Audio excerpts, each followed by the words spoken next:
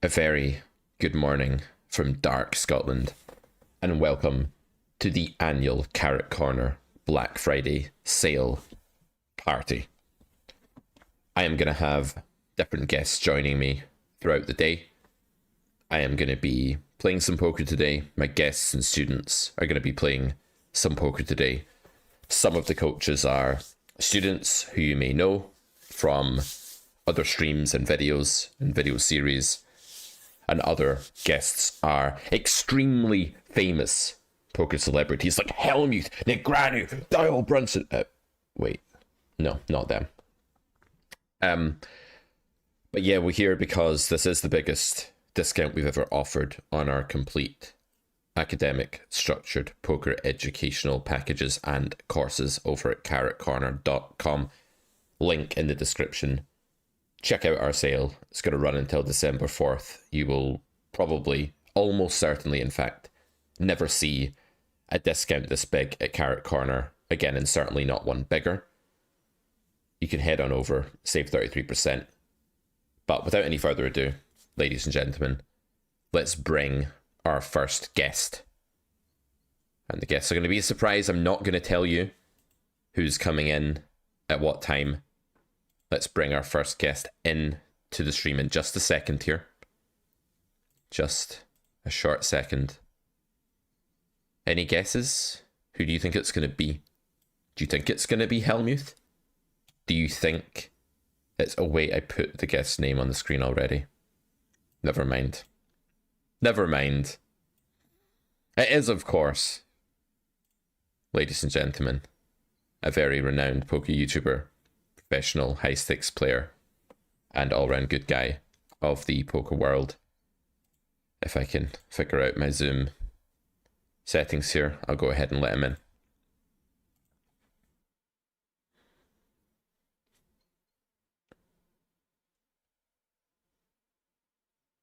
Yo. Benabadby, ladies and gentlemen. How's it going, Ben? It's actually Benababi, so can we just get that straight before we start the stream? Well, I no longer have a babby because my son turned 1 yesterday, so it's good to have a replacement babby in the house.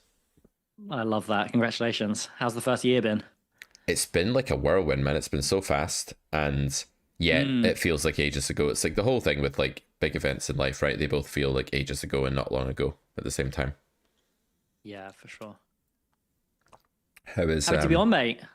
Yeah, it's great to catch up. It's been a while. How have you been doing? You're still living in Australia? You're still grinding a lot? I'm in New Zealand at the moment, Right. and spending a bit of time in Australia here and there. Yeah, I've been grinding a lot. I took like a big break over the European summer. Took like 3.5 months off, longest break I've ever had in probably full career. So it was a bit tough to get back into the grind, but yeah, I'm fully back into the swing of things. Things have been going well, much more smooth this year than last year, for sure. Nice. Yeah, have you been playing much?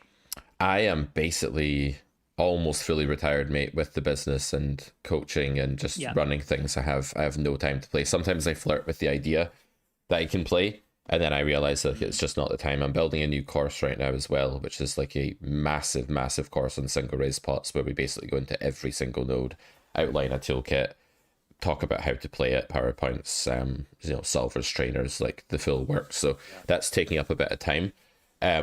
But more than that, I'm just like, I don't really work totally full-time anymore. I'd say it's like close to like a full-time job, but I allow myself the odd like afternoon off to play bridge and stuff as well, which probably doesn't help. I mean, it sounds like you're living the dream, mate. So don't turn your nose up at that, to be honest. I would never. Yeah, I'm insanely grateful. I'm insanely grateful. Yeah. So I thought today I could play some hands. We could chill. We could chat generally. We could discuss some of the hands after they finish, but just hang out for an hour and talk about poker. Mate, sounds good. Cool. Yeah, I played quite a lot of hands already today, so I'm both warm and a little bit fried at the same time. So a chill and watch sounds good. Nice one. Are we on delay today? I mean, obviously we are. We are, yeah. We've got a bunch of different people coming on to play and stuff like that, so we're just going with a standard delay across the board. Okay, nice. So I will watch. Cool. So you can see the screen. I'll be looking. Oh, actually, I can see chat on your screen. Perfect. Cool. Yeah, I set up, so all you had to do is look at the screen on that you've got there. Okay, so this is Stakes are we going to play today? we're just playing 100. We're just chilling out. I'm very, very rusty. Like, it's literally been months since I've sat down at an online poker table. I think it's been like 2 months, and even then it was like just the odd session. So we're very ropey, very rusty with the in-game. But we've been doing a load of coaching. But as you know, that doesn't, talking about the game doesn't equate to match sharpness unless you're actually playing, I think, a lot of the time. Yeah, I guess there's no stress, is there, when you're coaching rather than when you're playing. There's no actual pressure to do the right thing. Yeah, and my brain is hardwired to like perform optimally in a coaching, teaching environment because that's just what I've done for so long. Whereas in this kind of competing environment, it's less natural for me, but for sure some of the old muscles, mental muscles are still there. So yeah, sure. I talked to your buddy Clanty the other day. We recorded some 3-3 punt analysis videos. Basically, nice. How was it? It was great. Yeah, the community had been sending in punts with pocket threes because it's 33% off Black Friday sale, and all of that sort of stuff. So every time someone in the community had threes this month, they just went completely mental. Some of them were great. Perhaps coincidentally, some of them were diagnosed as very shit by Clanty. So it was an interesting video. Clancy does like diagnosing things as complete shit on occasion. So, yeah. But he also likes to justify a lot of shit as well. So you know what? It's a mix. Yeah, I'm loving Clanty's content and just his. I don't know. It's like he sort of leveled up in the last year or two. Like, he's always been a beast with theory, but he's kind of like almost like integrated absolutely everything together in like a really smooth way recently, and it's a pleasure to watch. I don't know if you feel the same way. It's our study has become super fun for that reason. Like, I think we're both, like, the way I would describe it, we're just on the madness. Yeah. And I think being on the madness in 2025 is like really, really good. Just kind of being completely fearless and just, I think it's just a good place to be, but whilst also having a bit of control as well. Yeah, nice. How do I want to start? I think against like someone that looks a bit recreational, I'll go with third here and barrel a lot of turns as a game plan. I was going to be 75. This kind of texture as like a default approach, but I'm also okay with this. I am going to, with lots of blockers to king, queen, ace, king here, 2 overs, late position, I'm going to go for, against the Japanese flag, like a kind of bigger 2 and done approach here, I think. I've found these players, Ben, can be quite sticky by river and sort of make up their mind pre-river a lot of the time. It's kind of like a nation read that I'm giving away here. I don't know what that's about. Something in their culture or the water there, I'm not sure. I like it. I like playing flags as we've talked about before, but also, like, this isn't just a spot that strikes me as one where you actually want to keep their range wide. It's just, you just want to win the pot now and make them fold the middling portion of the range. Like, let's not string them along with pocket eights. Like, that's not good for us here. So no, let's not give ourselves like some river guess about like what's going on when we've got a clear good exploit line. I'm going to cold call here. I think being in the pot with the recreational is far better than taking this to 3-bet town. Not far better, actually. It's going to be a narrow swing, but better.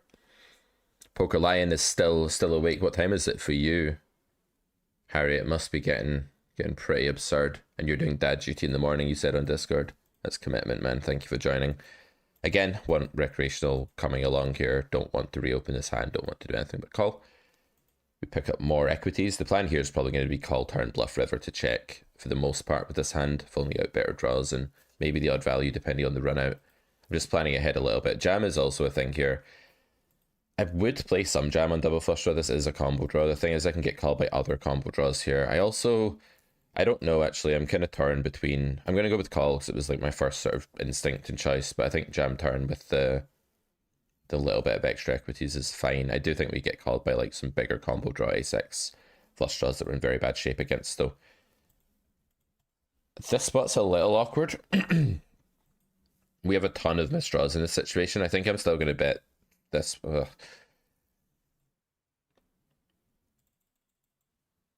This spot is actually quite awkward. We do win against like 6-7 and things of that nature. We block bigger spade draws. I do expect to get check. I might make a very like exploitative, weird kind of give up here. This might be horrible.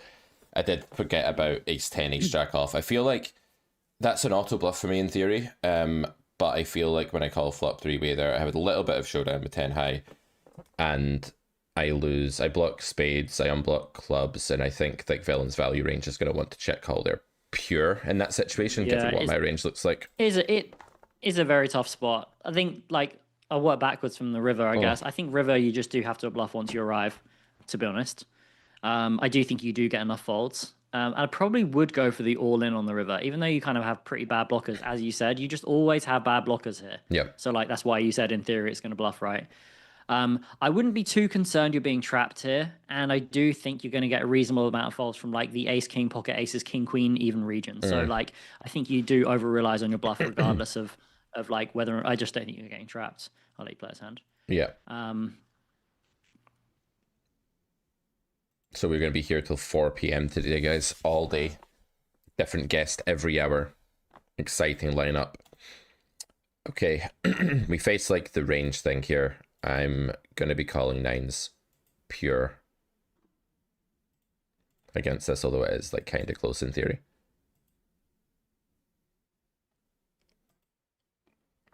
And yeah, we still have some folding range. Bluffs are basically just going to be like, yeah, it's just a horrendous run out where villain just has a ton of value, and we might need to call it some frequency here, but with the absolute worst pocket pair with like a ton of like some negative blocker, they have pair draw against us as well. I don't know, quarter pot, I feel like there's some amount of under pair we have to call, but not much.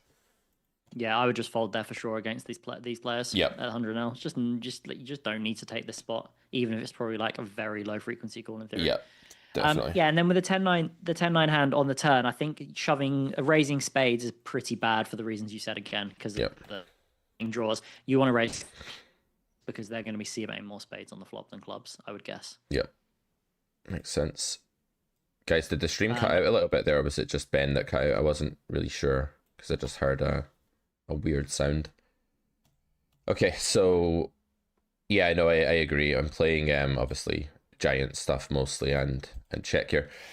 In that other hand, like, it's so my default to bet the river, but for some reason the fact that flop was multi-way, maybe I just leveled myself a bit. I just had the feeling that like I have a lot of air in my range. They're gonna check. I didn't consider all in though, like at all. I just did not consider all in, which might be a bit of a leak. Well, your value range wants to go all in, right? Because it's literally flushes and boats. Yep. Although boats don't really exist, but it's flushes. Yep. 100%.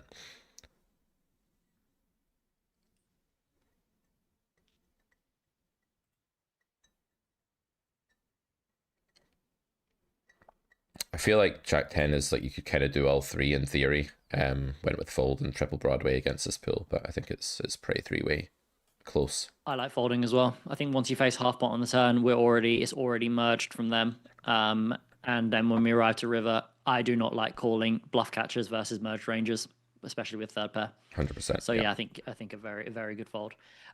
Just one thing about the 10-9 of spades, and this is actually something that I covered with Clancy in a session 2 days ago, which he kind of really didn't like my play. The exact same node that you just had, limp from a fish, ISO from a reg, and I call 10-9.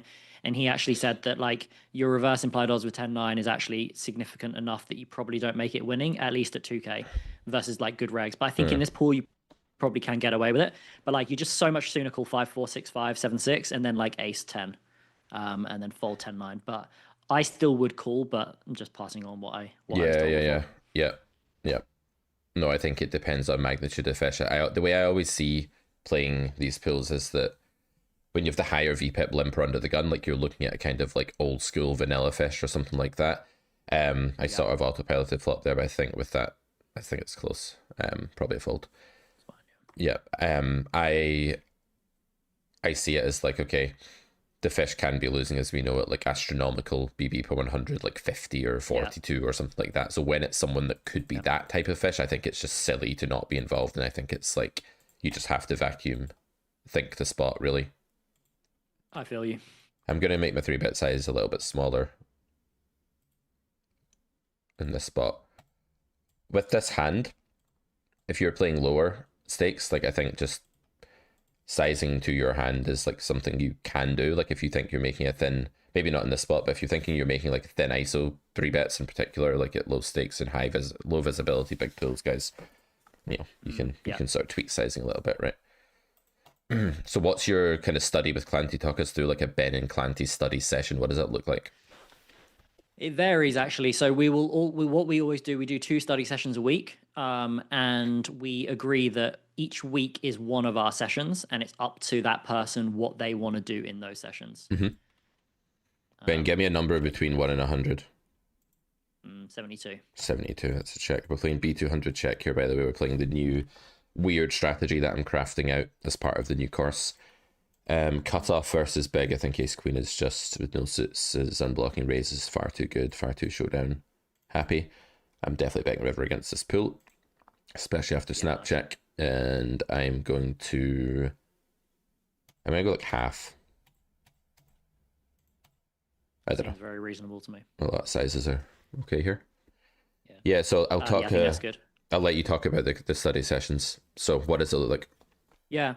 So yeah, we take a week each, and we can choose what we want to do. And generally speaking, our options are bot versus bot, hand history review, deep dive, and like when I say hand history review or deep dive, I mean like let's say deep dive might be something like turn 3 betting or bet 3 betting the river or delay c betting the turn or river raising or something like that.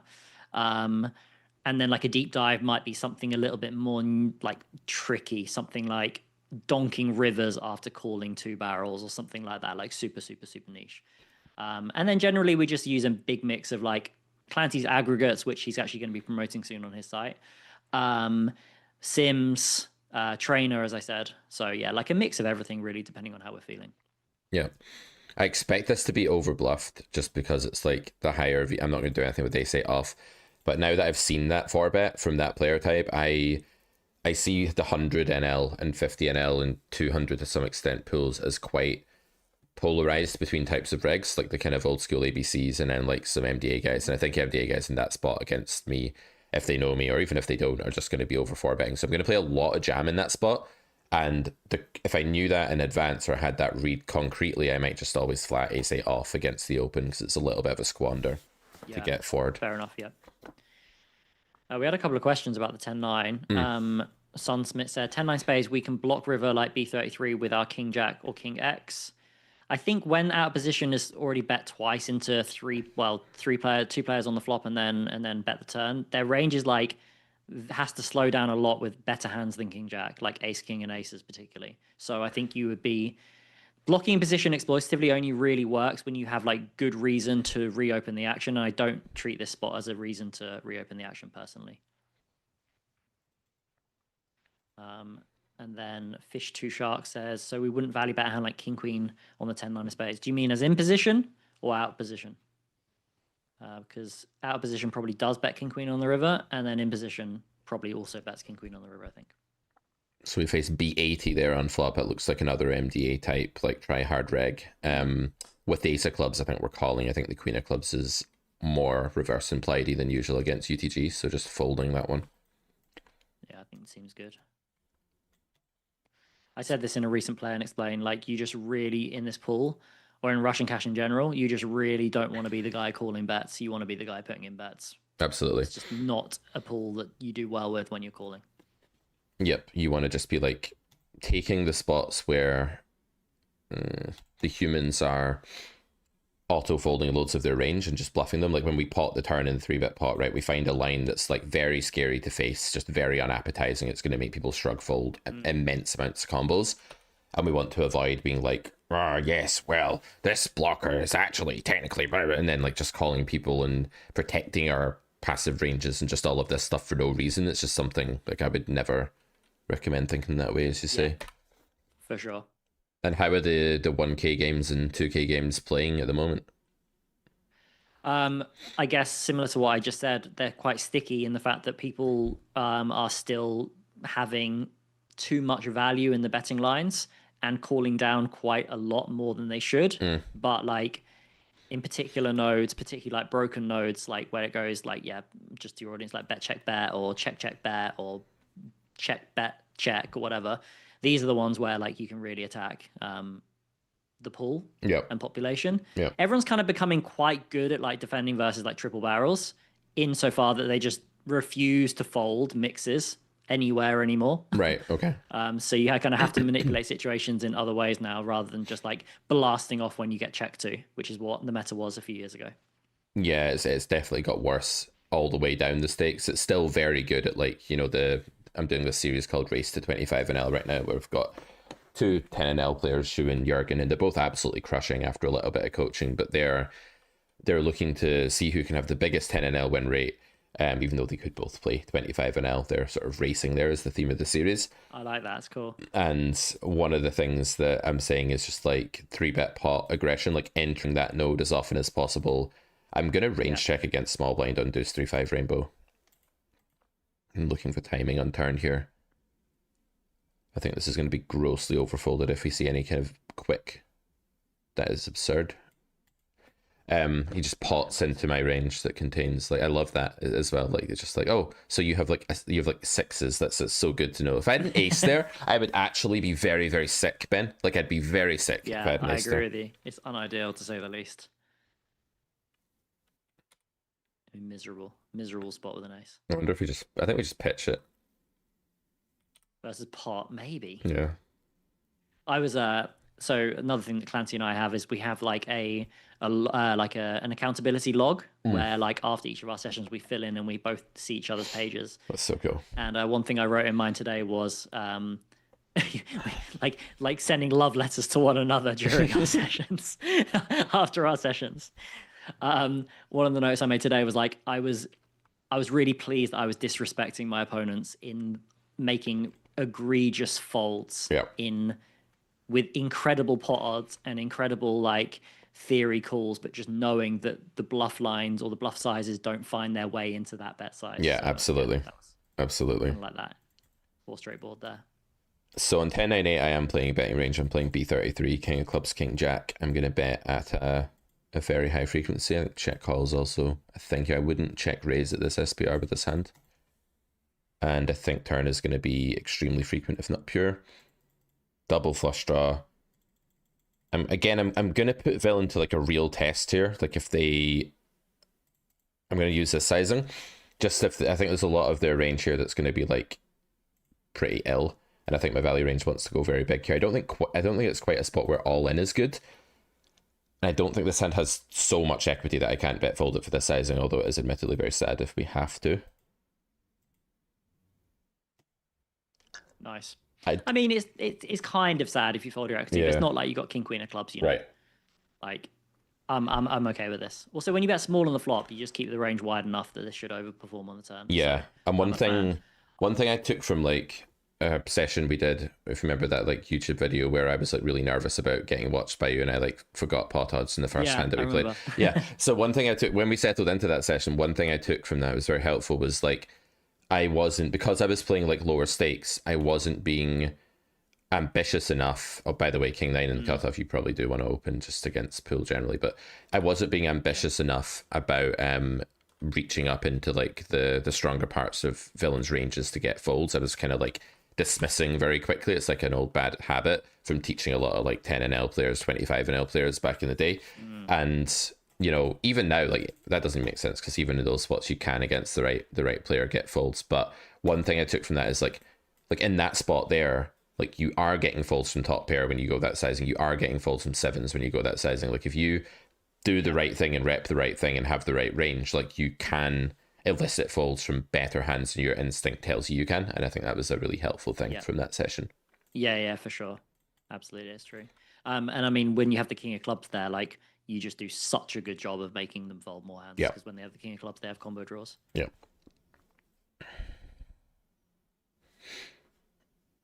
I'm going to go half here because I do like the idea of like under pair not being able to snap fold. So I'm going to size a bit smaller. I lose to some hands, not very many. There's maybe an argument for going big though, because ace x of spades is unblocked, ace 4, ace 5 are unblocked. I think I should just go big and be a bit greedier there, but oh well. You could do, but they were 16 VPIP and Japanese as well, so you're probably not doing fantastically, are we? No, and they're maybe four betting or folding ace four, ace five at some frequency pre, so Yeah. those might not be there. Was Pure. was the ace of spades, ace x of spades, a combo draw, a flush draw? Sorry. So could they have ace Yes, they could. ten of spades? I, For example? I think they could. Yeah, maybe for that reason you do want to size up. Exactly, Because, like, yeah. he just needs cooler that part of the range. Yeah. Cool. So yeah, guys, it's 3-3 month. Sorry, I was gonna say you go for your promo. Go for my plug. Yeah, 3-3 month. I was gonna segue you actually. Segue me. Segue me. Do it. I was saying, what have you been working on recently, and what is the Black Friday sale all about? So the Black Friday Genuinely, I was sale. gonna say that. Yeah, no, I appreciate it. So the Black Friday sale is all about getting people the best value that they've ever been able to get at Carrot Corner. We've always offered a very complete, rigorous poker education, but it's been high price point because of the amount of effort that's gone in and the quality that's been put out. And now 33% off is by far the biggest discount we've ever offered. It's huge, and I would recommend that people grab it if they are thinking about embarking on that poker education, because it's not going to be a time, any time in the immediate or even midterm future where you're going to get that kind of discount. So this year I just decided, you know what, there's probably a lot of people for whom our stuff is slightly out with their budget, or they're like waiting for a really big sale. So here is that really big sale, guys. It's a one-time thing, and then next year we'll be into like Modern Master Plan coming out, single raised pot, every single node, like new courses, that sort of thing. This is the opportunity to grab the current catalog at the cheapest price ever. What have I been working on? I've been working on Modern Master Plan, single raise pot in position as preflop raiser, a very eloquently named course. And basically it's Modern Master Plan, you said? Yeah, and the sort of subtext is single SRP, IP, PFR, like single raise pot in position preflop raiser, very important node. Yeah. And the idea is to go through every single node in a single raise pot, like ranging from c-betting flop, different textures, different game plans, all the way through to like, oh, I float bet the turn and then I follow through on the river. Like literally every single node is going to be covered. Here's the B200. I'm just busting it out.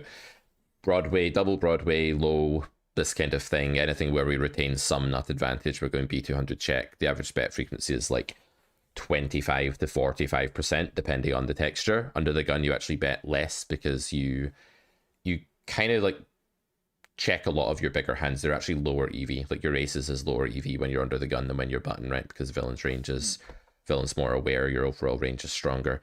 But the game plan there, I think I'll just take the spot with the 10 deuce suited against 2x.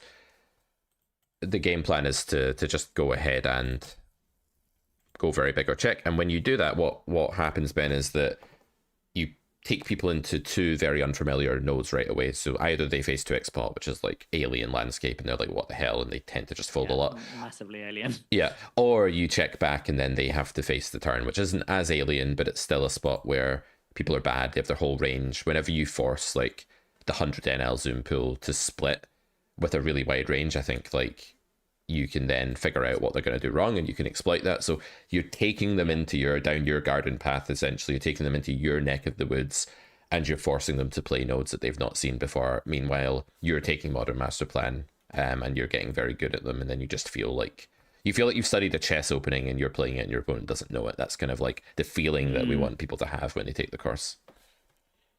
That is one of the most satisfying things about when you learn something, is knowing that you are not in the weeds, or you've dragged them into the weeds and you know the weeds very, very, very well. Yep. And at small stakes, that is like so valuable, actually. Yep. Absolutely.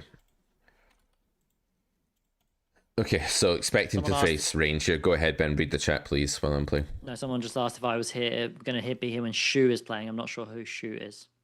So Shu is one of the participants from Race to 25NL. She's a very promising player, actually. Oh, I saw a video with her, actually. I saw a video, one of your videos with her. Yeah, she's still got some, we need to iron out a lot of the sort of stuff she doesn't know. We need to like introduce a bit more theory and stuff, but she's got very strong game for how long she's been playing and just has very good and quick instincts. So yeah, she'll be along. If you want to hang out for a little bit of overlap, I'm sure she'd love to meet you. I'm sure she'd be starstruck and wouldn't mind 5 minutes, but yeah, we can do that. She's here at 9. And then Cool. Jurgen, who's her competitor, is here just after that. I'm going to go with block in this spot. my 6 here is going to block bet check bet bluffs against pool more than it's going to block, like they're going to bet turn with jack 9 queen 9, all of this sort of thing. So I'm going to block that part of, I'm going to unblock the part of their range that would bet check bet bluff when I have like a jack or a 9 or something. I'm going to block that when I have a 6. So when I have a 6, I'm just going to block and try and get called by whatever, ace-x. I could go bigger as well. I'd probably end up just betting always with a king there, mainly because I don't think people will figure things out enough to fold a combo like ace high because the board was double paired and you have some counterfeit Agreed. pairs and stuff. So agreed. Yep. You just get some money, don't you? By betting more than you get these bluffs. Yeah. I'm ranting about like a concept I really like theoretically, and this is one of my leaks that sometimes like I find a concept beautiful objectively, shall we say, and then I end up like trying to weave it in where there's a better exploit line. Someone says, not sure if is Pete aware of the constant shitting that he gets from buddies in your Discord, Ben? Just curious. First and foremost, I wouldn't class them as my buddies. And secondly, my Discord shits on a different coach or a different poker player every single week. So no one is safe. And I don't take responsibility for any of the people in there, I would say. I am aware. Because I've been told before, I think you told me before that there's a contingent of like, I don't know, certain players that do that, and I really don't give a shit anymore. Like I stopped giving a shit about negative comments a long time ago. I personally think that I'm putting out great stuff in the teaching market. I think that with a bit of work, my game would be really strong actually for grinding too. And even though I'm not doing that and I'm kind of an easy target for that reason, perhaps, like, I don't give a shit. I'm not vulnerable about it. I'm not insecure about it these days. So I don't really care. That's a very good place to be, and you can't care what people think. And I'm exactly the same as you. And I also want the record to know that more than any other person in that Discord, I've probably defended Pete as well, without a shadow of a doubt. I think people know how I feel about you, so that is also helpful. I have had to reject a few of your romantic advances over the years. Yeah, I know. I'm still trying, but now you have a son. It's a bit difficult. Yeah, but let's run it for the audience. We can run it twice for the audience. That's okay. We're going to hold here every single time. Poker's too easy. Jack of Hearts. Club. No. There we go. Oh, my goodness. Yeah, was it ever in doubt, though? No, it wasn't. And I would just like all of the trolls in your Discord to eat the fact that we just doubled up with aces for breakfast and tell me how it tastes. Exactly. Yeah. You know what annoys me most about people who shit talk the most is that 99.9% of the time they are unsuccessful poker players who haven't made it, who haven't got a leg to stand on. And it's like, that is what makes the poker world tick. And that's okay. But it's still like, it just annoys me that there's always this kind of like sense of like just dog eat dog in the poker space. It's the one thing I hate about the poker space. Yeah, I know. It took me a long time to fully rationalize the fact that the poker space contains a lot of very unhealthy, sort of stunted people, like developmentally, mentally, that mental health wise, that kind of thing. A lot of people are really struggling. That could be because they're drawn to poker. They're kind of like impulsive personality types, and sometimes that leads to like, or that goes hand in hand with some mental health issues or whatever. This is like a pure like kind of Ace of Diamonds, low showdown value ace, like very high frequency B200 in practice, in theory. Sorry. So what we're kind of saying there is like, I used to for some reason think that like legitimate normal humans were shitting all over me. And I was like, shit, like there must be something wrong with me if these normal humans are shitting on me. And then the longer I was in this space and the longer I made content for, I began to realize that it was an unsuccessful, insecure people not liking the fact that I was succeeding, not liking the fact that I was jumping the cube in, not liking the fact that like I didn't have to put in torturous hours and hours of work and grind for years and years, because I sort of just said, you know what? Yeah, I can play this game a bit, like, but I'm going to start teaching it now. And I did this from an early point in my career, and I kind of became a teacher really early on. And, you know, Carrot Corner is a successful business, and I think some people can see that. And yeah, like it kind of puts me then in a spot where I have to keep reminding myself that like they're lashing out usually for a reason. Because if you think someone's bad, like say I thought you were a shit poker player, Ben, right? Which I don't, but let's say I did. Why would I be angry about you being a shit poker player? Why would I be like aggressive about you being a shit poker player? I guess it would be if I am successful, but you think that's unfair, or that's unjustified, or there's an entitlement around that.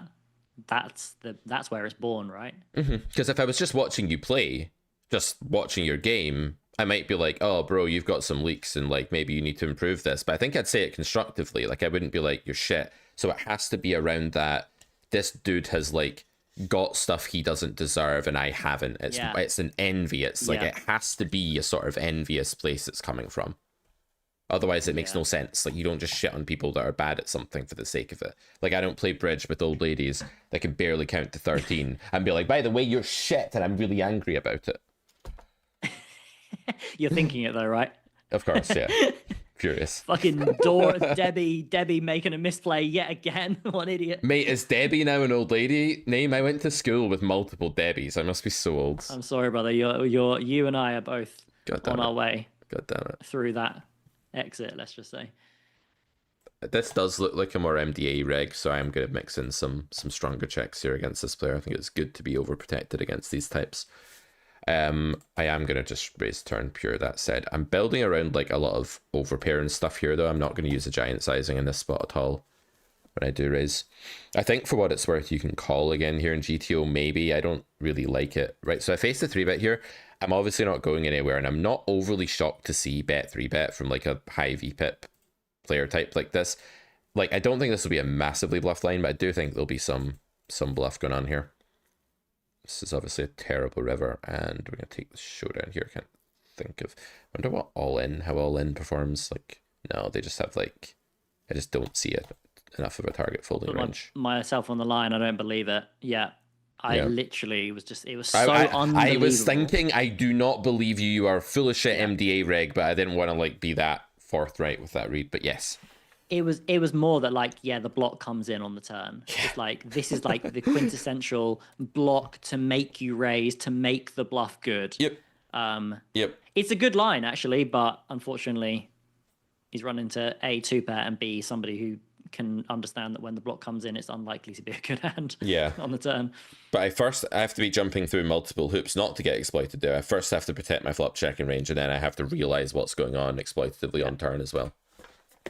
Yeah, I mean, you could imagine if you're not too experienced, you would absolutely shit the bed. Yep. If you on the turn there, you get bet and 3-bet, you're like, well, but like no one bluffs, right? Yep. Which would be a fair assessment in a lot of situations. And I mean, like, let's not be results oriented. They could have had the nuts there, but sure. It's also, it was a bit unbelievable. Yep. And because I'm like identifying that player in advance, I'm saying, okay, higher VPIP, flag that's off an MDA, like I'm already in the sort of mind space where I'm looking out for overbluffing lines happening. And that's what makes me I actually pure checked my combo on flop there because of that.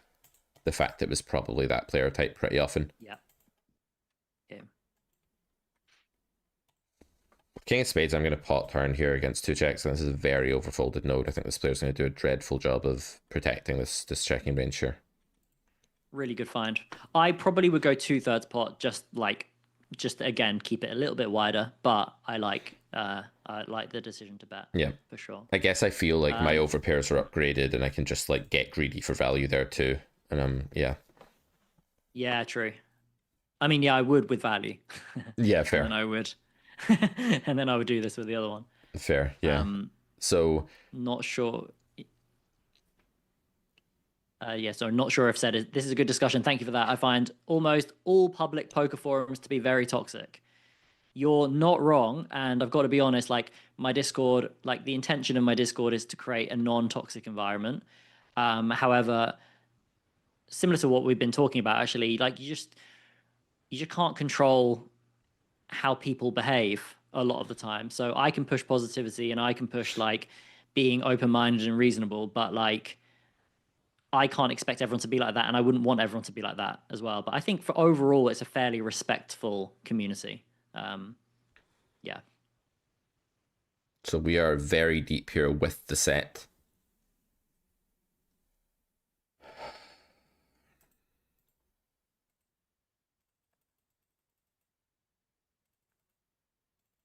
Don't time out. Oh my god, Pete. Why are you doing this to me? I told you I'm out of practice with these pulls. Brother, He that just was snap so called. close Hold to on. timing out. He just snap called the flop here.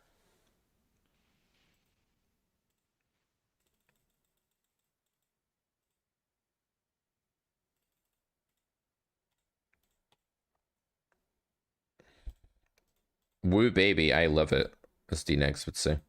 What does this guy have? Just like some belligerent overpair? Ace-7 of hearts? Like, what does he have? I really don't know. 9-8 one time. 9-8 hearts one time. Not pocket tens, guys.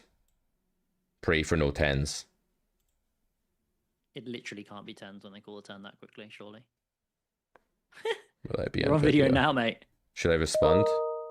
You should. No, don't respond. Don't respond.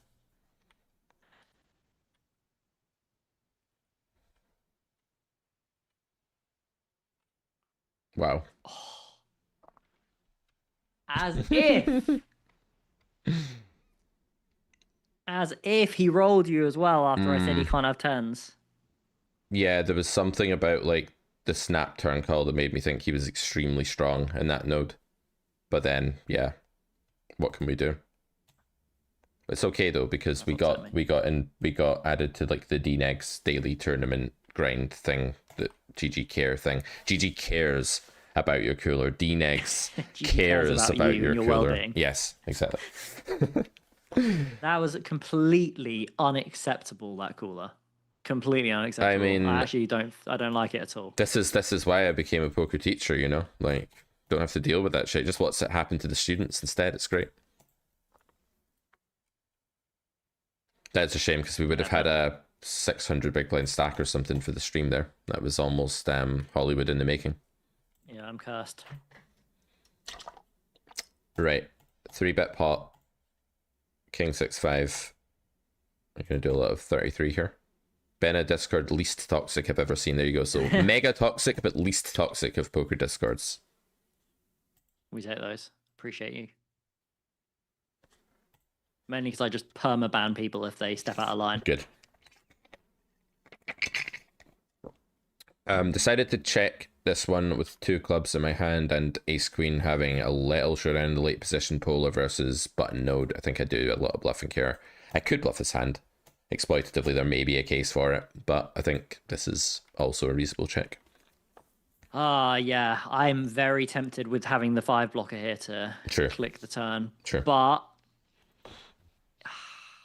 because it's so clearly a spot that they should be sizing up with, and obviously like you're just never expecting a random guy in this pool to know that it leads me to believe that the sizing is indicative of hand strength. So I quite want to pounce on that, but you could look like a proper moron, which I'm okay with, but I don't know how you feel about that right now. Yeah, I'm very unfazed by like getting stacked deep set over set because like it's not like I'm sitting here like I must grind 100 Russian casts. Like it's funny from the outside. Like I'm very much on the outside of being a poker player right now. And so I feel less invested in how it goes. Like I don't care. I'm just making content. And this may as well be play money. But if I was like, you know, you can see why the mental game in this game is so tough because like imagine someone that's trying to break through this state that's playing this game like full time and they've had like a good start to their session. They're feeling really confident. They're playing well. Benabad beats there, agreeing with most of what they do. And then like that happens. And it's just such a confidence wrecker, even though we've not played the hand badly per se. Like it's still just hard to recover from. And one of the biggest skills, I'm sure you'd agree, is like how well do you play when you're rattled and pissed off and jaded? Like what game comes out in those times? Exactly. No, completely. Fortunately, it doesn't have to mean too much for you, which is good. I mean, that's the goal for everyone, right? Is that like you're playing so well within your means that you don't have to worry about swings. Yeah, the goal is like, can you get to a place where you're so curious and focused about the strategy of the game that the results are almost like a byproduct of what you're doing and not the main thing that you're doing? Wish you timed out. DST said absolute needles, but it's so true. Yep. Me too, DST. Sebastian says, Ben, am I run bad hero? I'm no longer a run bad hero. We're back on top, baby. We have been for the whole year. So I think I have a catcher Good here. times. I don't like the spot. I'm gonna call for two reasons. One, it'd be very easy to overbluff here, and two, I don't know what they think is value in this spot, like whether they're ever He's probably value merging. betting a worse hand. He could Yeah, do for exactly. sure. Does he Yeah, know that 8-6 is counterfeit to overpair there? I don't know if he even knows. probably not. Probably not. To be Yeah. honest, Yeah. maybe it's pretty thin. Cannot happen to me, says Mark, because I leave the table with over 200 big blinds. Yeah, but you can never double up to 600 big blinds in that hand either. Are you really living? That's what you gotta ask yourself. It's true. Right, guys, I need to get that money Wait, back you, that I just lost. So 33% Black Friday sale. Head over to the carrot corner. Make a purchase now. Just make me feel better. You know, yeah, actually, the sale's gone down to 22% off. So just gotta make back that money.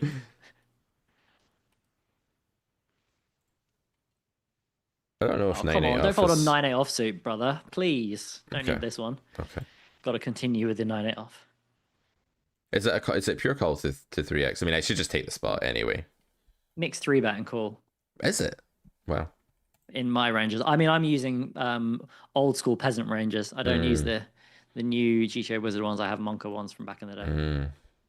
Yeah, people care too much about like exactly what the frequencies are. I think the hand is either microscopically winning or indifferent, but I should call. It's not the point. I shouldn't auto click full because we're playing for the stream and we're in position in an edge spot, wide range spot where we know what the exploits are and why are we not taking the spot.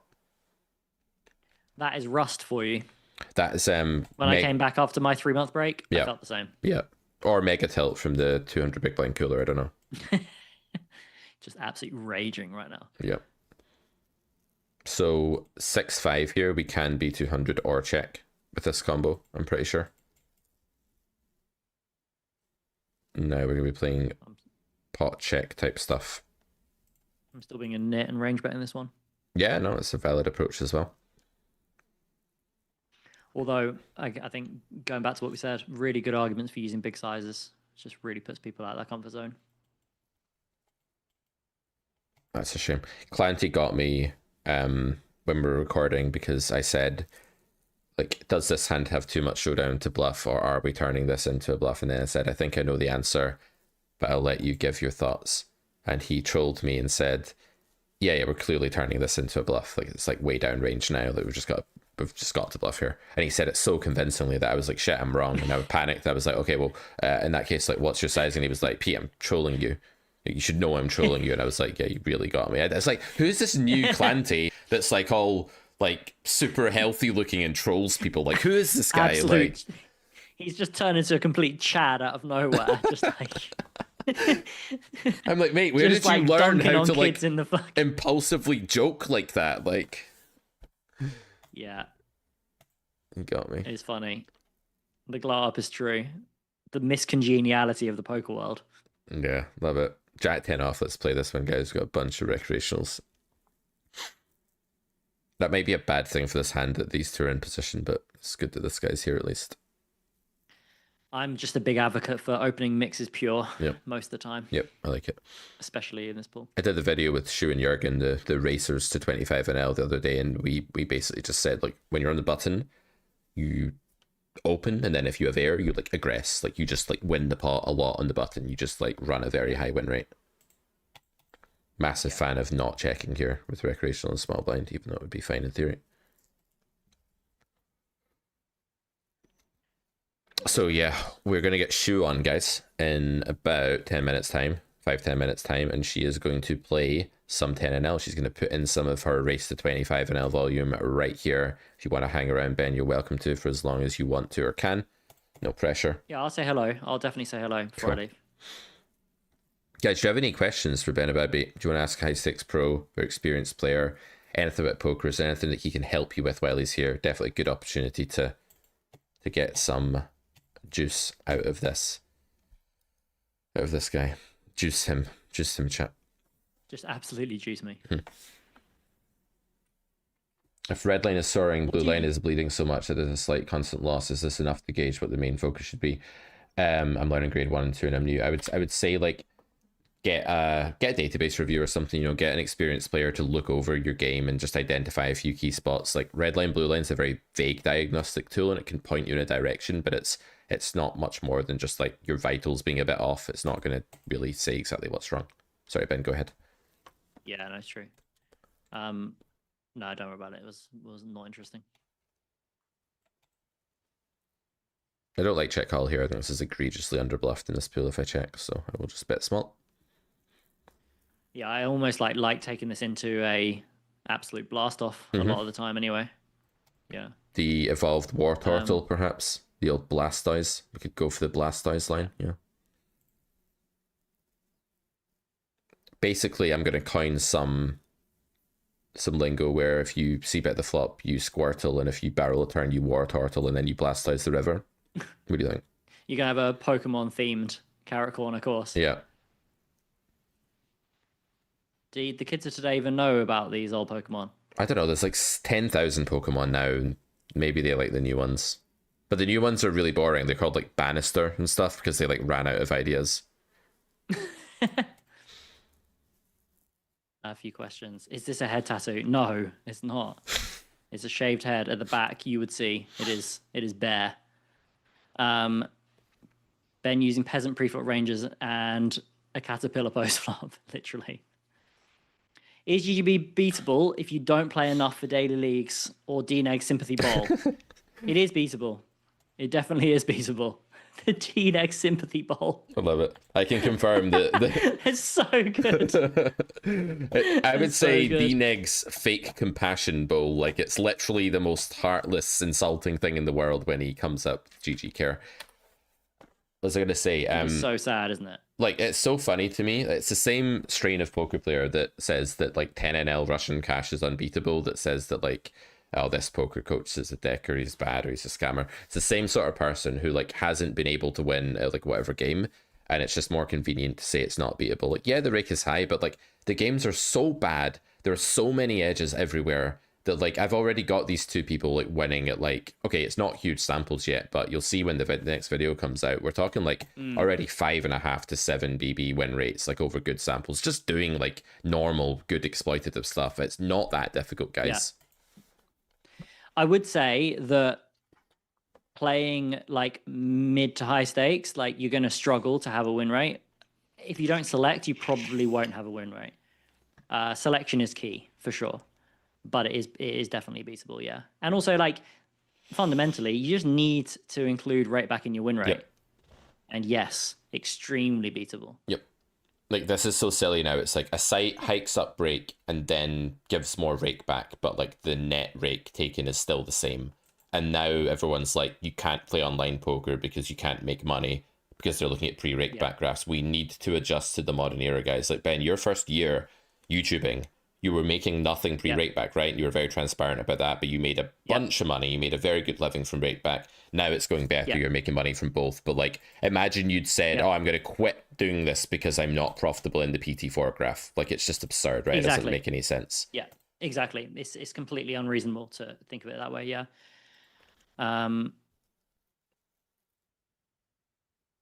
Is this like... Someone said, best... Actually, I'll ask after the hand. Yeah, I was going to ask if this is a fold, like three-way against min, against under the gun and button when they're both regs. Like, could this just be a fold pre? I would fold, yeah, with I know Brick T63 is a reg as well. Yeah, I think it's better to fold as well. Yeah, I would fold. Yep. Yeah, agreed. Cool.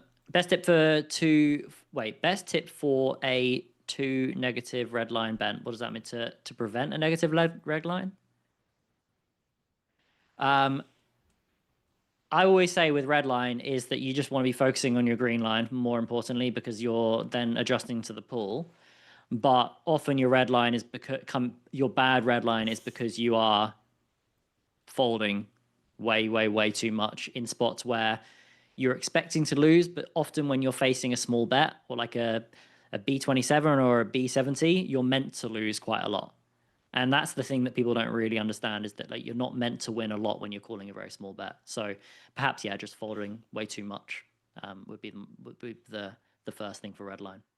And also not bluffing enough. Yeah, I think when you start opening your eyes to all the scavenging spots at low and micro stakes, your red line sorts itself out to a large extent because you're just like that hand where we bluffed with ace king three-way, it's not that obvious and you can autopilot check it, but once you start realizing how high the fold equity is, it's like a healthy like daily vitamin for your red line basically. Yeah, exactly. Right, let's tell Shu that we are ready. and she's going to now play. I'm going to move into my familiar wheelhouse of coach, where I can't get stacked 240 deep set over set. Can't happen, Ben. It's You could also impossible move now. me off the webcam if you want and chuck her up. You'll both actually come on, because whoever speaks will just come on the screen, so that'll be all good. Oh, okay, cool. I'll respond to these comments I'll just type them in YouTube afterwards, so that at least there are answers.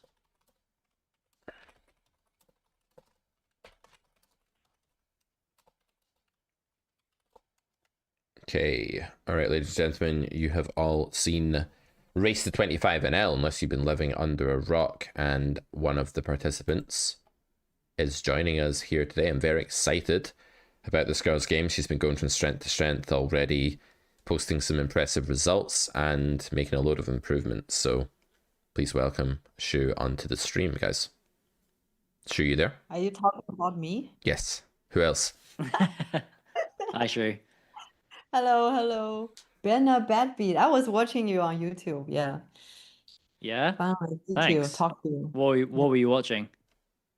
You guys like playing and live play, explaining. Also, Yeah. Clanty, right? Were you? Yes. Yeah. We were I talking was about watching. Clancy a lot today, actually. But he's not here today. No. No, he was busy, unfortunately. No. I did try to get him, but his celebrity appearance rates are in the tens of thousands, so Yeah. He actually basically is too good looking to come on stream, so he doesn't do it for free. I'm mad at how good looking he is now. I liked it better when he was like a bit overweight and living in a closet with like brooms and stuff falling on his face all the time. Those were the days.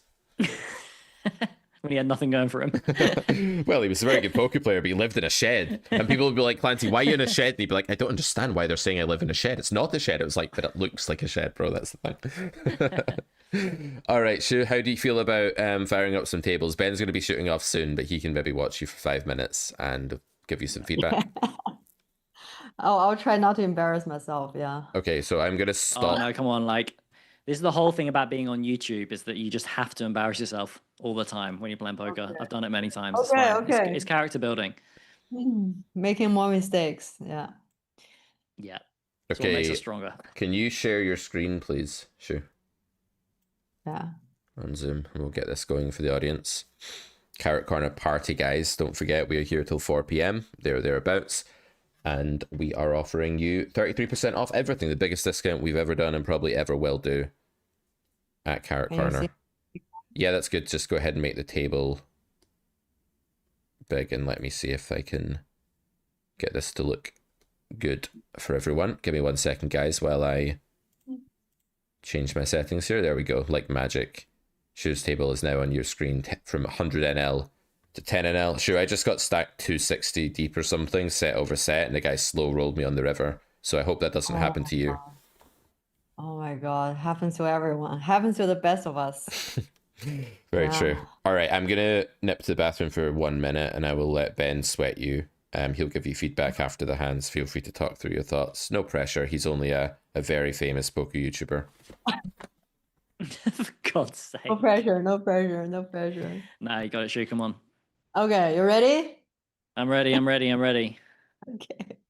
Deal me in. Is this your main game at the moment? Yeah. Just Russian cash 10. Yeah. Okay, cool. How are Yeah, you finding it just so far? Pete was speaking very highly of your game. Really? I'm He not sure was. about that. No, he legit was. The thing is, some people already on my stream talk about hunting me down in this hour, so I need to be careful.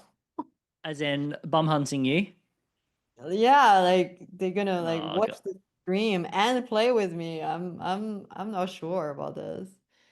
Yeah, people are ruthless. Instantly coming out with a 10-5 suited 3 bet. All right, I'm here for this, by the way. I am here for this. This is my bluff hand. I need to have some bluff hand, right? You do. Oh, God. What's your value hand? Like ace 10, or well, no, ace queen, ace king. Nice. Yeah, also ace 10. I'll also raise. I mean, I was thinking so long. I would just bet very small here. 4. What are you gonna do? Raise?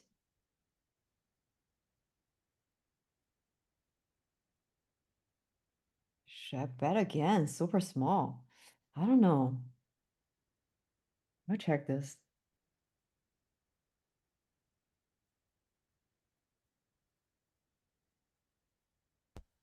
Maybe I should bet the turn, very small. Not sure. Okay, now I fold. Interesting spot. Interesting Uh, spot. Maybe I should have bet the Um, turn small. What do you think? Right? I think a good way of thinking about whether or not you want to bet this situation is like think about all of the hands that you're arriving with. Like, what is the worst hand that you would like to value bet the turn with? Mm. And if you do think maybe it is a 10, like, do you think that there's other parts of your range that like make up a bigger part of your range that maybe want to bet before this hand? Hmm. So I you're going to could. three bet. You said ace jack pre-flop, ace queen, ace king, some ace five suited, pocket kings, pocket queens, pocket jacks. Yeah. Yeah, yeah, yeah. So I think like these make up a larger portion of like your good hands. So you want to start using a bet sizing that matches up with those hands. So probably more of like a half pot or a 2/3 pot sizing would be better.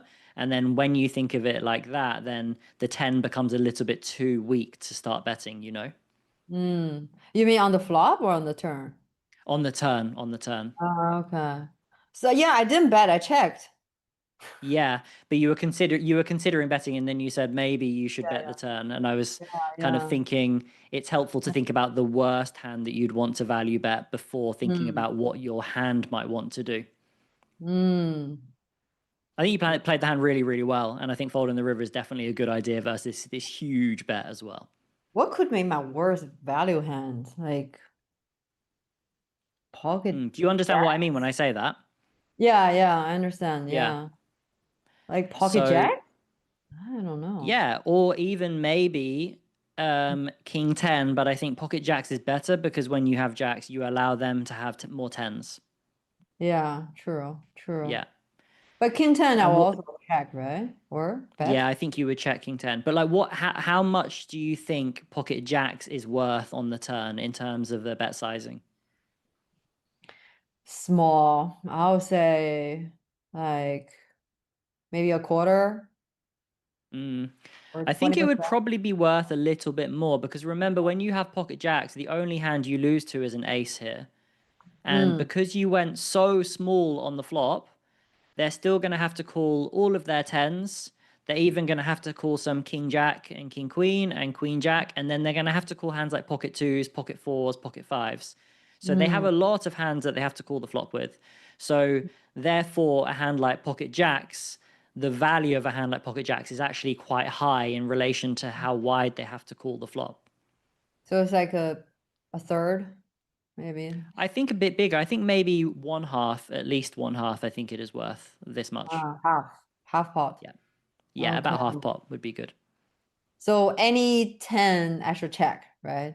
Yeah, I think so because you really want to be um, pushing your the best value hands in your range. You want to push those ones as your advantage. So the bigger bet sizing kind of accompanies those hands a bit more than your more middling hands, like a 10, for example.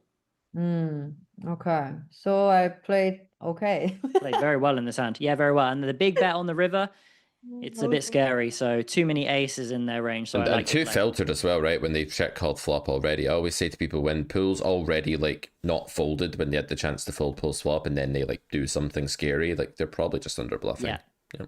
Exactly. I got to say, it is very hard to explain as a coach. Yeah. So props to you, Pete. People don't know what they're talking about. It's a very hard job.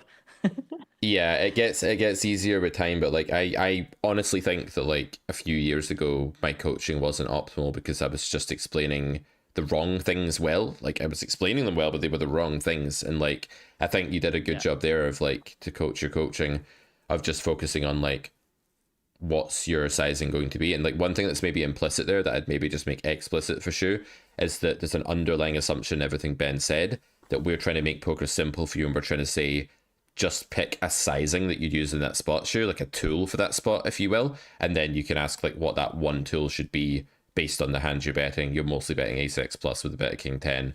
Bigger bet's good. That's kind of it. We're kind of assuming that you're not going to use 3 or 4 different sizings depending on your hand on the turn. I mean, king 10 is also a check, right? King 10 is good enough to bet half pot with for value, or check. It's threshold. 10-5 is not good enough to bet half pot for value, so it's a check. Yeah. Okay, Good. more There you hands. go. More All hands. right. I'm going to head off as well now. All right, so Ben. Been a pleasure you, as always, Ben. mate. Thanks a lot for that, guys. Yeah. Yeah. Talk to you soon. Take I care. hope. Good luck in your session. Yeah. Thank you. Bye, And mate. Catch you soon, Pete. Yep, catch See you you later, later, mate. Bye. All right, just me and you, Shu. Like old times. So you got stacked. Oh, I got absolutely destroyed. Yeah. Well, I was winning. I was playing pretty well actually, given I've not played in a while. But then I ran into like the mother of all coolers. So the guy But slow rolled. What stacks you playing? Like, no, I was just which- playing 100 NL. Fortunately, it wasn't like a high stakes hand or Just anything. playing 100. Yeah, I hope one day I can say that easily. You I will. just played this. you will. Mm. You're on the way. We can already see from your results that you're making a lot of progress. We can see from your thought process. I'm telling you, there's people on my channel they're gonna hunt me down during this 1 hour Well, if I see them, and they're watching your stream at the same time. I wouldn't be very scared, man. Like 10 and L reg's gonna hunt you down. Oh no. Like, so scary. Not a 10 and L reg. Like, you're crushing this game. Come on, you would be scared of these bozos. What is this guy? Pretty tight. Oh, you checked? Okay. Double flush board? Poker Cardia says, but Clancy's transform is pretty impressive. Yeah, it really is. We wait for more set over set to Clancy get higher transformed. discount. Yeah, he transformed into a guy that I lived in a think he has cupboard. 10. He has a king.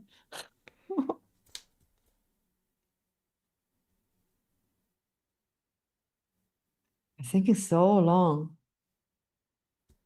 Holy shit. Should I block this?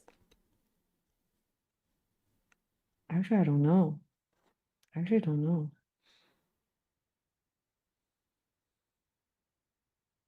Ah, I give up. I give up. I give up. Queen 10. What a calling station. What? Immediately marked. You want to talk about this? Yeah, Or- yeah. Interesting one. Yeah. I feel like when I'm blocking the flush, like, I don't know. Right. I would say, like, let's leave the blockers. I don't want these to be the first thing we think about, right? We'll keep them for, like, the very end of the thought process. On the turn, I really like the overbet. I mean, it's a spot where your sizing should be overbet, right? Because you're building around like top pair, good top pair plus 2 pair, over pair, that sort of thing. You're going super polar, classic overbet spot. So really good job on the sizing there. Deuces, I think, is fine to bluff with, especially with these 2 suits, because if villain has ace jack of diamonds, you're eating up a bunch of their outs, right? They're going to get there less often now. And they're not going to have ace deuce of diamonds or clubs to bluff raise you with either, which would be really bad. So these are the deuces to bluff. I just said we shouldn't talk about the suits, so shut up, Pete. But the suits are good. The next thing to say is, like, here's a pattern for you. When lots of draws complete on the river, it's good for the barreler, it's good for the aggressor, because the aggressor is building around strong value hands and draws, and the caller's going to be more towards like showdown value, bluff catcher, top pair type stuff. So the 9 of diamonds is just a river that I'm absolutely bluffing by default. And you don't have to go all in without the nut blocker, right? Because they are going to have the nut flush or a good flush sometimes. But this is sort of river where like pot or B75 or something's good. And I think your hand is a pure bluff. You've got a diamond and you're in a node. Most importantly, you're just on a run out that's a very favorable world for your range as the polarized turn over better. It's just look out for third Broadway, straight completer, loads of draws coming in. Those are your worlds when you're the barreler, and those are the main spots to follow through on river in theory. Okay. Okay. This calling station should have folded. Well, the thing is, I mean, a guy that calls flop with queen 10 off with no diamond is possibly going to station you on the river anyway. Like, we don't know, but Yeah. but it's the theory that matters, right? Forget the stations and the fish. Like, the theory is what matters there, that you identify that on that river you follow through your stuff that's missed, because you don't have much stuff that's missed, but on like a brick river, it's much closer, and then like it's less automatically winning to bluff on like a deuce of spades river. Like pot, or maybe a little bit over pot. Yeah, I don't know. I mean, again, think about your value hands. You're betting straights, you're betting sets, you're betting all kinds of flushes. I think B75 pot's absolutely fine here for those hands. If you did have the nut flush, you could go all in or whatever, and then build a new range for like the nut flush and nut flush blocker type thing as well. But with everything else in your range, a smaller bet would be better than all in. Yeah. Okay, understand. Cool. Thank you.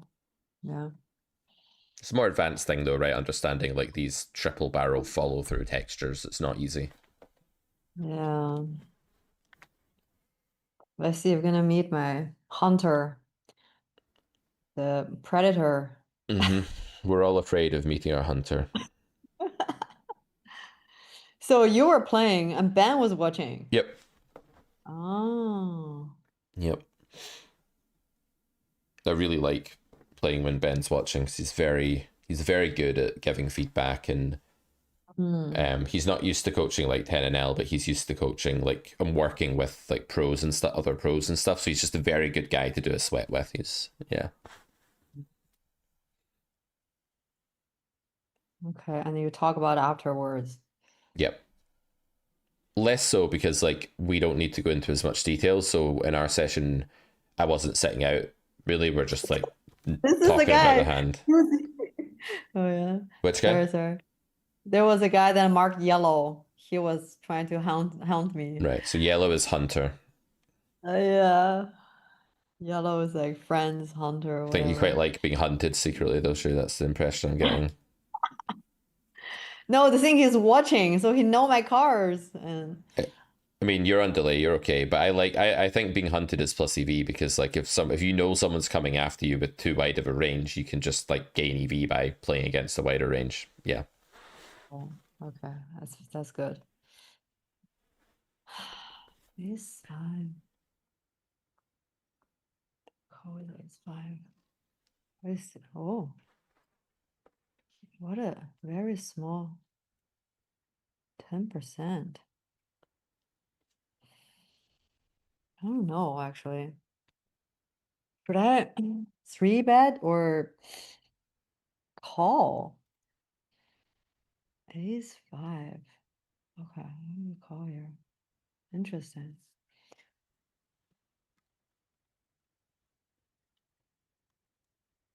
He's not betting. I'm gonna bet.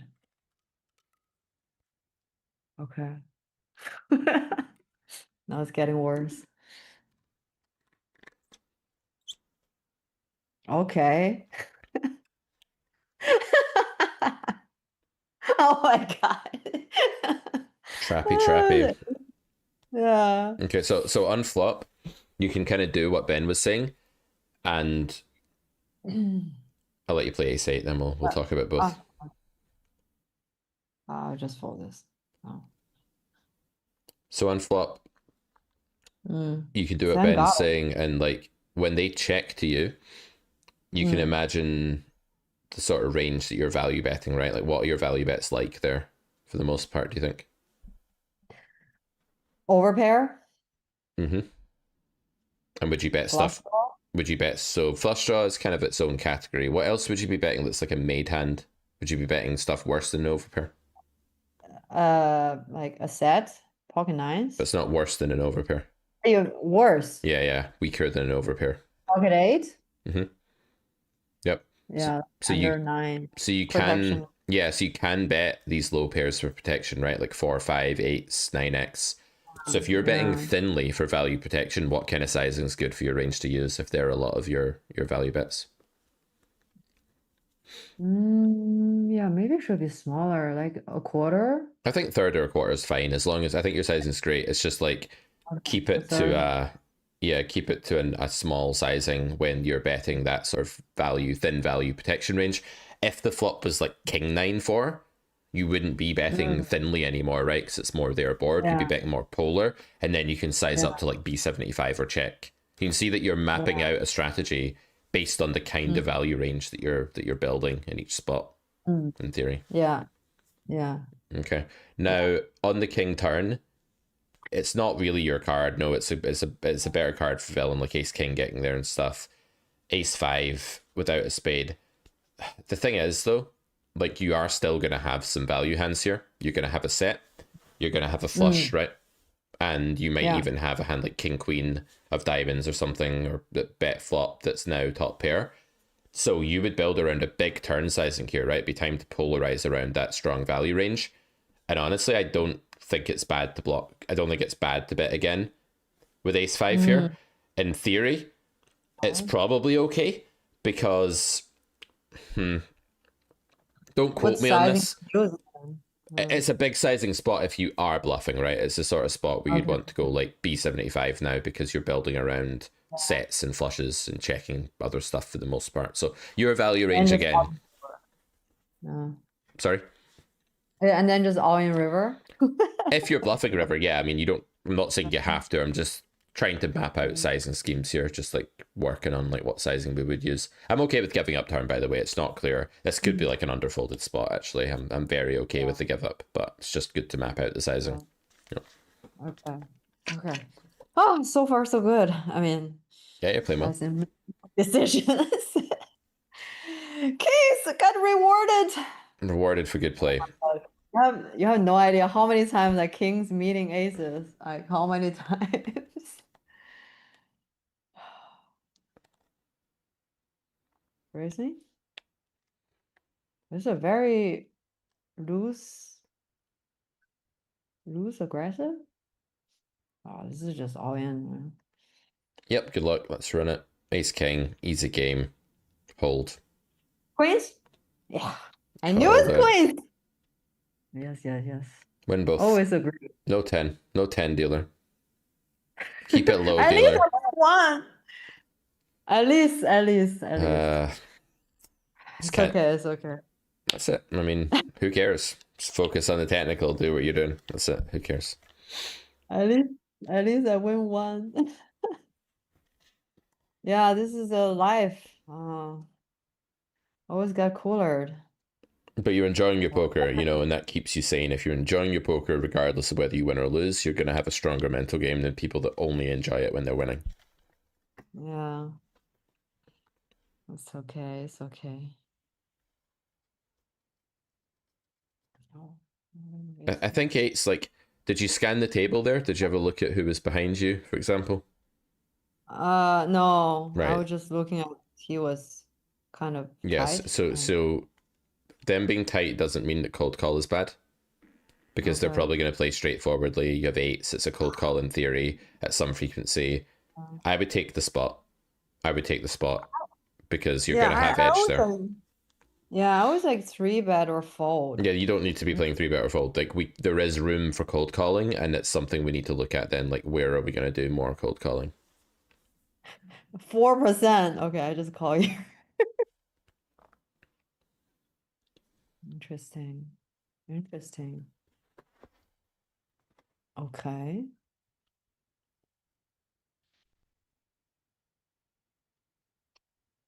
I bet now? Or value denial?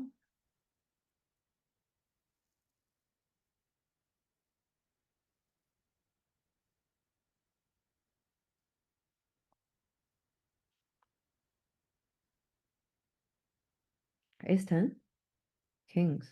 Wow. I'm not sure. I am so shocked that you lost that pot. What an absolute... As Easty would say, that is a stain on the game, guys. That is a stain on the game, that player. Oh my god, man. What is this? Super tight. What is this? I told you it's tight. I know. Pitiful, sniveling poker. No? Disgusting. Isn't it, guys? Isn't it disgusting, chat? Isn't it? How do we lose with jacks after block and a 3-bet? How do we lose, guys? Because I knew it. The moment I see his 3-bet 4%, 19-4, this is tight. And Okay. he's scared that I have a set.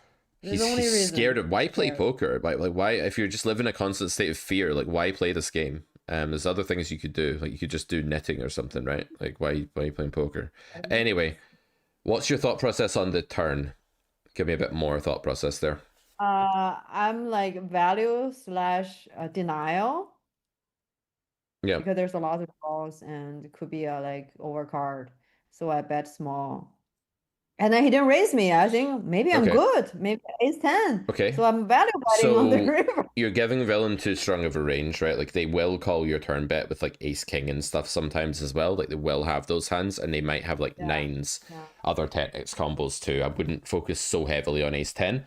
That's just like Okay. guessing at the hand, right? Like try and avoid like it's okay to guess at the hand for fun, like for the stream, but for the analysis part, their range is much wider than that. Now the question on turn is, what's the right sizing for the hand you're betting?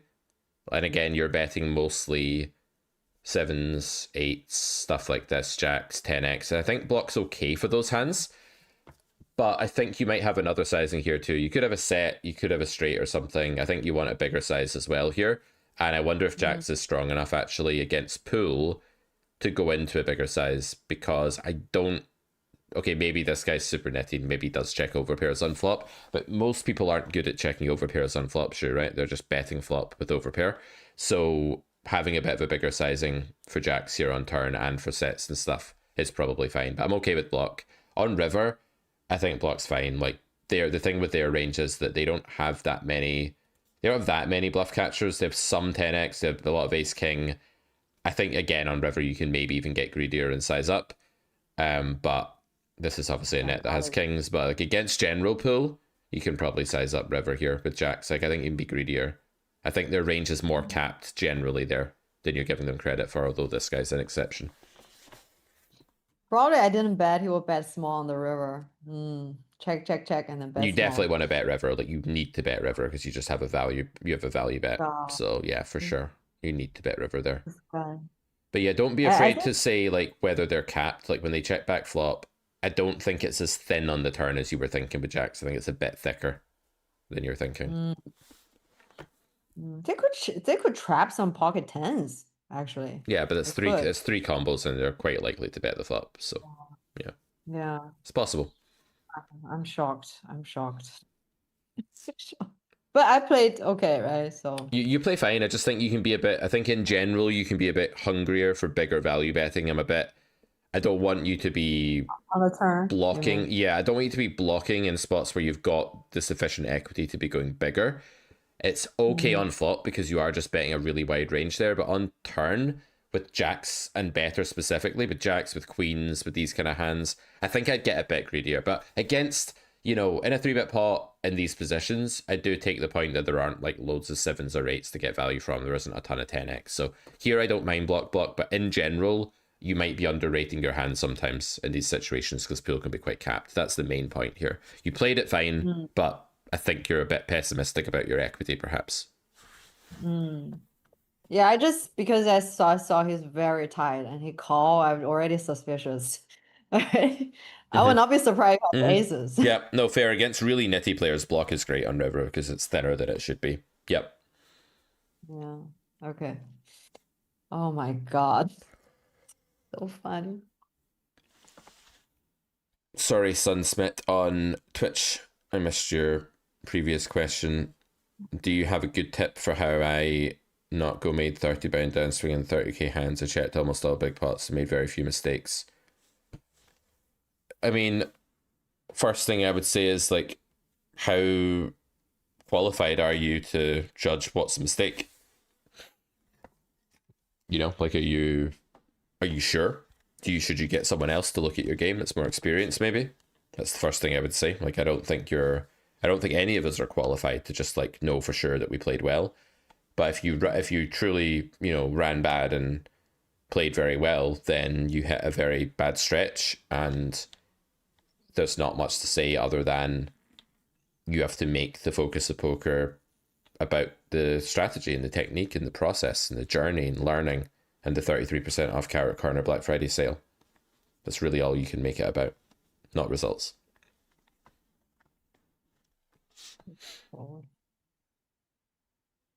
Did you consider raising a flop? A little bit, but then I saw he's so tight. Okay, so pull it back up. Like 17, I would just fold it. Pull it. I thought of like a tiny little bit, yeah. Pull it back up. I've got a quick point to make after you've played Queen Yeah. 10. Play the Queen 10 and then we'll... Okay, cool.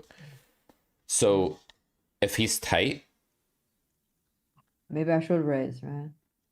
Because he's tied. he's range bet. He's probably still range betting, right? Like Oh my a God. lot of tight players still range bet.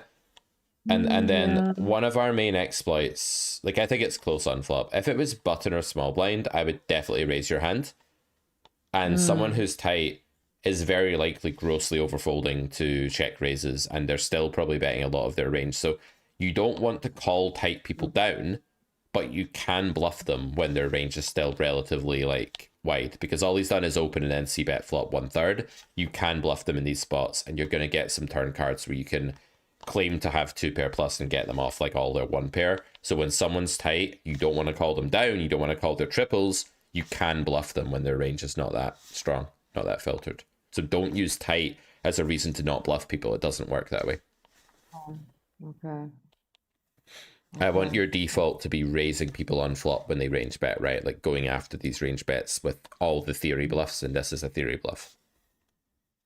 But mainly when they're in late position, right? Mainly Like late cutoff position, or- yeah. Cutoff is a bit dicier, but yeah, button, small blind for sure. Yeah, good. Yeah, yeah. Also because he doesn't cut off. Yeah, fair. Yeah. Okay. It's less about like that exact hand and whether you did well or badly. It's more about like the general pattern of raising Yeah, those yeah. types of hands against those players, against those bets. Yeah, I get your point. Mhm. Yeah. I saw you do no delay. No, I mean, I was playing, so obviously, you know, it's one rule for me and another for the students, right? But yeah, we're doing delay all day today because there's going to be a lot of live play. So I thought it was just easier. 10 deuce. 10 deuce. The Doyle Brunson. Right? 10 deuce. Shu doesn't know who Doyle is because she's only just joined. I poker. know who Doyle is. 27. A loose player. Just call. Let me just size up here. Oh, queen. Okay. That was called pretty fast.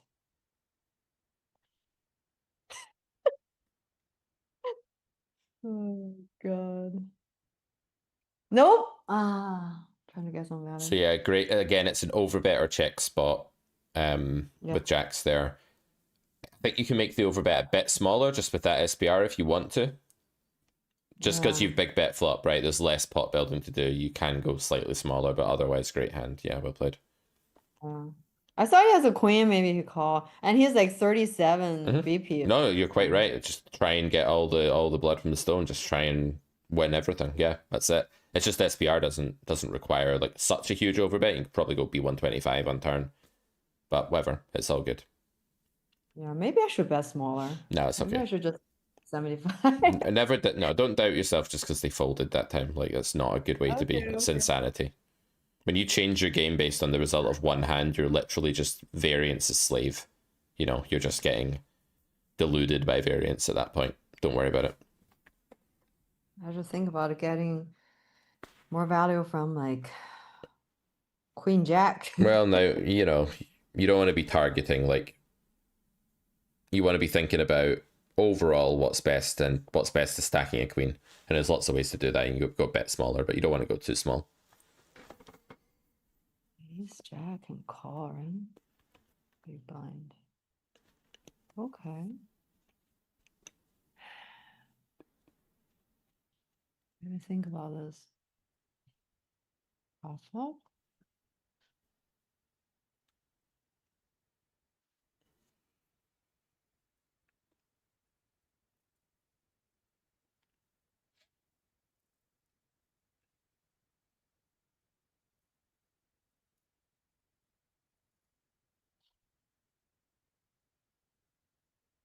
It's getting dicey.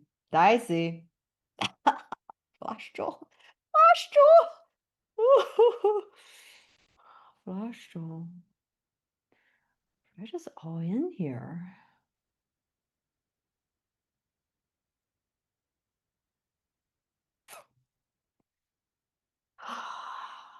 Bet is so small. Blind versus blind. 21.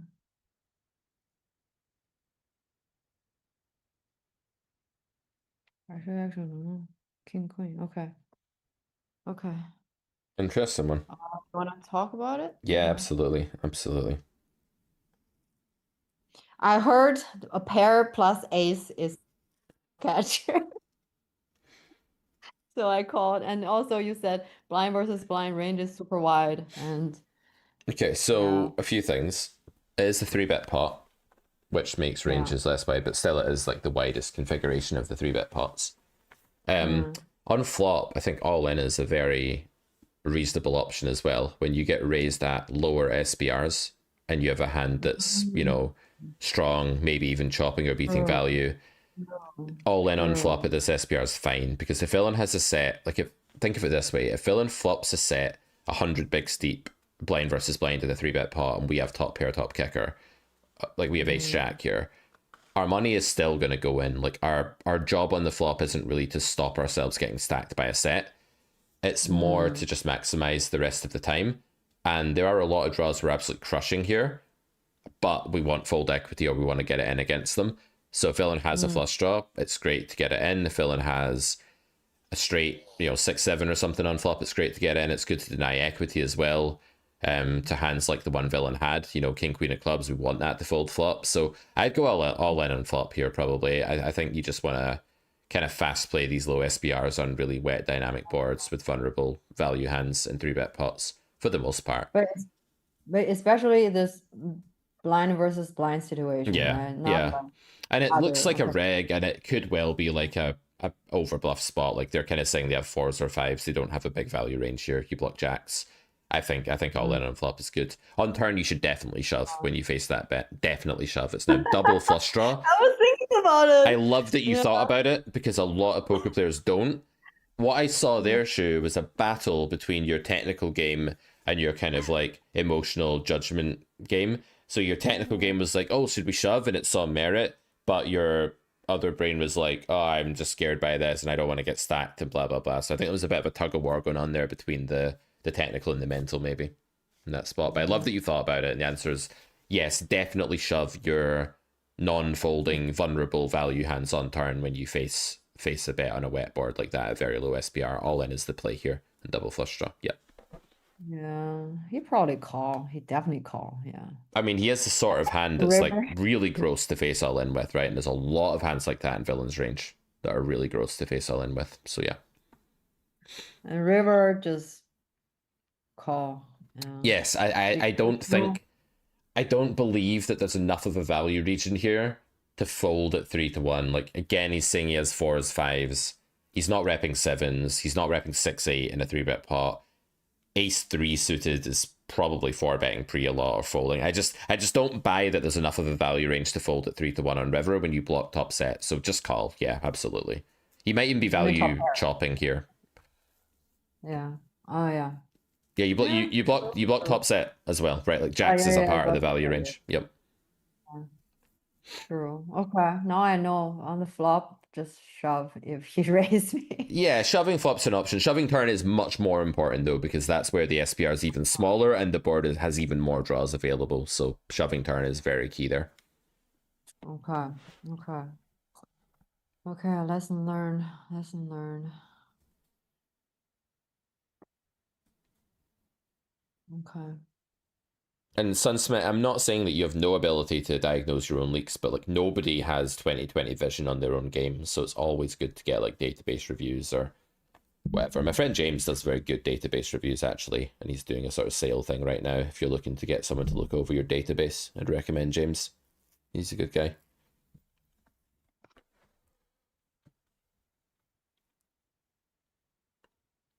Apocalyptic says, have you thought about covering WPT gold content games that are mayhem? See, if it's mayhem in like a reg way, I'll cover it. If it's mayhem with like Nick Airball and like guys raising the 8-4 off under the gun, like I'd rather just sit and stare at a wall. It's fucking boring. Do you ever watch that shit show? Do you ever watch like, oh my god, he's 4-bet the 9-4 off? Does that float your boat? Entertain you? There's someone doing that. Yeah, there's crazy people. Hustler Live, that's it. Hustler Live. Yeah, I also watched that. It's I Johnny was just Nine talk- Fingers, and he's got ahead and raised the 7-4 off, Jerry. Wow, look at this play, Bill. Look at this play with the 7-4 off with Johnny Nine Fingers. It's good for TV. It's good for TV. I don't actually understand why, but you guys do what you want. I take the grumpy old man line on this one. By this. Raise me? Danwan in the chat. Yeah, think river when 2 flush draws brick and you block one, Danwan, against this pool. I don't know, like you are meant to have some bluffs and you don't block the front door draw, so I have sympathy for your play. I don't know if you're going to get that through a third of the time against this pool, though, even so.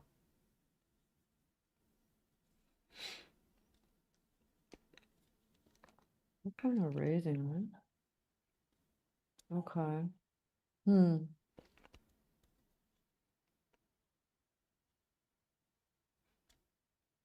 Call twice. Straight, flush, straight. 1, 2, 7, 9. Check. Okay. Okay. I missed the action here, sorry. Let's fill me in on what Yeah. happened. Yeah. Was interesting. I baited him. Yeah. Okay, so flop. So what are we, blind versus blind here, yeah? And then we Yeah. bet flop, I agree. villain Yeah. raises, and we call. Like, how strong do you think your hand is on flop when you get raised?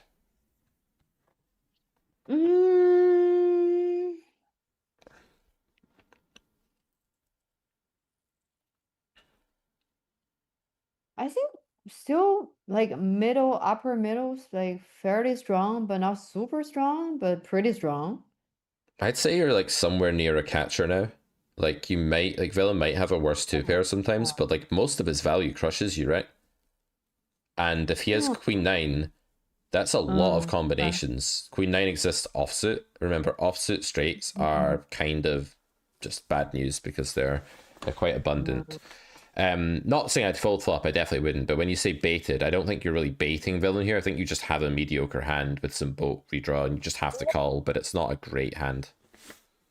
Why he raised? I will never raise with such a Yeah, call. it's a little, I mean, it's probably not horrible because there's just lots of ways you can win with that hand, and the fold equity is Okay, not useless. Like you fold an ace, it's like somewhat helpful. But yeah, it's a bit weird, but it's not terrible, I don't think.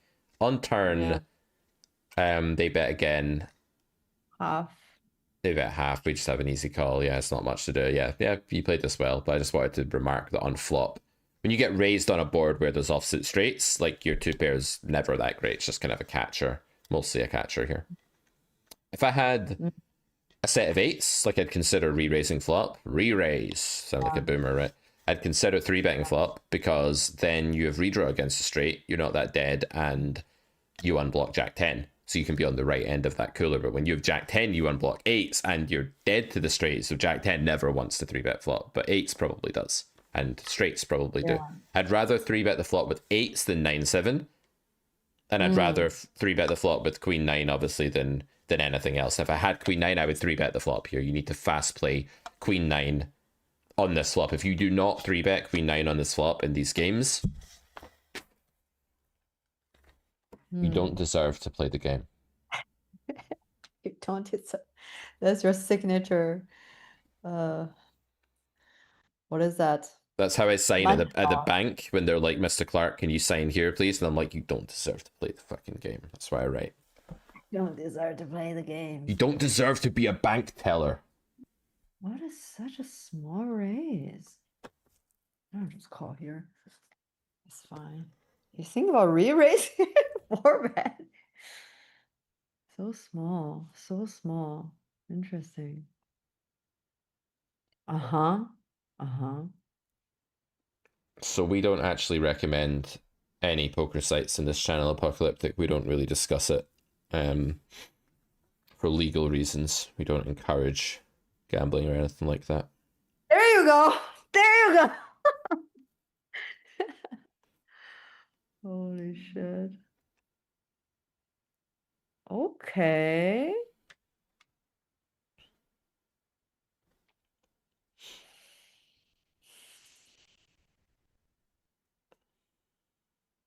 Discount, I suppose. Uh, what do you think? Review time. That's what I think. Oh my god. Maybe I should bet smaller. Okay, so first off, try to not do that. What you just said there, and maybe I should bet smaller when they fold. I feel like you're not saying that when they call, right? When they call you, you're not saying, oh, even though I got called there, maybe I should bet smaller against the rest of their range. So don't do it here. It's biased thinking, and we should try to eliminate it. Let's be objective. So under the gun hijack, fair enough, not for betting any frequency here. I like that. Checking flop, facing the sizing. I think you can already fold, like you're kind of indifferent on flop in really early position here. Yeah. I think you can already probably fold in theory, although it's close. I don't hate call. Bink the set, we check, villain checks back, queen river. What do we think their range is like on the river? What kinds of hands do they show up with the most often? That's going to inform our river line. Low pair. Could be pocket nines. Yeah. If it's pocket nines, I don't care. Why do you think that is? He checked the turn, so he can be really strong. No, why do you think I don't care about when he has nines? Sorry. Why am I not caring about the times villain has nines? Why is it not important? It's like a specific hands. Just think about more like the range. Yeah, but also we don't make anything from nines really, right? Yeah. So I don't really True. care what happens when he has nines. I probably just don't make any money, and that's just a write-off. What else can he have? Like one pair hand. Like Maybe what? like ace three suited. You're in a 3-bet pot. Hijack versus under the gun. You do not want to He go bet's straight. so small. You do not He want to like go to ace 3 Yeah. suited in these positions. Think about pre. I want you hand reading with pre in mind. Okay, what's the most common things villain has? Jacks, Good. kings. Good. More.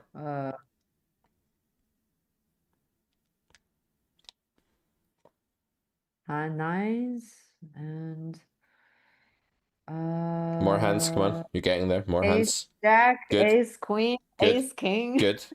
Yep, ace king, I'm King, going to queen. discount a bit. King queen, excellent. Now you're talking Yeah. about what villain can actually have often. King, jack. Yeah. Good. Now you're talking about the heart of villain's range.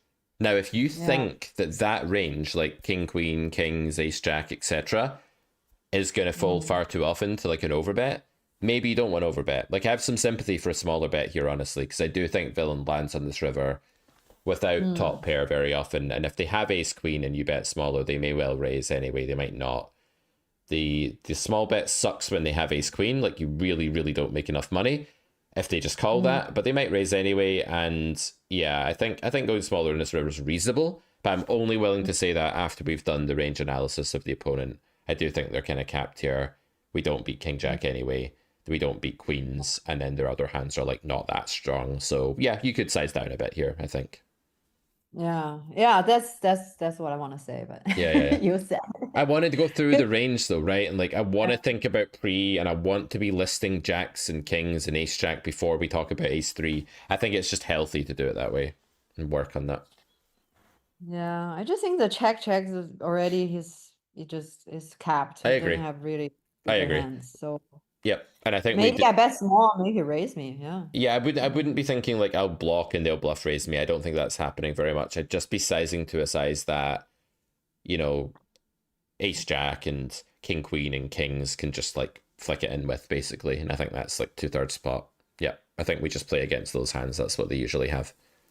Yeah, they could hero call with kings Yeah, sometimes. absolutely. But I think they're quite unlikely to bluff raise with kings unless if it's a hunter, by the way, then you should block the river really small for sure. But if it's not a hunter, then you should just go bigger and try and get the crown call. Okay. So this line is, I played okay, right? Yeah, I think like you're right though that you should size down river when they're really, really capped like this. This probably just isn't the best value sizing, even though your hand is strong enough. You like kind of exploitatively need to downsize a bit, but these spots exist. Yeah. Okay. Cool. Okay. How Yeah. familiar is Pete with BTO, with Bean Theory Optimal? I'm actually very familiar with Bean Theory Optimal. I think it basically means you randomly like 3-bet people and then just get passive after the flop. I think that's what BTO is, but Easty can correct me on that later. Bean theory?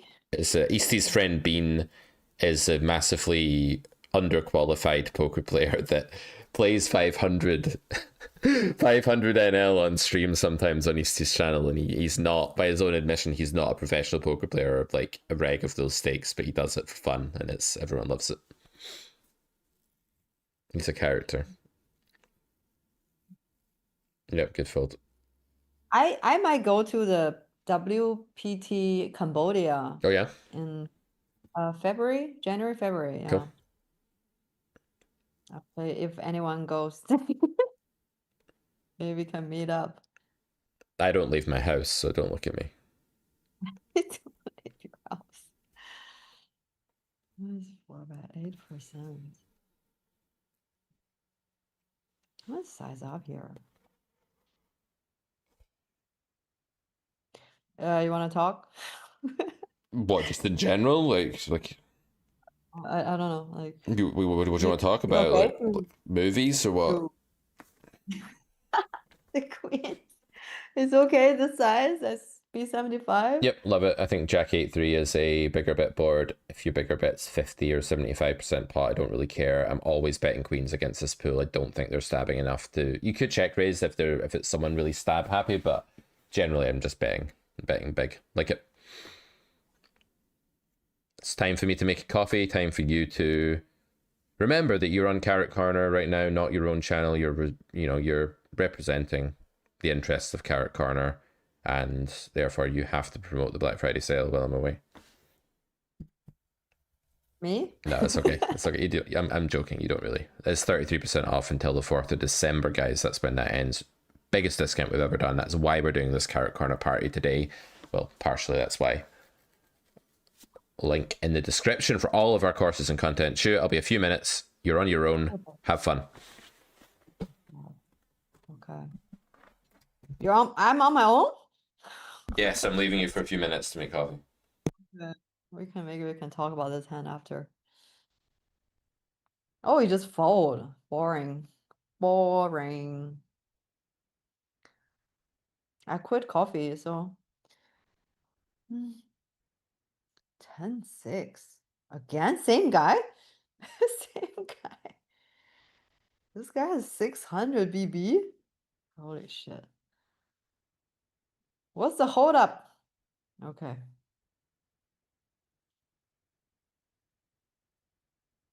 Let's go. Let's go. 19%. Okay, super tight. You think about raising. Should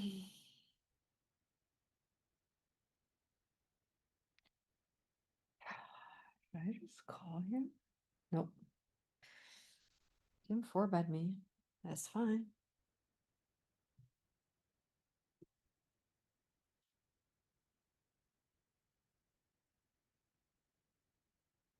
Interesting. Interesting. Okay.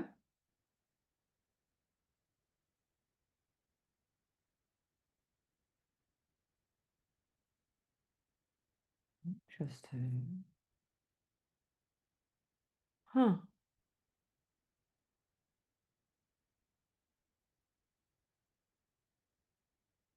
Oh, I just fold this.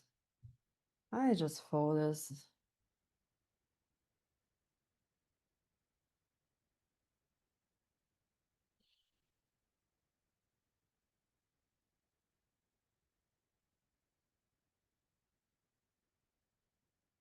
Maybe we can talk about that hand later. What is one? What is this?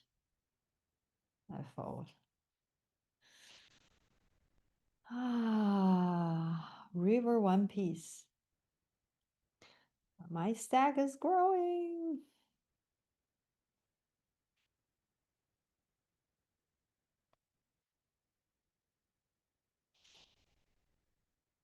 calling station, calling station. 9-5. Splash pod. Holy shit. Doozy is here. Doozy. My hunter. Oh my god. It's just shove.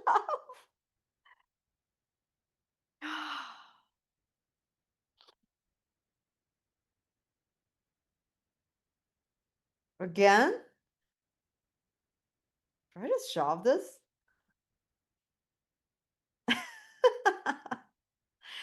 I don't know. Let's go. Let's go. Okay, it's not good. This is not good. Um, just thinking. 47. Yeah, let's go.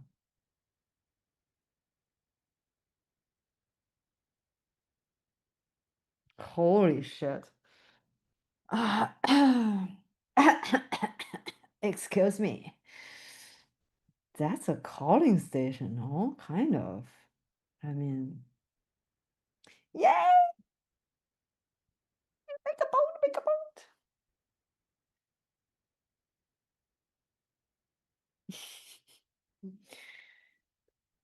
Ay, ay, ay, ay, ay, ay, ay.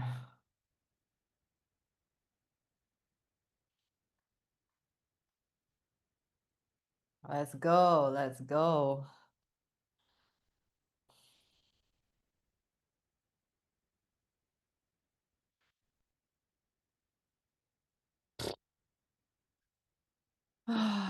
Aboard, aboard, aboard. So everyone follow me on Twitch, okay? Since Pete is not here, so I'm gonna promoting myself. La la la. So my Twitch is Victor _ Franco _. So basically like my name, but there's underscore after every letter. So 2 underscore. Got it? Follow now. Pete is not here, right?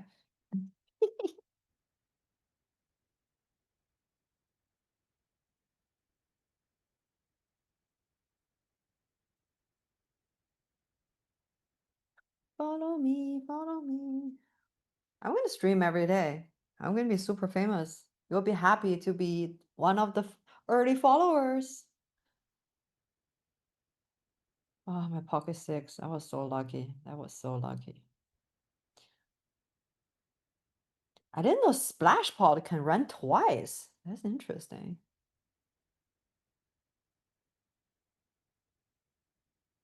Doozy again.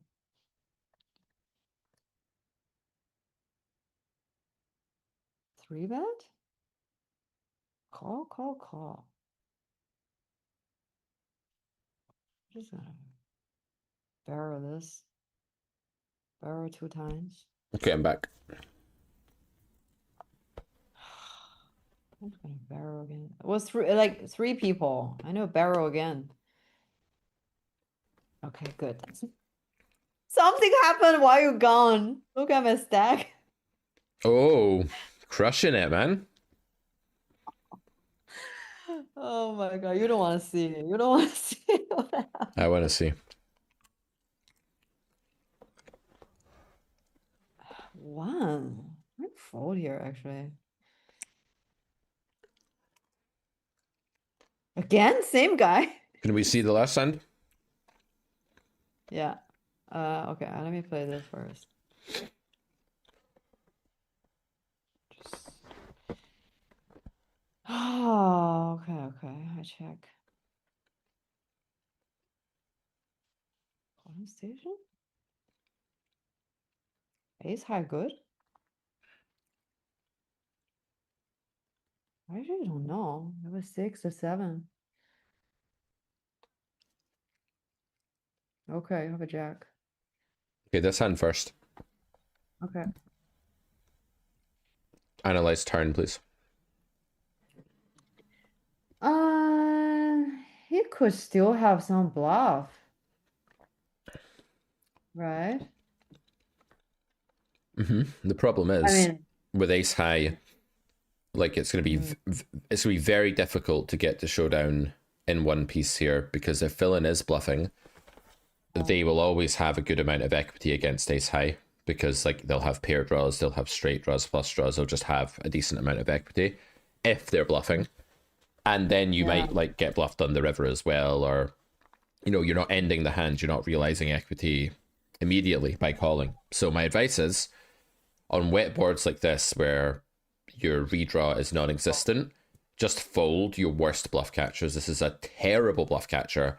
It really doesn't capture much of the pot at all by calling. It's true that villain has a few bluffs still, but they're gonna have a harder time over bluffing now on this turn card. And your bluff catcher's just trash. It's very bad at redrawing. It's bottom of the pile. Fold the bottom of your bluff catcher range against small bets. Call with better ones, you know, call with tens, because now your hand's a bit more robust. Call with a 7. Now you block some boats and stuff. Call with an overpair. You know, you've got bluff catchers here that are calls. Ace 8's not a call, and villain still having some bluffs is not a reason to call, especially pre-river where you're not getting to showdown. So turn is definitely a fold here. We've got to be a bit stricter with our pre-river out of position calling, I think. On river, it's not that unreasonable to call now, I don't think, but again, your hand is just like kind of the wrong thing to have here. Like the 8 is a kind of a negative card, but you know, against half pot and river, we have said that you can bluff catch a lot in these spots. I do not hate the river call at all. I think it's going to be okay. It might still be losing, I'm not sure, but it's not bad. But turn is the big problem with this hand as far as I'm concerned. Okay. But I don't want to put you off catching half pot river bets, because generally that's good. It's less good when villain has filtered flop, then bet turn, then bet river. That's not the same at all as like, you know, there's been a check street somewhere. When it's scattered, you're going to do way better bluff catching river than when it's like they've filtered and then it's continuous. So I think I'd fold, but I get the point with river. It's closer to a call than turn. Okay, show me the big hand that you seem to be slightly ashamed of. No. It's not nothing. It's just this No, one. there's no such thing as nothing. We need to see.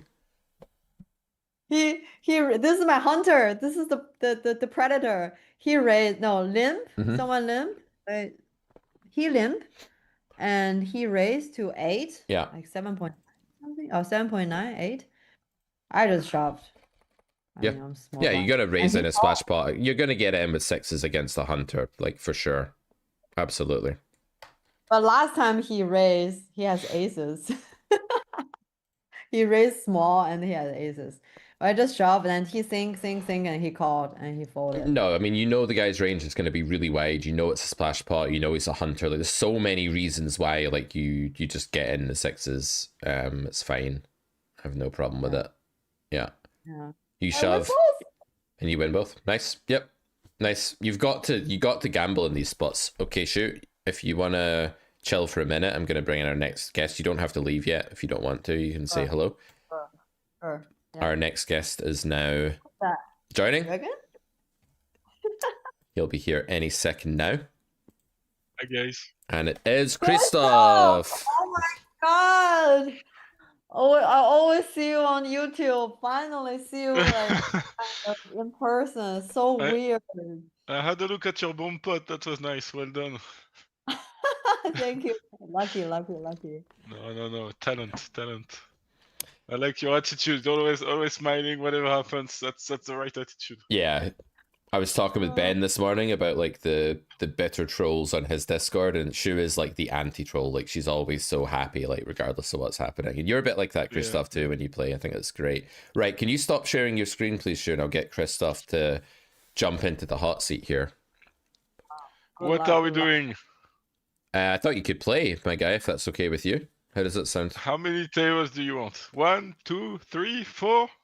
Oh, 4 tables. Let's keep 1 today. Let's chill. Let's hang out. It's a party after all. But 2 was good last time. Yeah, I realized you're gonna have to do it all day. So I'm happy I'm one of the first one, because you might be really rubbish toward the end of the day. So Or very mad, yeah. Yeah. Just lost a big pot. Yeah. So, Christoph, what do you think of Shu's game? You've obviously played 10NL not too long ago. How do you think she's doing?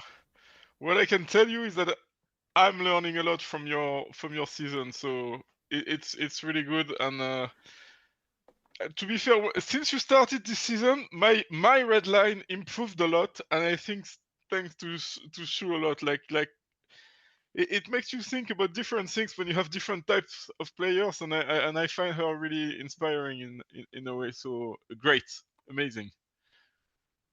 There you go. Really? Thank you. No, it's No, but really like Christoph, I have to say something before that. You're my inspiration to actually apply for season 3.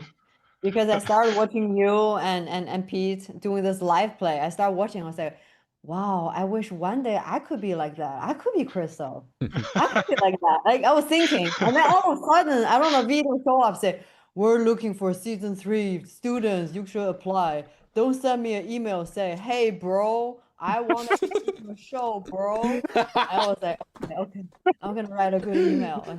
And you inspired me like completely. So I was like so happy to see you. Yeah. great. What I can tell you that in the background, Pete keeps telling me that he's really happy with the 2 students he got for the season 3. So you're doing a great job, and he's happy with you. He's not only saying it for YouTube. He really means it. Yeah, if I I have a say big stuff in like one of me and Christoph's bridge meetings, like what they're pretty just hanging out, you know, I probably mean it because yeah, no cameras, no cameras. Right, can you stop sharing, please? I know you want to show this 382.4 big blind stack shoe, but get that off the screen for me. Christoph, let's start with 100 big blinds. Let's run it up. 382 is the target to beat today. What stake are you playing, my guy? I can't do that. 50 now. 50, cool. Let's go. And I'm saying to the Shall I guests today, if they want to overlap and hang out, that's totally fine. If you need to go, sure, you can go at any time. You can stay. Up to you. I'll watch a little bit. Bring some good luck. Should I get started? Are you ready or? Deal me in, dealer. Let's do this. Okay.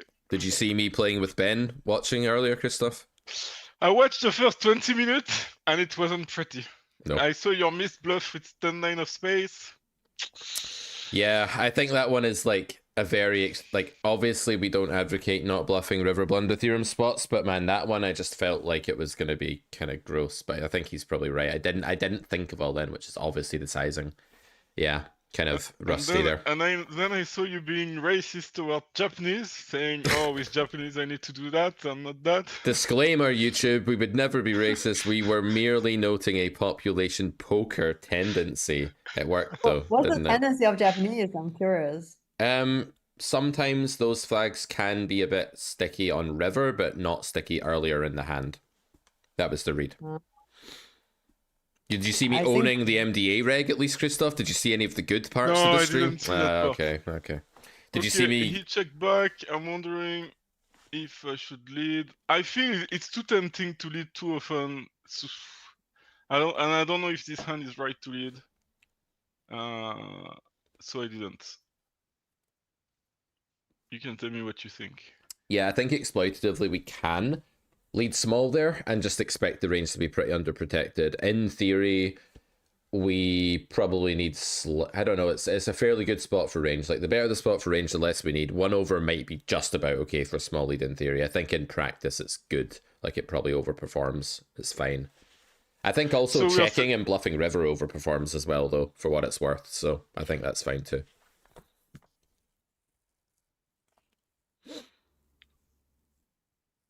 And so in theory, the hand lacked 3 draws, right? I need something more, like at least 2 over or some straight draw or Out of some, position, something. usually yes, but on like those very good textures for big blinds, you need less than normal. Is 10-9 as good as like 8-7 would be? It felt like no. It's not as good. If it's a bit lower, it's better. That's right. Yeah, but they're also just going to be very underprotected when they check, so that's the other side of it.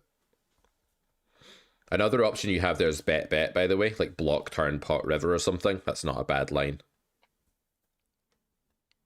Hello, Lamb. Sam the Lamb. I feel I'm right in the middle. If I were to check any hands, that would be probably that one.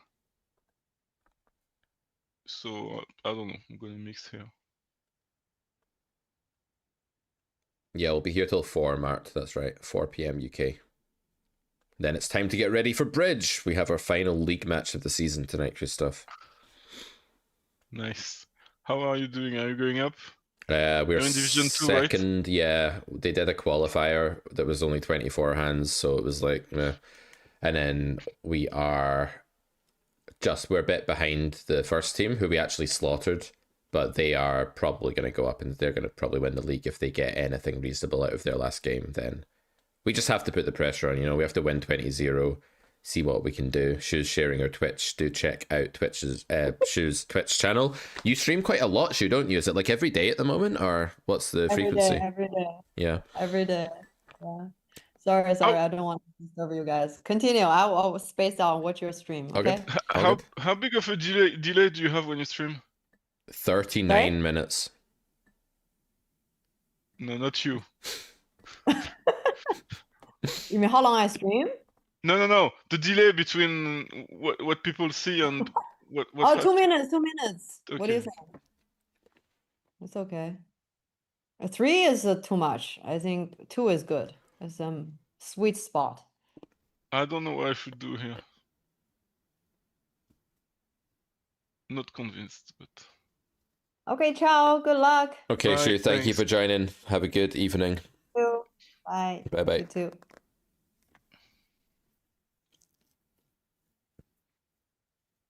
Okay, I'm gonna bet third pot here.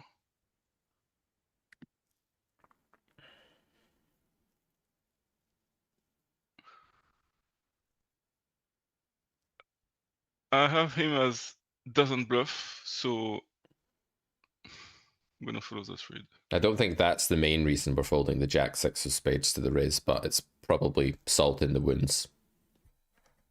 Yeah, no, that's yes. There are It's other like, reasons if too, it you're right. wasn't for this tag, I'm going to 3-bet this to the Jack 6 of spades. All right, 2 things. One, Yeah. don't ISO hands with that sort of strength out of the small blind, out of position. I don't hate it in position, but if it's late position, but out of position small blind, you want to be stronger there, because if it was plus EV to raise, a hand like that is probably higher EV to complete, but honestly, I'm not sure it's even winning to complete that hand. It's really bad multi-way. I think either like complete if it's a whale and fold if it's not a complete whale would be my advice. Okay. One thing you said before, by the way. Oh, wait till you've played 9s. This is a very nitpicky small point I've got. So you had ace 3 on like Jack 10 something? Yeah? Yeah. That, and you were like cut off or hijack against BB, right? Yes. So ace 3 is like very low showdown value, and it's very low realizable showdown value, and it's quite far down your range because almost everything else you have is better than that there. And so the hand is firmly in the can bluff camp. It is not a showdown value hand like 7s is. So even if you're playing B200, you can bluff with hands like ace 3 in those spots. Yeah, okay. Yeah, I think you're right, actually. And Oh, I'm, yeah, I I'm know using you're right. B200 as like a kind of stark example. I know you don't use that toolkit because you're a traitor and you decided not to do it, but you know. Okay, I don't know if it's a good squeeze, but I'm going to squeeze. I feel that this is dead money. Okay, now this is super dangerous. I've written down that he thinks I bluff a lot. So I'm really scared now. This is not a good board for me.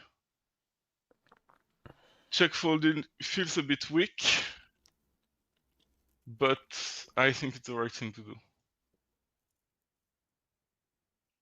Okay, the fastest check ever.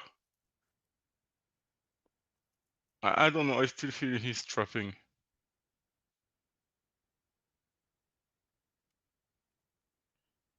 It feels so weak to check, but I'm sure he's gonna call.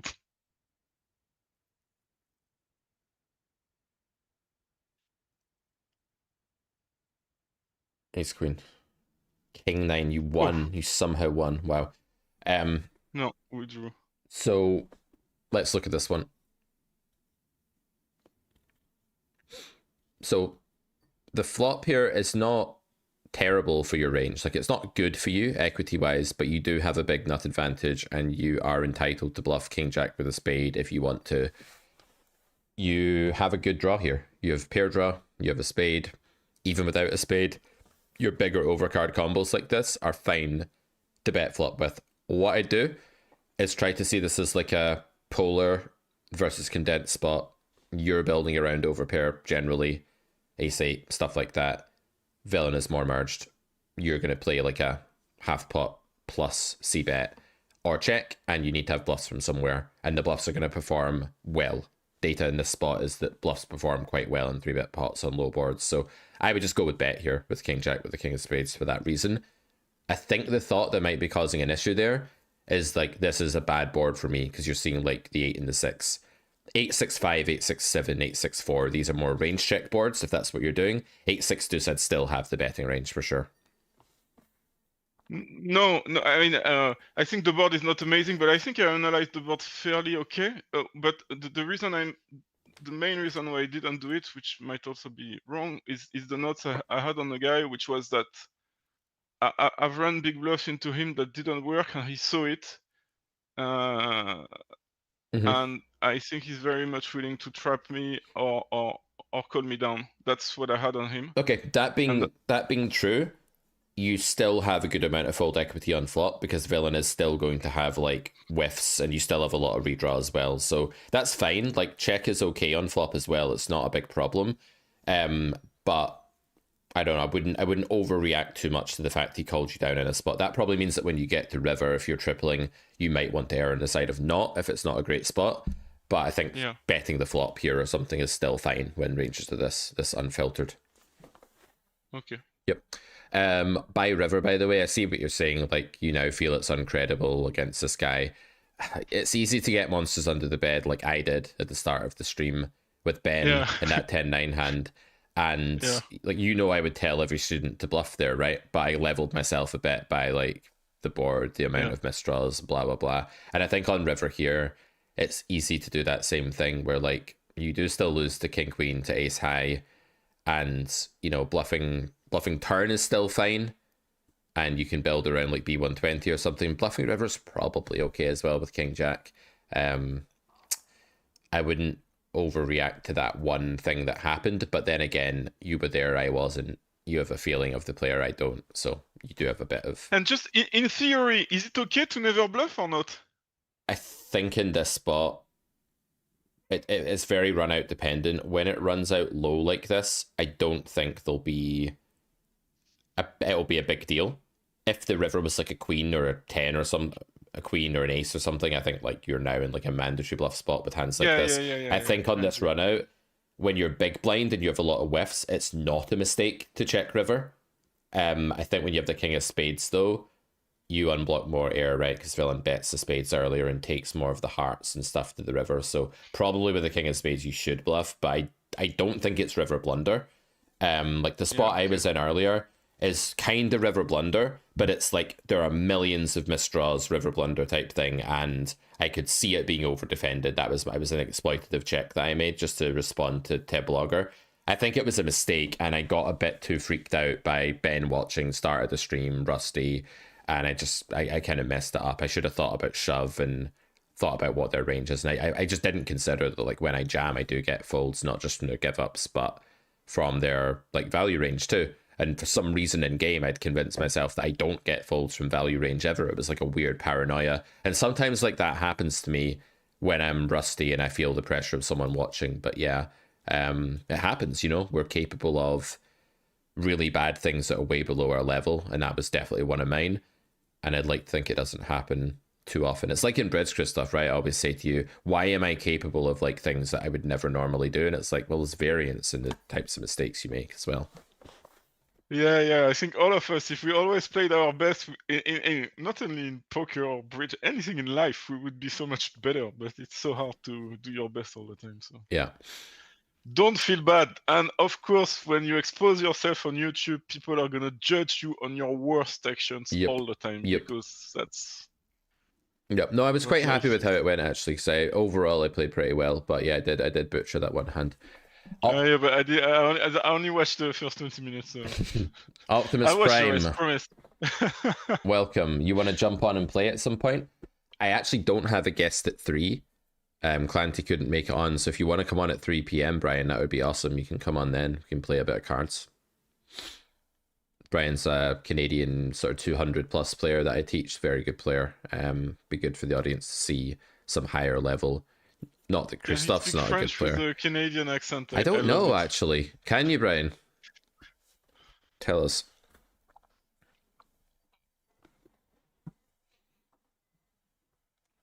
And how is your poker grind going? Update the audience. It's been a while since we did a stream, so how's it going at 50? I can show you a graph actually. I pulled up the stats this morning. Let's Let me- go. We love a graph on this channel. This is how it's going. So this is. Can you see or not? Mhm. Wait. That looks like an absolute roller coaster. Is this 50 NL so far?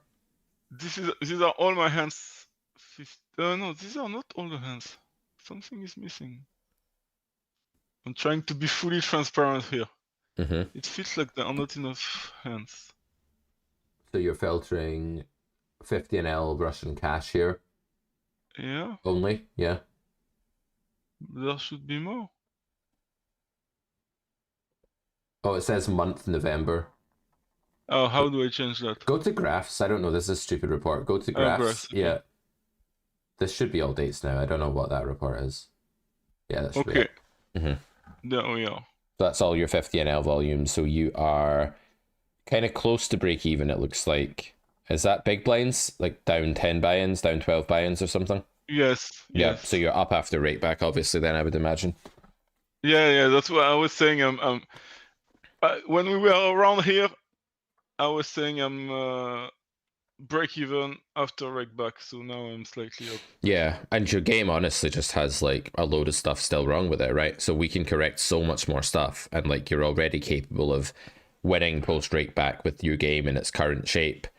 And yeah, I think we can get you easily winning pre rake back and then winning more after rake back pretty soon. Yes, is obviously it's not like the graph you want to see when you put in the first 100k, but it's not a disaster either, and it shows you that there's a load of room for growth here. I'm fine with it. This is what it is. I mean, of course, we would always love it to be better, but that's what it is. Yeah, no, What it's can you do? and it is really just it's a case of finding more spots to be aggressive. We've said this before. We need to work on your bluffing. You're beginning to do that a bit now, and when we're picking up a few more pots, you know, starting to see the aggressive line as a better option, we're gonna get that red line stabilized, and we're gonna be winning in this pool for sure. Yeah. To be fair, like when it starts getting better, basically the red line is flat, so maybe there is a link in. Yeah, it might already be getting better. And I have seen some aggressive lines that you've posted. You've been sending me some more aggressive hands that I've liked. So yeah, we're on the right track. Anyways, this was full transparency, and I've played 100,000 hands. Yeah. Love it. Brian, he asked if you speak French with a Canadian accent. I said I loved it.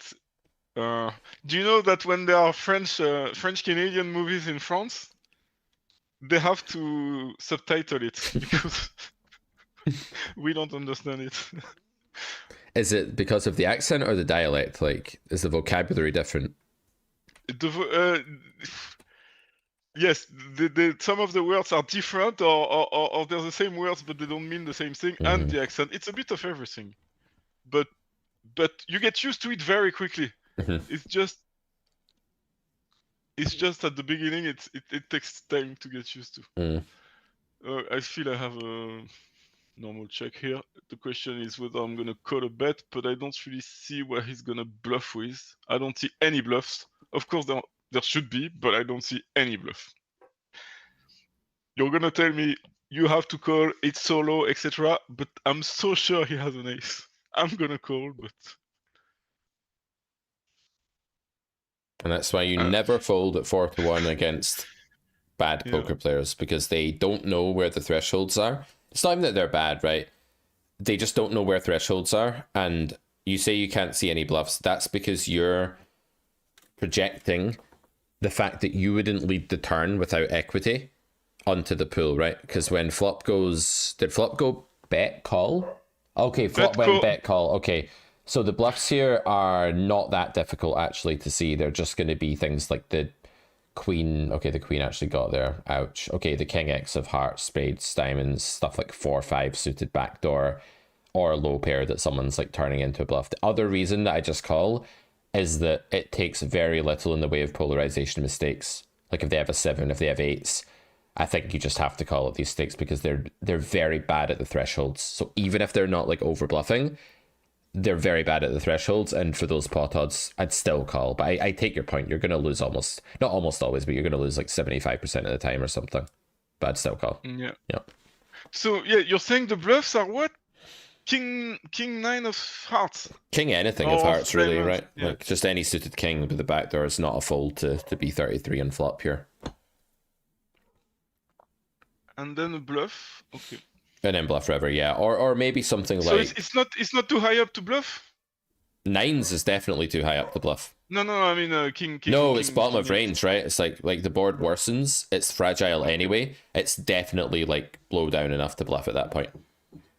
Sorry, I've got to go get the door. The dog walker out, I think. 1 sec. Okay.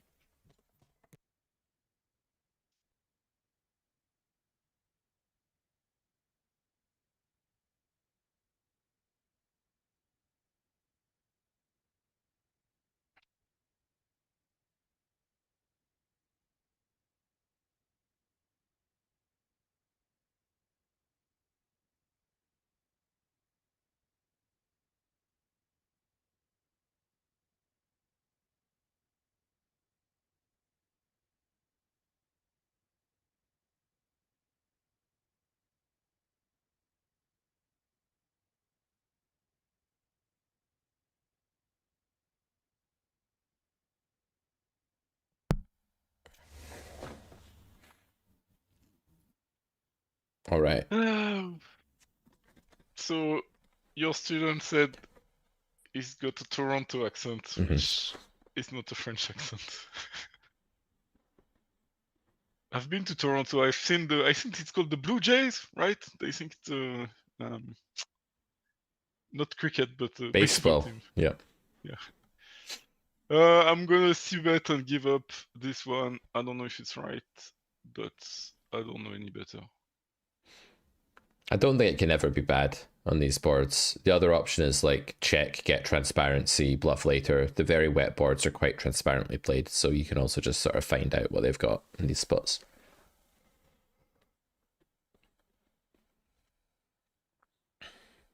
Yeah, I guess it's player type dependent, if you know. Mm-hmm. King Jack, should we open? Let's open.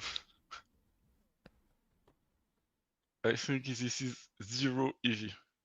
I think with the small blind being recreational, okay, they weren't like big VPIP recreational, but it's probably winning as soon as there's someone out of position who's playing badly. But yeah, 0 EV in theory for sure. King 10, I think that's a check if we were playing B200, but I'm playing B75 on this one. I'm so playing I think it's good enough to bet. B82 to be Yeah, precise. B82. You're going to make a course called B82 on the flop? Every now and then I'm changing it so people think I'm doing some manual stuff if people really follow. Okay, this turn is not great for my range. I feel this is worth 2 streets, and if I want to put it, it should be now. Maybe now they have a 6 and some redraw, 6-8, 6 something like that. So I'm gonna bet and check behind the river. The issue is that now they could raise with this type of hand. I think they should, in theory, with 6-8, 6-4 sometimes. I don't know if they're gonna find it. And now everything came but the diamond, so they should probably bluff anything. And they don't, so it's good. So I can check. And if they have diamonds, I need to write down that they are quite passive. Yeah, great hand. The other thing you can do on turn, because it is getting quite thin, is just use a smaller sizing on that card, you know? Like just go B60 or something on that card. Less is more there because it allows you to value bet more hands, and it solves the problem of like King 10 being too thin on that card. You can also check, but I think I'd build a smaller turn size in general there. Yeah, okay. Okay, I mean, yeah. King 10, by the way, after you've big bet flop, especially, I think King 10 is probably wanting to check turn after that amount's gone in on flop. And if it goes check on the river, would you bet? Yeah, Let's say on a deuce river. Yep. Then you've got you get green light again, right? So it's basically like green light, green light in that spot, because their river check is going to be very capping in theory and even more capping in practice. So bet check bet's good. And I just... And why is bet check bet better than bet check? It's not necessarily better. It's just that the hand has a fairly low investment ceiling, and you've already gone quite a way towards it with your big flop bet. Like, your big flop bet is going to fold out stuff like 8s and 9s at some frequency that, you know, are candidate hands for you to value bet turn against, but it's not going to fold out better kings or 2-pair or 7-6 and stuff like this. So I think it just gets a bit thinner after you've big bet flop. Now, if you do... No, I understand, but why is it thinner? Why is it thinner on a turn as opposed to the river? It's not thinner, but it's in a sense safer, because you're not reopening into an uncapped range. You're not getting bluff raised by those semi draws, like by those combo draws or anything like that, those pair plus draws. It just keeps pot more controlled when there's still like action that can go in and you can get raised and you're reopening. On river, villain's more capped, so it's a bit safer to reopen. It's not that it's thinner. Well, it is thinner on turn, because you're just value betting into more good hands. It is a bit thinner on turn than it is if villain checks river. Yeah. Because when villain checks river, they just don't have like the same number of nutted hands, and they're less likely to check raise you than they are on turn, I think, as well. Yeah. Okay. They should check raise river at a decent frequency there, actually, or at least some frequency, but most people just bet when they've got the nuts there in river. So it's a very thick value bet, actually, against pool if you go bet check bet.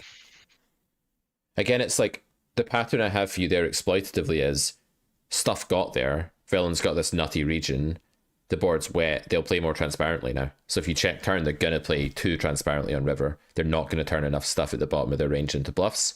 And they're not going to realize how to trap either, really, ever. Yeah. 6% 3 bets. I don't know if I should call or re-raise.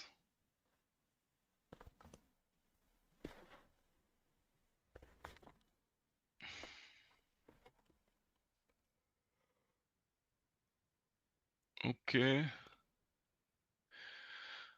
I guess this is a board I should trap for sure.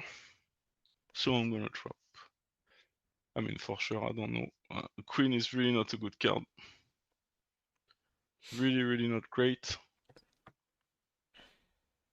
I mean, what's his range? He could have aces, king, and queens, but are heavily block aces and kings. He could have an ace. This looks low. Maybe he's got a weaker ace. Jacks got here now. It stinks. It went from great to terrible. Okay, now I think he has a weak ace. Like, can I value bet this one? If I bet small, is he gonna raise me? Probably not. He might have 2-pair and call. I think I'm gonna bet fold. But this might be way too thin. I can have queens and just call. I can be aces and just call. You want to kings take and it just back? call. You want to retract the river bit?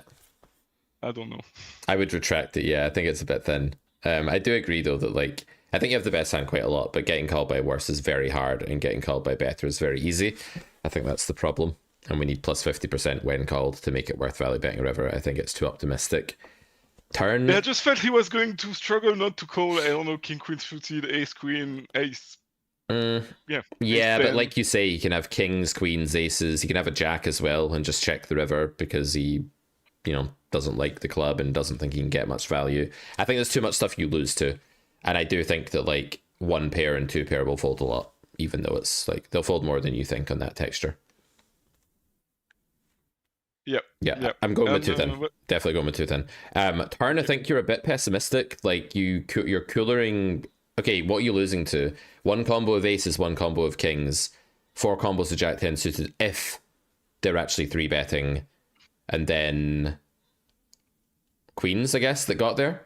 But the downsides on the turn to me is bet size equals hand strength pretty hard. Like, I don't think they're going to do that with Jack 10 or Queens very often at all. So I'm feeling much more optimistic than you. And how often are they bluffing this node? Ace, King, Queen, 7. Like, how often is this bluffing?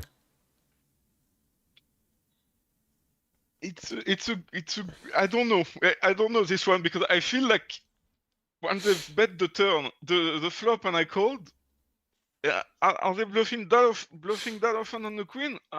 I don't know. What would they need to be bluffing with to be bluffing often enough on the queen in theory?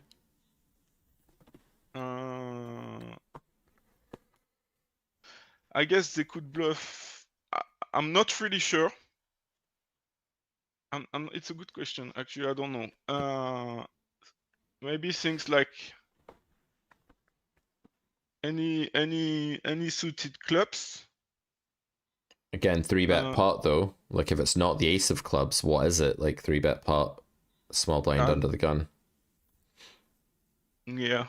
I don't know. Maybe some queen jack, jacks, tens. And how natural was it for you to come up with those there when I gave you like a minute to come up with them? You know the answer to that question. Yeah, it's rhetorical, man. I'm leading you down a path here for chat, right? It's rhetorical, man. Come on, humor me. It took you a while, so it'll take them a while, and they're not likely to find it often enough in game. So I think the turn is very underbluffed, and I think it's very overmerged and very capped, and I'm expecting to see ace-x of clubs, I'm expecting to see king-queen, I'm expecting to see ace-queen, and I wonder if we should actually just exploit raise the turn pure and shove the river for value. That's where I'm going with this. You mean a different river, right? Yes. Yeah. Yes. Yeah, maybe. The other option is like if you're against a better reg though, I really like call on turn because if they do open Pandora's box and start bluffing queen jack, jacks, tens, they can easily overbluff by river and then letting them do that's great. So I like calling down against someone good here, and I like just raising the turn against someone bad and just being like, are you gonna fold? Or you could just call. Actually, maybe we don't need to raise turn, actually. I think this is it now. This is an overreaction. Let's just call turn, and then if they check river, let's just jam and like see if they can fold ace queen at that point if they're going to check river with it. And if they bet river, we can probably jam when they bet small again. We probably don't need to raise, but in spirit, like I think like fast playing is right in spirit, if that makes sense, because they're under bluffing and they're over merging. Yeah, okay. Cool. Maybe I would raise. And what about pre-flop? I don't really mind pre-flop, honestly. I think you can go either way. Okay. I don't know if I should call against this one. He's marked as not a great player under the game, but his cards are so low and suited. I'm gonna call because he's bad, but I don't know. You always say that out of position is much harder, so and it's yeah.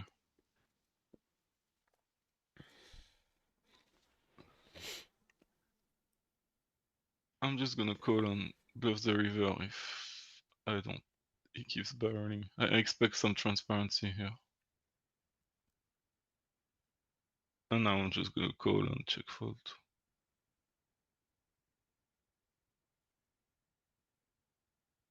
Could I block this? No. I've reached. I have him as a calling station, so I'm not going to.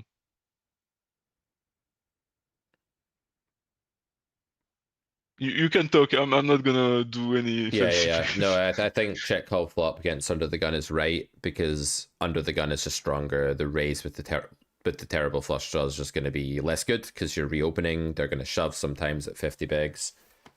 I love call here on flop. I think it's the right play. Turn, I would just be upset. Yeah, like. I mean, I think call is right, but the main thing I didn't hear you say is your plan for diamond river after you call turn. Let me just check that with you. What's your plan there if you hit a flush in the river?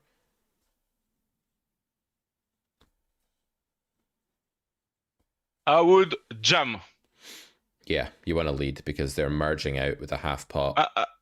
Yes, and I have him as a calling station, so I would definitely jam and I expect to be called out of. I hate life. Certainly lead, right? Whether jam is right is another discussion. Depends on the villain, how stationary is he, but leading river is very, very good against this sort of small turn bet when they have a lot of top pair, they have a lot of second pair. Just lead river some size for sure. That makes your turn call winning, probably, because you need 25% to call turn. You don't have that much equity. You have some reverse implieds. Like, it's debatable whether turn is even a call, but if you have the right exploitative plan on river, which is to lead when you get there, you can probably just about scrape it. You also hit a 5 and a 3 and you win against ace queen sometimes. That's a branch as well. So turn is very close though, even so with this hand. Turn is And close. pre-flop? Pre-flop always call, yeah. You've got 2 live low cards, right? This is enough pot share against under the gun. It's live enough. And there's a skill edge, as you said. So definitely call pre. Yep. Okay.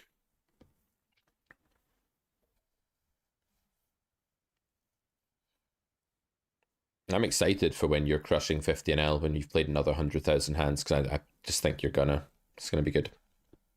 Me too. Me too. Yeah. Let's hope it happens. Definitely gonna happen.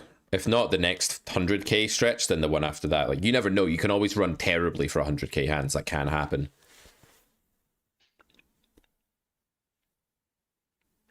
But you're like in poker. I think you're past the point now. Like, when you first came to me for, skills swap, bridge poker stuff, I was like, this bridge player, like, will he really stick with poker? Like, will he be cut out for it? I didn't know if you would get the bug long term, because I know you're busy with so much other stuff in bridge, but then, like, now I feel like you've really got the bug. Like, you're really fascinated by the game now, so it's good to see. Yeah, I was watching YouTube. Yeah. It's funny. Yeah. You're completely right. I'm liking it more and more. Yep. It's wild to think, like, how new you were when we first started. Like, it's crazy. Well, I didn't know the game. I know, it's just weird, like, because it wasn't that long ago. You didn't know the game at all. Yeah, now you're... April, 1st of April, YouTube... the YouTube algorithm sent me one of your videos, probably because you mentioned bridge at some point. Yep. I don't know how they did it. Yep. May well have been. It was with Jess. Yep. Jess was my first inspiration. There you go. Shout out, Jess. And then Mark.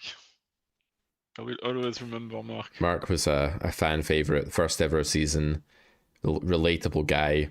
Everyone's hero really was Mark. Everyone saw themselves through Mark's eyes. They saw themselves in Mark, and they wanted the best for Mark. I think if I decide to open this, I have to call this. I think this is kind of the rule, so we're gonna follow the rule. And I guess this could be a hand for a check raise if I had a backdoor, but probably not now. This is my guess. I'm not sure. Just trying to guess. What are the bluffs? You'll tell me. I feel if there was a heart here, I could raise. Yeah, I think so. Especially from those positions where, how to put this? You want to unblock the folds, right? And the folds from those positions are all like ace high, king high, and stuff like that, like the Broadway cards, effectively. So yeah, if you do have the, I want to say though, on the paired board, you'd have very few raises on a paired board in a 3-bet pot in general. You just don't raise a lot. Just because I hit it less often? You hit it less often, you have less sets, and villains over pairs are more invincible, like your runner 2 pairs and things like that. Yeah, I think you're playing mostly just calls and folds on flop. It's kind of a handcuffed spot, honestly, where you're just really restrained because your range sucks. Nut-wise, it sucks, so you just don't get to do much raise under the gun against cutoff in a 3-bet pot on that texture at all. And I think 8-7 is mostly just a fold. Even with a heart, is probably a fold, but you know what? Clicking it 2.5x exploitatively, it's probably all right. But yeah, 3-bet pots in early position, they're not really places you can push big fold equity edges or anything. People's ranges are just quite strong. Yeah. Yeah. I don't mind folding pre, by the way. It's not like bad to fold pre here either. Like, it's kind of break even, I think. Yeah, but then why do I open? Because you don't get 3-bet that often, right? You just get to play against like the small blind, you win the blinds, so many branches. It's just an indifferent hand when you get 3-bet. There's lots of hands like that. Like ace jack off is a losing hand when you get 3-bet, but you still open it. Yes, but okay. When you say why do I open it? I feel like ace jack strives into small pots, Yep. whereas 8-7 strives into big pots. So I feel that I understand why folding ace jack and calling 8-7 suited makes sense, but Yeah. I mean that's what I thought. Yeah, no, you're right. It's terrible to call ace jack there, and it's fine to call 8-7. But when it comes to the EV of opening, that's a different thing, right? And that's based on just all the different things that can happen in single raise pots. And yes, ace jack's higher EV to open than 8-7, but 8-7's still okay based on all the things. Like, it's not because 8-7 can call a 3-bet at 0 EV that it's an okay open, right? Like, being able to call a 3-bet at 0 EV doesn't really help the cause that much. Wait. I don't get this. I feel that if I'm falling to a 3-bet with 8-7 suited, it feels to me, but I must be getting it wrong somewhere, that it should be better to open ace deuce offsuit than 8-7 suited. No, because ace deuce is a very bad hand. It's just hardly ever going to win big pots or have anything good after the flop. Its implied odds are terrible. Its reverse implied odds are high.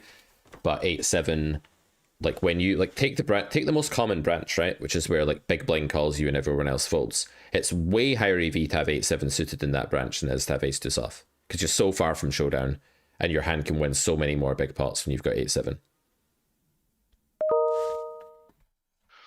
Whoa. Can we check that? Do you mind if I put up? Yeah, have a look at result? the EV of opening ace deuce off under the gun. No, that's not what I want to check. I want to check, let's say,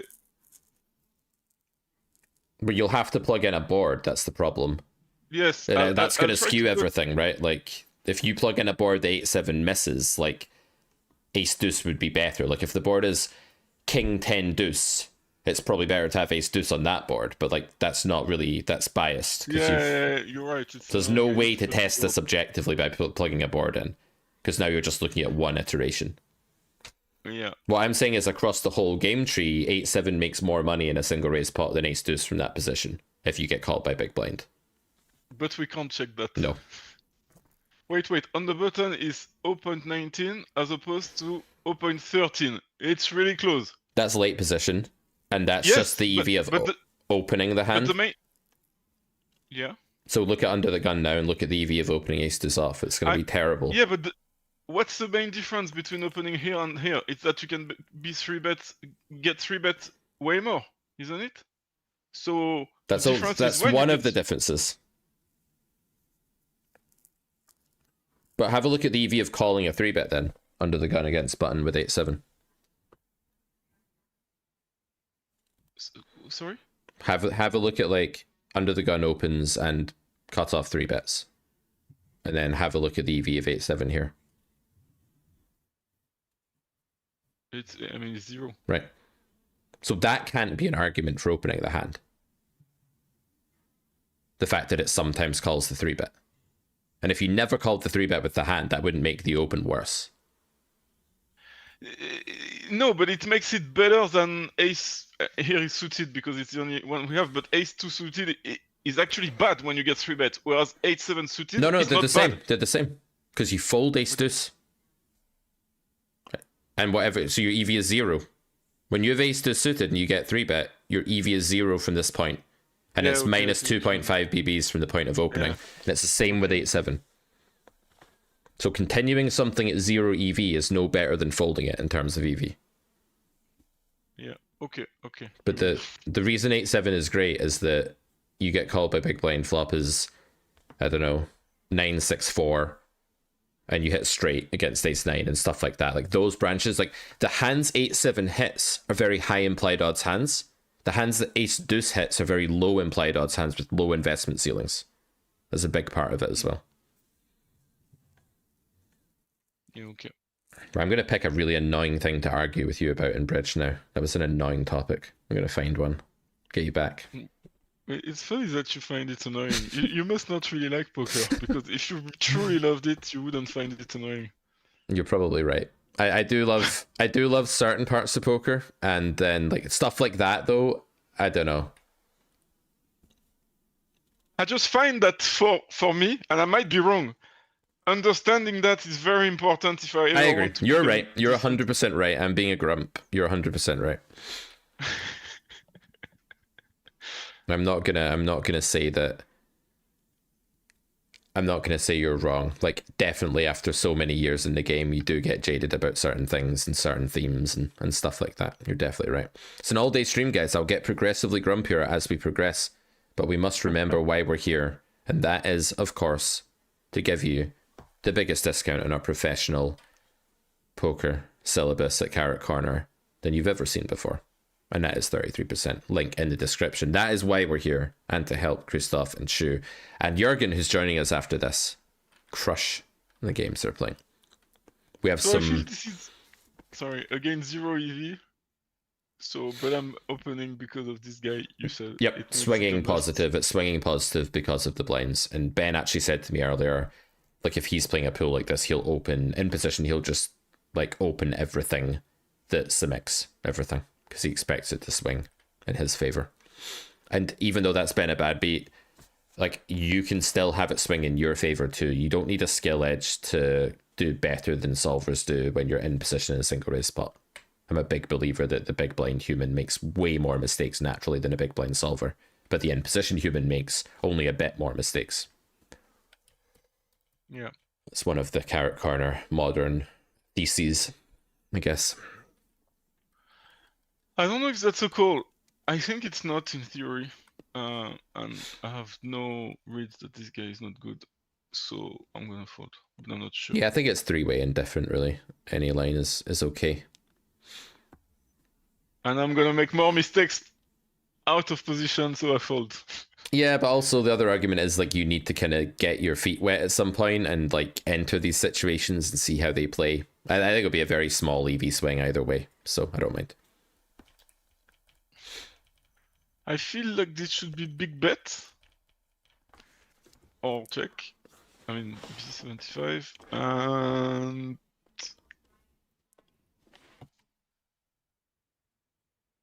I think he's gonna fold lots of better hands. Like, Yep. Good. So you're now Okay, yes. identifying where you are in the range. That's the sort of bluff zone on that board. If the board was drier, ace-9 could be showdown zone, but on that board, it's definitely in the bluff zone. Good. okay, 10-7 suited. Again, probably a marginal call that I'm gonna make. But it's not probably not as good as before because here the 10 is dominated a lot. So it's a bit annoying, but it's suited. It can make some straights. And now we are dominated. We're gonna check. I don't know if this is strong enough for check raise. I have two backdoors. I'm gonna really struggle on the turn on any other card, but I don't know. I don't know if I'm allowed to raise this one. I don't know. It feels a bit thin. And now the famous ace comes. And if he bets a lot, I'm gonna have to fold, I think. I don't have any great getting better and better. I still don't think this is actually, if I check, I must lose. He's gonna bluff anything worse. He should at least. But I mean, I don't think I can make him fold. Maybe queens and jacks, but not even sure. I'm gonna give up, but I don't know. Am I giving up 50 bets actually? Yes. Am I giving up? Okay, queen jack got here, like jack 9, a bit something like jack 9. Okay, cool. Jack 9. Wow. Okay. Interesting hand. So, flop, the answer is, what I would do is, against early position, I would build a really polarized big check raise size and just build around like ace 10 plus here, jacks plus, something like that. And even those hands I wouldn't always raise. Mainly I've got two pairs set when I raise here.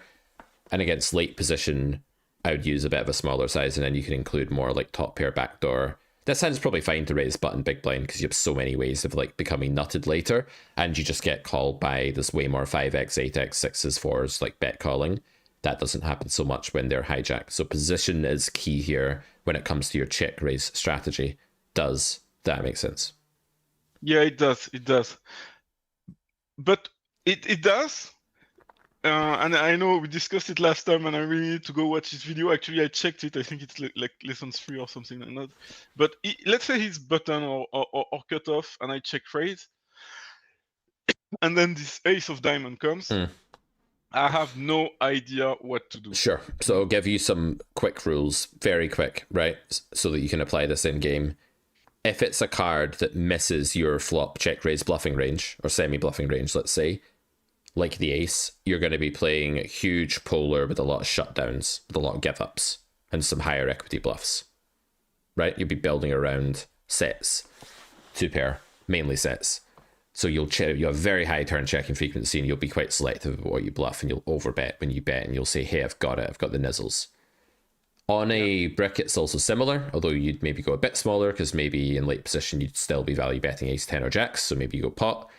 And if you get like a card that merges / hits your range, complete straws, you want to bet very high frequency with a smaller sizing, because you have a more mergy value range now. Small. Are we talking half pot? Yeah, 40%, 50%, 30%. I don't really mind, but you want to. There's some boards GTO will range bet B33 on turn when like the 7 of clubs comes here. Yeah. Okay. Yeah. Okay. As played, yeah, I think there's a few red flags here for bluff catching. One is triple Broadway. The other is hijack versus big blind. Normally, when we face bet check bet, we flick it in, right? That is our default play. I think when you have an earlier position reg and you have a triple Broadway that's like really difficult to miss on, like folding is more reasonable. That said, one other thing you said actually was that you don't expect to win much by checking. I think you'll win enough that betting river is clearly absurd. Like I think you'll win against an 8. I think you'll win against 9s.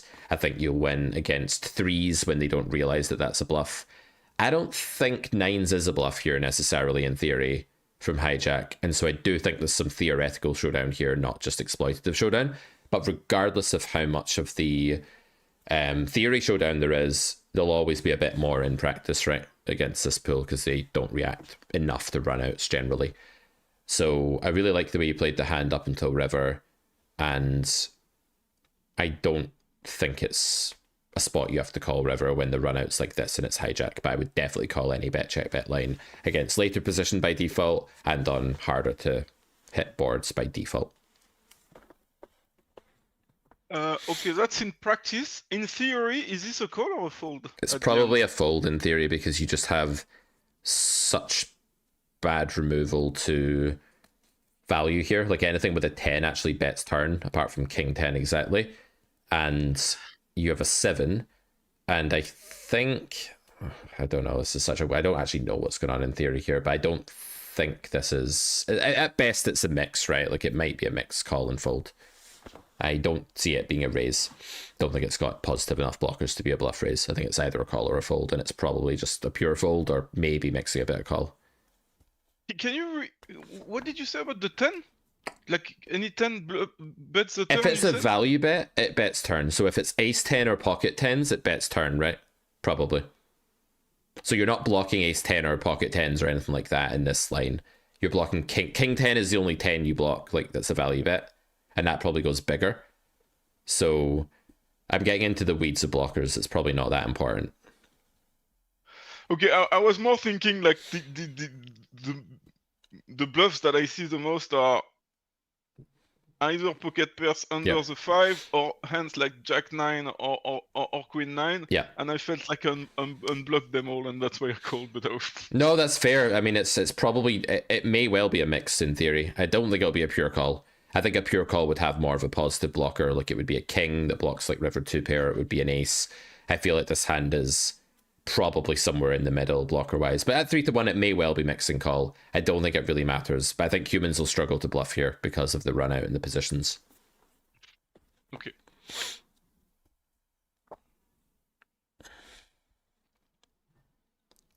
Apocalyptic loved our conversation about the 8-7 suited compared with the ace-2 soft, Christoph.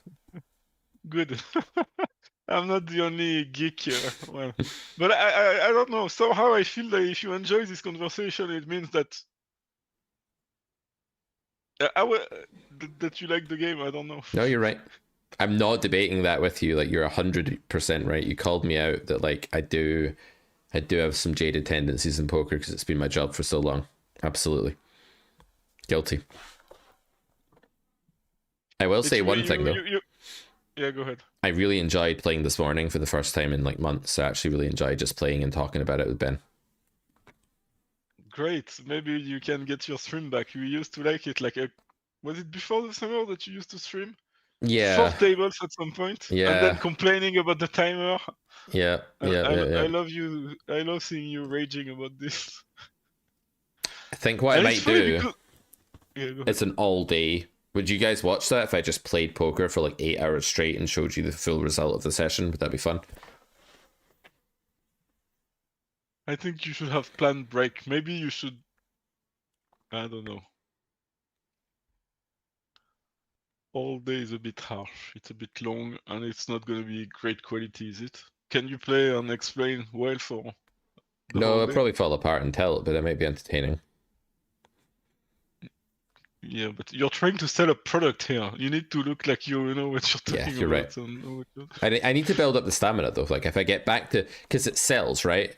It sells in numbers when I do live play, and that gets more eyeballs on the site. So if I can build myself up, maybe we don't start with all day, but if we can build it up where I can play 3-hour streams, 4-hour streams, and then I can be like all day stream, I grind, blah blah blah, Russian cash all day. We can really get more eyeballs. So, but you are right. At the end of the day, we need to not be like acting like a raging lunatic on stream for sure. Apocalyptic's talking about that last hand says, don't think they're going to look at that draw heavy board and not bet an ace on turn. Well, ace-x is really degraded by the board, right? And most people at 50 understand that ace-x is not that strong. Like a weak ace at least is not that strong in those positions and should check turn. I think you're underestimating how much ace checks turn. Also, you need to think of their bluffing range on river. They do have to find bluffs with like low pairs and stuff like that to be bluffing enough because they just don't have much air. That's the thing. They don't have queen x suited. You know, they don't have many combos of low suited cards in that position. So it's not enough to just think about how likely the value hands are. You have to think about how often they're bluffing to compare the two. All right, Christoph, I'll let you play for another couple of minutes. It's tempting to raise, but Oh, we could have a conversation about raising river, actually. Look at me working on my passion. Like, oh, I'm really intrigued by raising river spots in general. I'd love to have a conversation with you, Christoph, on raising river spots. What do you think? no, you have this one with Shu. She's much better at it. Probably true. She's the pro. I just bet small on bet So, one big. and I think you can bet. You need to have this on your radar as a turn bluff. Is my main feedback here. I had it, but I felt like I don't know. I felt maybe fives or kings would make me win, so it wasn't a must bluff. Maybe I'm wrong. On turn. Yeah. Right. So on turn, it's less about like. It's not just about how often you win at showdown. It's just like it's not a must bluff. You're right. So in theory, this is an optional bluff. Like you have a gutter. You can bluff the hand. You don't need to bluff the hand. That's the theory of this landscape. But I think it would bluff often because the queen is a good card for range. And the better the card is for range, the more often your air hands are going to be bluffing, and the less standards there will be as per bluff selection. So I think you want to bluff turn often here.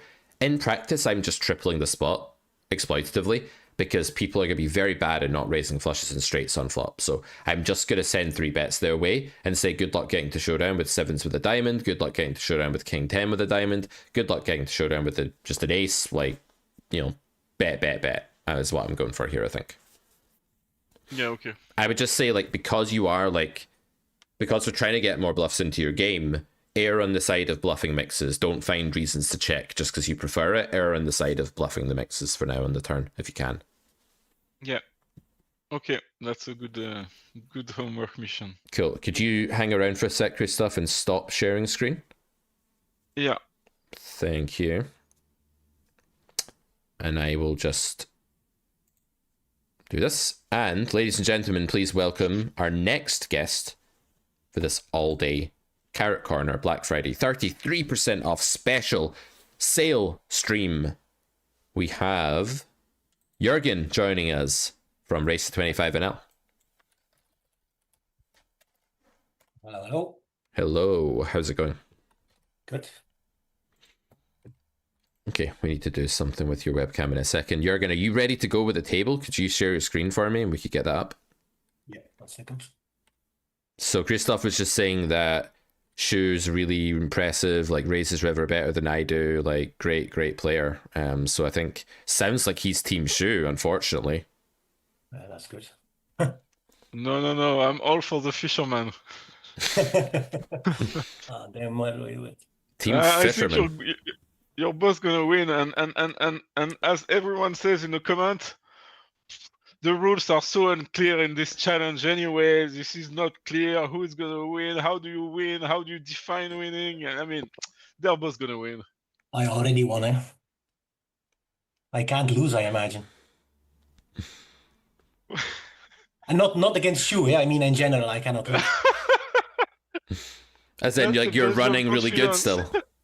No, I'm just being in the show is already winning, Oh, I so see. I cannot lose. Let's see. 1 second, yeah, I'm looking how to do it. Why can't I? Where is it?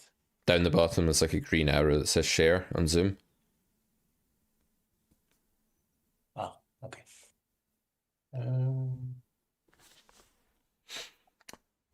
You want me to share the screen or the table? This screen, please, then we can bring up the replayer as needed.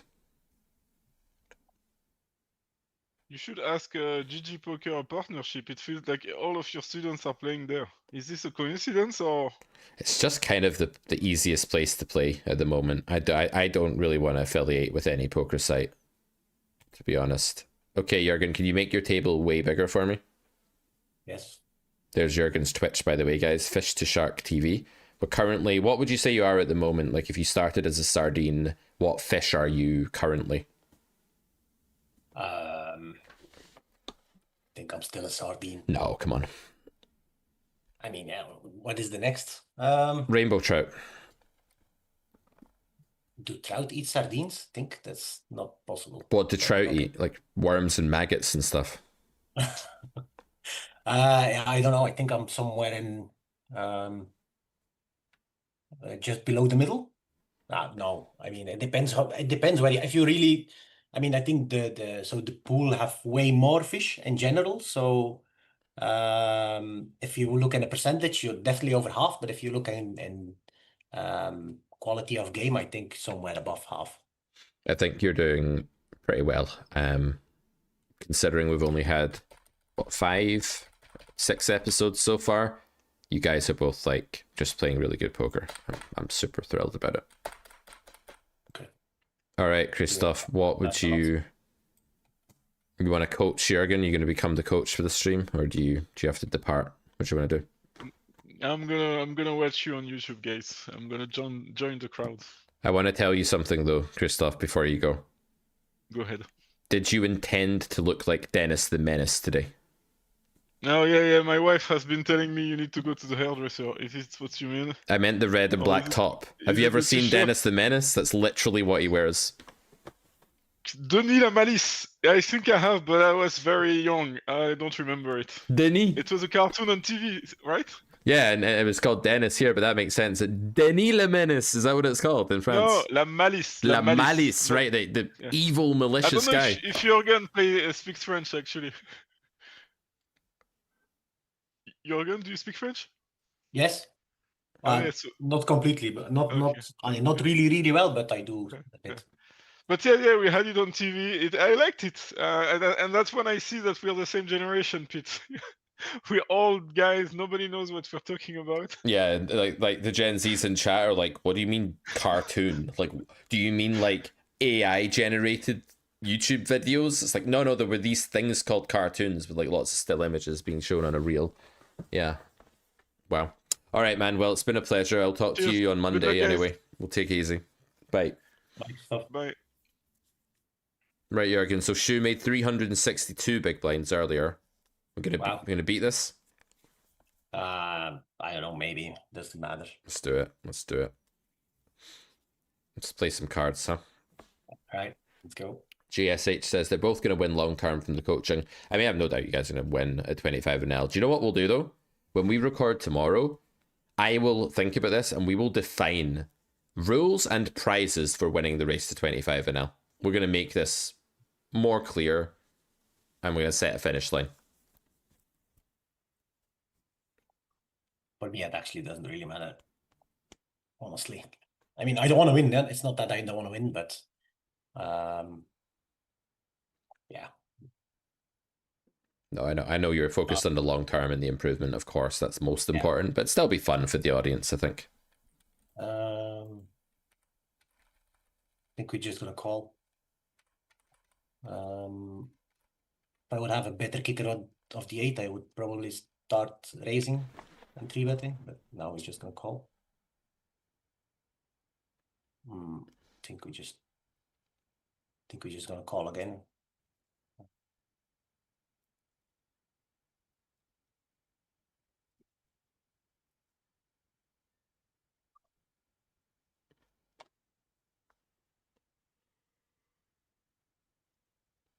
This is definitely an underbluffed line, and I think I have a bluff catcher.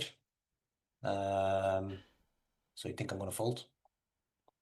Yeah, really disciplined fold here. Let's take a look at this one. This is interesting. It's a very difficult fold to execute.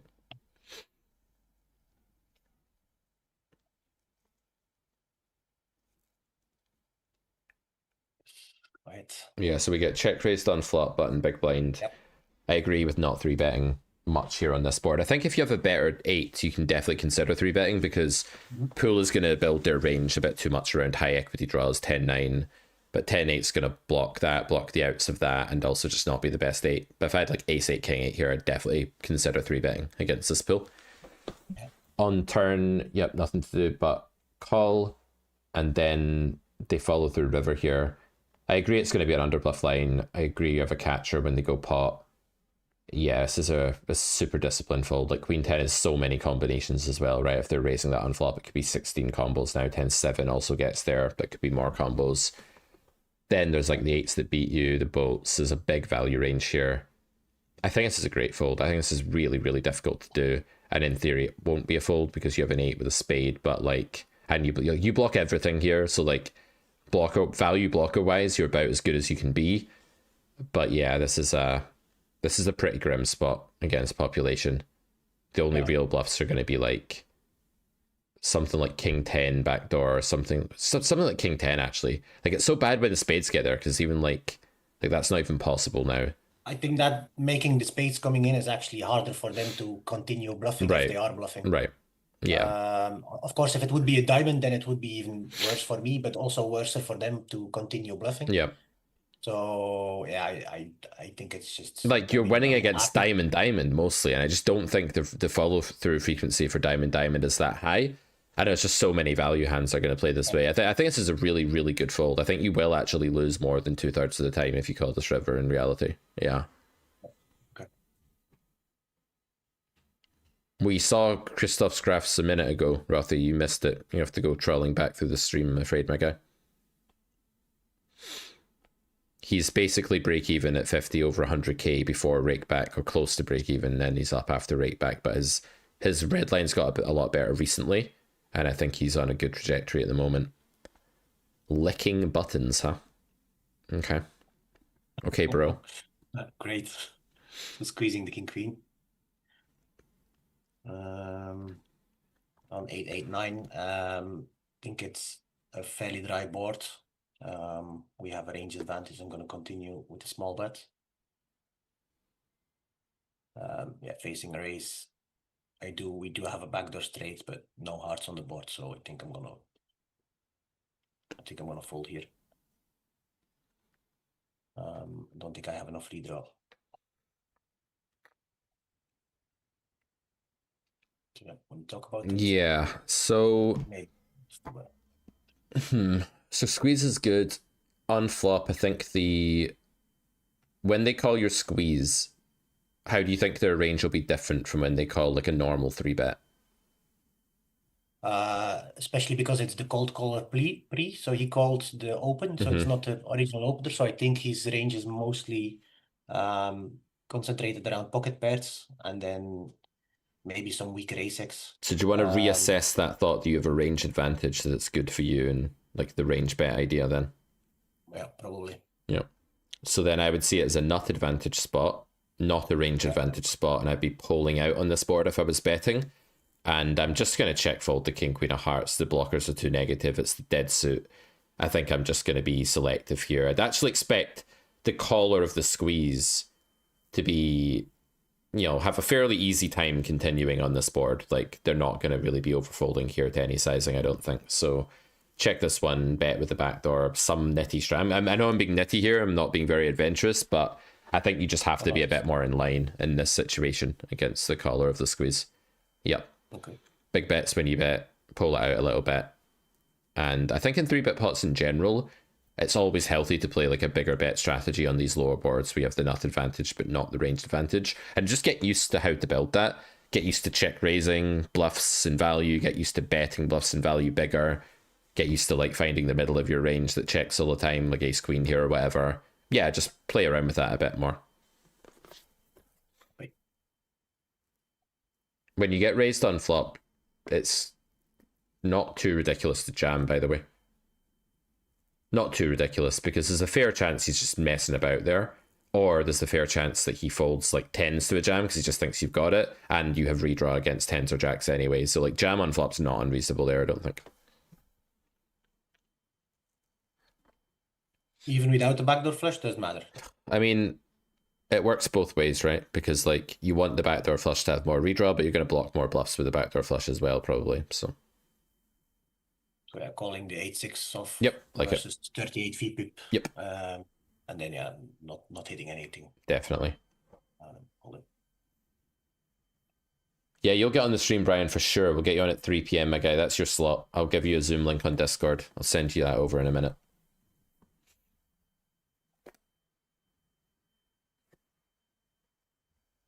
My wife's hoovering. I'm like, what the hell is that sound? Because my son's in nursery and I'm not used to this yet. He's just started. And I'm like, why is she able to like hoover? What is that noise of cleaning happening?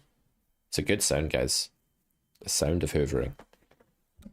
Rebetting the trees because it's 3-3. 3 month, 33% off at Carrot Corner. This is the time to save more than you've ever been able to save before on your poker education at carrotcorner.com. Check it out with a link in the description. You will not get this opportunity again, guys. This is the time. Sale is live until the 4th of December. Fold of a lion, yeah. Call of an ape, I like that. The call of an ape. That's good, Apocalyptic on Twitch. I like it.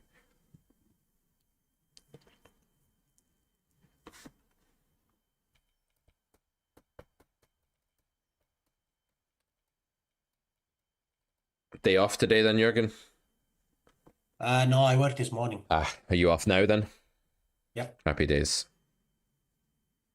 I had an important meeting this morning. I couldn't miss, so. Yeah. Did you have the bears behind you when you were in the important meeting? No, I went to the office. Oh, I thought you did all your serious meetings with the stuffed bears collection. That's a shame. No. No, I mostly go to the office. Facing lead from, I'm just gonna raise it. Even though we have a third player in the pot. I like it, yeah. They're going to be super mergy. Next street underbluffed, current street probably folded, like underfolded. Too many draws in villain's range, too many bad aces in villain's range. I like the fast play there. That's good. Going through your cheat sheets from... What we want is those cheat sheets not to be this cumbersome thing that you have to always refer to consciously, but to be interwoven into your subconscious, really. Yeah, I use it a bit while I was playing, but that's a bit just too hard to implement, I think. Yeah, no, you need to ingrain it by going over an analysis. Yeah. Yeah, I mean, versus a very short player, I really don't know. Maybe we just get it in, I don't know. Like, it's only 18 big blinds left. I think we have to call again. Does he ever fold is the question. I don't know.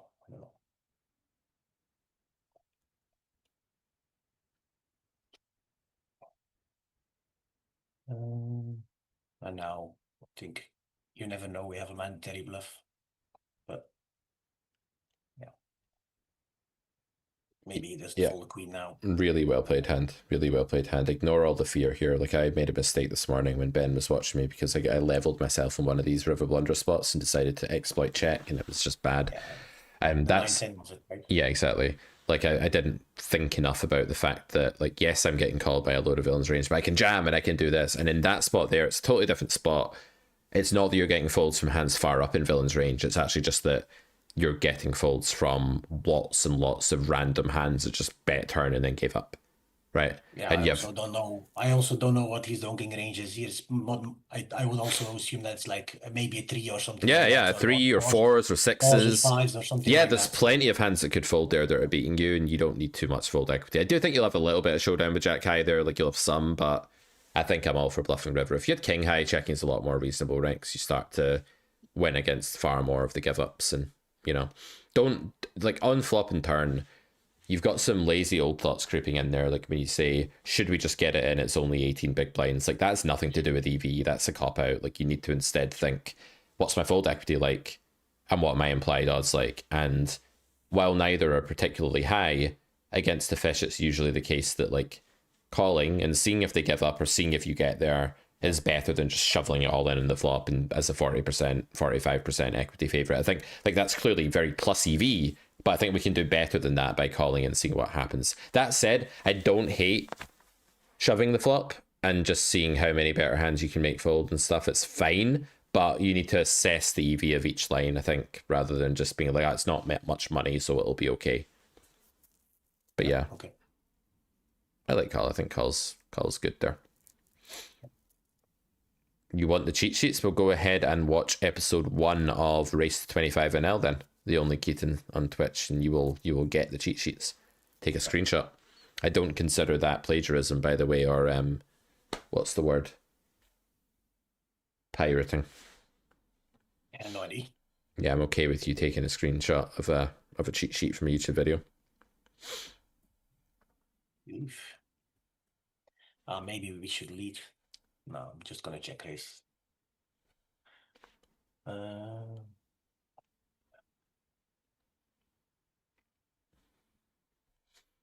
Yeah, I'm fine with this. I think check call, check raise are both good. Yeah, leading not. Leading's okay as well, yeah. Okay.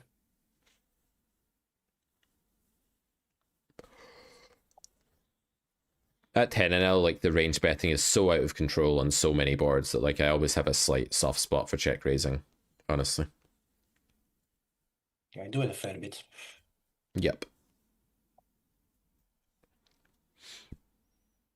If you want to see Jurgen and Shu's results, guys, be a week or so until episode 6 is out, and you can see their results as they were over about 70,000 hands. I think you'd played, Jurgen. Now you've probably played another 20k or so we're up at 100k sample for you. It'll be interesting to see what that looks like when we record episode 7.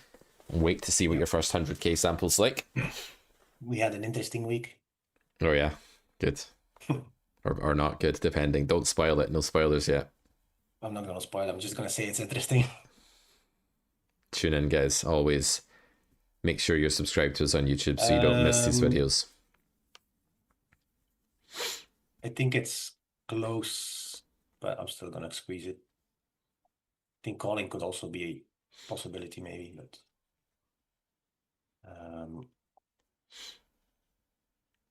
on the queen 4-3, I think the queen is. It's again against these small, mostly pocket pairs, or small ace-x suited hands as in their range. So I'm just gonna go half pot and then probably continue on turn and then give up river or something. Depends. Let's take a look at this one. So I'd be a little cagier. Yeah, play queens first. Don't do what Shu does and like fold queens on the button because I want to talk about hand. Don't do that. Nope. Right. So just be conscious that, like, what I've recommended you guys do is 3-bet the life out of this pool in position. Yes. When you're out of position, they're going to over defend a bit to 3-bets. That's the general data. There's 2 of them. Your hand's trash. I wouldn't squeeze this hand in these positions. I don't think it's got enough power. Don't need a lot of power when you're in position because the money flows your way. When you're out of position, you just need more power. I wouldn't bother with this hand. I think I would just fold. You could call maybe and scrape like 0 EV. I don't. It's just not a good spot against hijack and cutoff, I think, or even cutoff and button. Was it hijack the open? Sorry, or was it cutoff? Yes. Hijack. Yeah, it's just a bit early. I think I just let it go pre. Just next spot. Okay. As played, I'm okay with small C bets in this texture or big C bets in this texture. Really, I don't mind. Jack of Hearts is somewhat helpful for reducing floats, maybe, but not really actually in this spot. Yeah, I don't really care. I think check flop's fine, bet flop's fine. It's all okay. You can check and bet later. You can bet now. All right. If it was a worse board for you and you had like terrible equity, like say you have a hand like ace 5 on, 10-8, 7 or something, like definitely don't see bet. But like on these boards with 2 broadways, it's never going to be that bad. Okay. The 10 exploits video, well, we're actually kind of making our way through the 10 exploits at the moment. The only Keaton, they're not similar to cash injection. Cash injection is a bit more advanced. It's a bit more post-flop stuff. A lot of the 10 exploits at 10 and L, some of them are pre-flop, some of them are very basic, but they're more general approaches rather than like specific lines like in cash injection.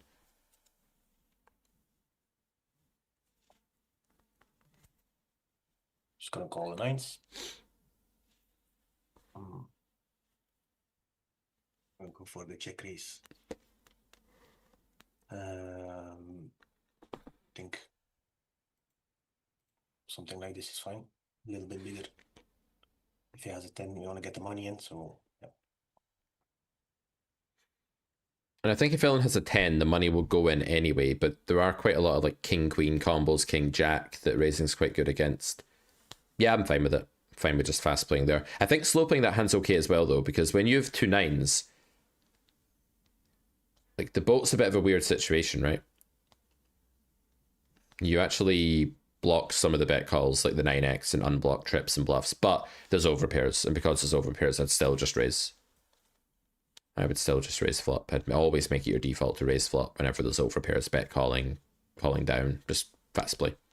But in theory, it's a weird one because like your blockers are kind of funky there. The 6-7 suited on the small blind versus a cutoff open. Do you just fold okay or? Yeah, you can do anything really. It's not going to be a big edge spot like in position is, so. Okay. Don't mind fold. Always look at who the big blind is. If it's a recreational, it's just going to be winning to call, right? Just be involved. And if not, then who cares? When you're out of position, you're basically like closer to theory. You're not looking for as many edges because there just aren't as many from in that game tree. I really don't know. I'm going to check on this board. I can fold. Yeah, with the heart, I mean, it's only these 3, so I'm going to fold. Pocket threes have cost our community a lot of money this month. Yeah, on the flop, I think when it's 8-9 jack, that hits the calling range like massively, and then you can go on a bluffing adventure, of course. Mm-hmm. You can always do it because I mean 3s is just has no there's no, but the redraw is also so bad. The redraw's pretty bad. It's a really difficult board not to defend enough on as well from out of position's point of view. Yeah. So playing a lot of check in this situation is good. I'm a fan, like bluff later, find out what they've got. The wetter the board at 10 and L, like the more messy it is, the more face up they're going to be, and the more you can just like pick and choose later a bit better. So I'm okay with this. Can see it's going very well for us 3-betting the pocket threes for the 3 months so far. I think we've lost 2 out of 2, but we'll keep going. As long as people buy stuff for 33% off, it's fine. Right, right. That's the spirit.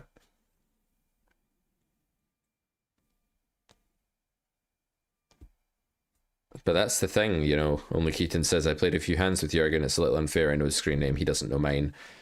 Yeah, but these guys know that these contestants know they're putting themselves in the public space by doing the show, and the idea is that the tons of free coaching outweighs the fact that a few people know who they are. So I'm not going to defend. Yeah, it doesn't matter. If you are re-exploiting me, that's fine. Go ahead. We want to be exploited by the few to exploit the many in some situations. I think Jack 3 has to. Jack 3 Yeah. is just too shitty. And there are different player types. You know, there are some players we will not play that way against as well. I was saying to Ben earlier, if I have an indication that someone's playing like an MDA strategy, I'll have a completely different approach than I will against like an ABC reg. It really is a very polar pool when you play like 100 or 200 Russian cash.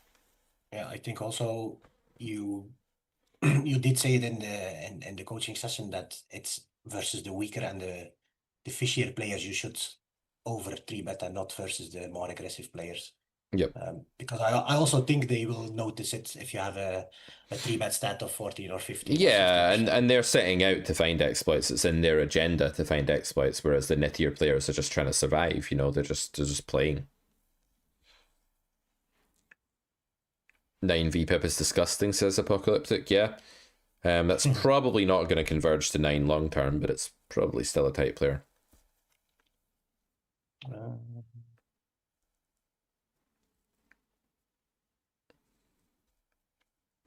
I'm developing a hatred for pocket threes now. I've reviewed so many pocket threes hands that I'm like sick of the sight of pocket threes. Especially when I made that course, How to Crush with Pocket Threes. You know, that was just the last straw. There were some really good ones in the Discord, by the way. Yeah. Some really interesting hands. The winning hand is really cool, actually. Clanty's picked the winning hand, and I can confirm it's cool. I will not say whose hand it is, but someone has won £1,000 of Carrot Corner vouchers from that. It's tomorrow, the video, I guess? Yes, it's going to drop tomorrow. I need to sort it out tomorrow morning and get it live, but it'll be sometime tomorrow. Yep, it's edited. Great, looking forward to it. That's only part 1, though. There's 2 parts to the 3-3 video. So here we have a 3-bet pot. We have the nut advantage. We have like jacks, all the overpairs. So I'm gonna go for a big bet. Not too big because he is only 55 big blinds.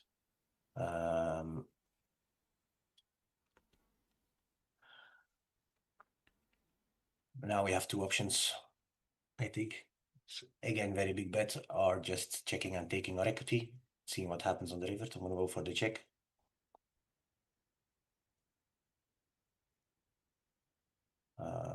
Yeah, no, we're gonna have to fold. Yeah, I'm not sure about the turn, by the way. Yeah, I think it's fine. Like when you big bet flop against a short stack and they call quickly, it's going to be like a card like a 9 will be an underfolded turn spot. So checking and just seeing if you get there and jamming river if you get there is a perfectly fine approach here. Of course, your hand makes a normal semi-bluff jam at that SPR and it's a natural thing to do, but I do think it'll be underfolded, so I'm on board with your line. Okay. Like even if they have 7s now, they're probably going to flick it in, right? It's not like you even get that fold anymore. So that card is just very, very bad for fold equity. Yep. That said, they will have some like king queen and just like hands like that do call fold or 5s or something, but yeah, I think it's close. Like if it's a deuce or something, you're more inclined to jam them. Yeah, definitely. There's a lot more call folds, call flop fold turns on that card. So you get called on 9, not having a spade. Yeah, I'm gonna check and fold to pot. I don't know if it's continuing without spades. Yeah, you need to have plenty of non-spade continues, and I would default. I'm going to cover this with you guys soon. In fact, I think I already touched on it when we talked about single raise pots in the video that's not come out yet. I want you defaulting to barreling turn in position. You do not need a spade. You're in a favorable world. You can bet lots of bluffs there, and they're not good at trapping flop, so you're just going to get a decent amount of folds. I would bet turn as a default. And then on the sizing, on the turn when there is the 3 flush, can we still go big or not? Theoretically, you go like B75 or something in those spots. Yeah. You can go up towards pot though. They're very capped there, so you can push it a bit there, I think, in real life. Yep. All right. Yeah, Clanty was busy, I'm afraid, Sam. He was busy today. He did record 2 videos with me, so grateful for that, but could not get the poker celebrity to come on twice in 1 week. So I'm So I don't know if you want to talk about this. So on the Yeah. flop, yeah. So this is single raise pot, hijack big blind checks, we bet they call, check, they block river. Yeah, so I mean you're just kind of like indifferent catcher in theory. You unblock like 4 or 5 and those kind of combos, I guess, but these spots where they've filtered on a dry ace high board, they're never going to be fantastic, but I still think call's all right. Like the queen also is not fantastic because now they don't have queen X air anymore. If there's ever a spot to fold river to like the really small bets, it's when they've filtered on a dry board, like when they've called and then they can't have a lot of air. That's the time to do it. But do you know what? Like it's never that bad at these stakes to call because as we saw earlier, they might just have like 7s and have no idea what they're doing and stuff. So I'm never going to hate on a play like this, but obviously it's not printing in this spot. I know it's close. Like if it goes over half pot, I would not call. Yeah. After the filter. The only reason I call block is I expect them to just like some random people in pool to have no idea what they're doing at 10-0 and just to have some random 5s or something or whatever. I don't know. Some people just block because like they just don't know what to do. They just click that button and it's like, okay, if I beat a bunch of their merges, I'll just call at the pot odds. You never know, they might be bluffing as well, but definitely better when their range lands very, very wide and unfiltered, or when there's more like misdraws. It's a lot better. Yeah, I do think he's a fairly good player, by the way. In that case, you can fold the river because like they're going to struggle to have enough bluffs for that sizing, most likely. Especially when you've got the 9 of diamonds and 9 of spades, you're actually blocking like Jack 9, 10, 9 of those suits. Against a good player, you can fold the river probably. Because they're just not going to merge an 8, right? A good player's never going to block an 8 there. So. Yeah. Okay.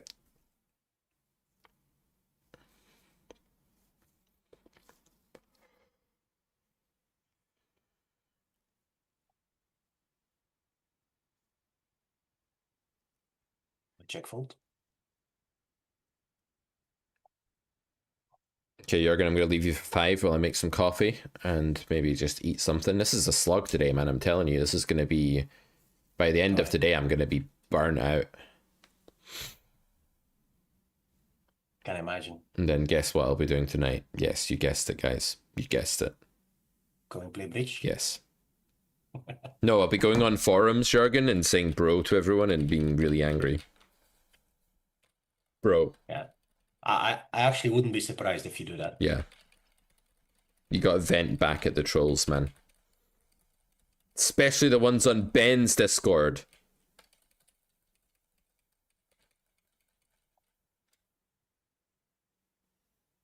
I want to watch this hand though because it's pocket 3s. The third hand with 3s is the one we win. Third time's the charm. 33% off at Carrot Corner till the 4th of December. Let's win this spot. Don't do anything stupid though. I don't want you spewing just for the sake of this theme. You're doing a challenge. It's serious stuff. Okay. So I am going to go for a big bet on this board with the pocket 3s. Just because we benefit a lot from protection. I'm going to get calls from Mer's hands, so I think that's fine. So when you're big betting, I'd like you to polarize more than that. 3s is too medium when you're going for the big bet strategy. If you're going big bet strategy, you want to bet 9x plus, good 9x, decent 9x plus, and you want to bet bluffs, okay? If you're betting small, you can bet 3s, because then you're getting a good price for protection. Betting big for protection is not a thing.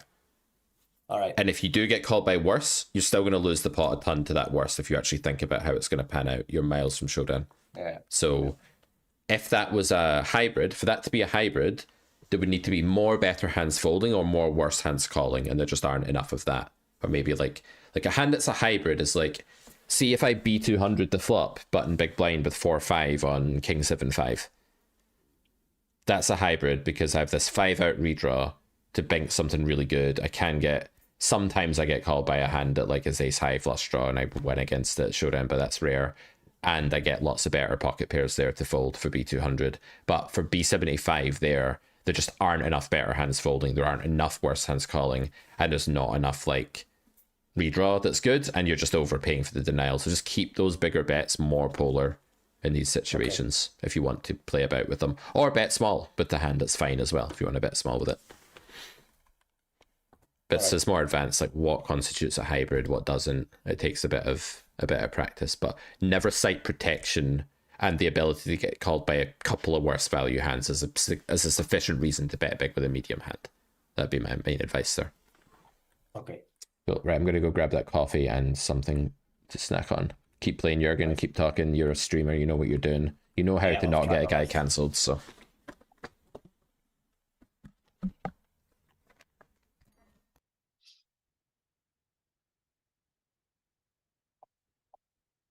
Definitely opening ace king, I imagine. I'm gonna go for a 4-bet. 3.5. We're in position, so we don't need to really go big. I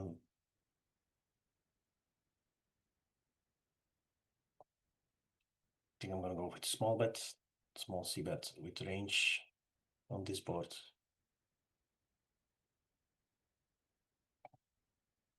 I should click it. So habit.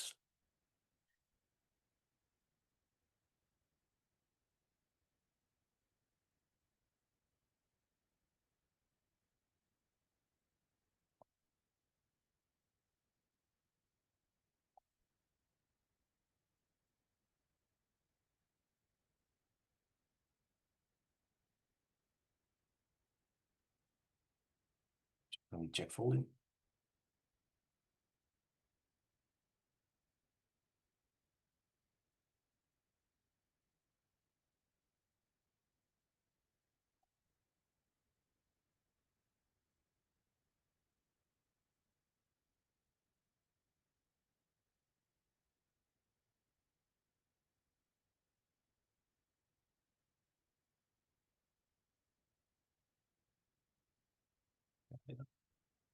I don't know if I should 3-bet this.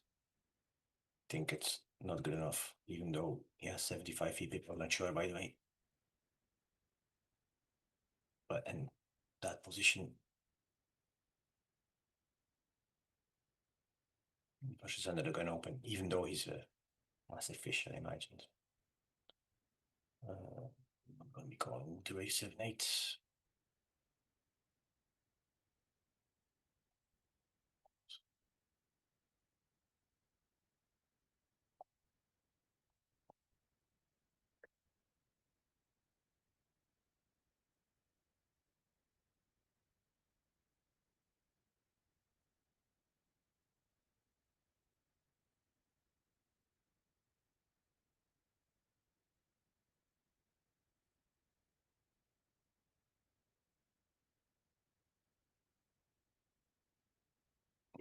All of hands going on.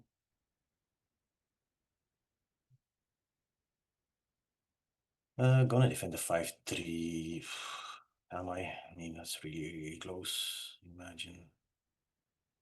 Versus 70 VP patches. Let's see if we can see flop.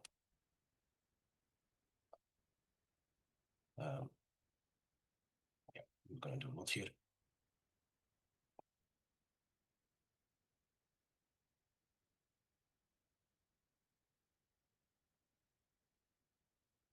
Check 3.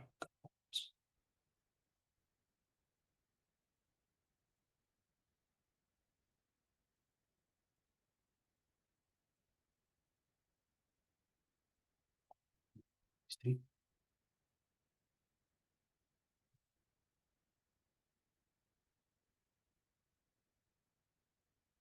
Yeah, start with a small bet here.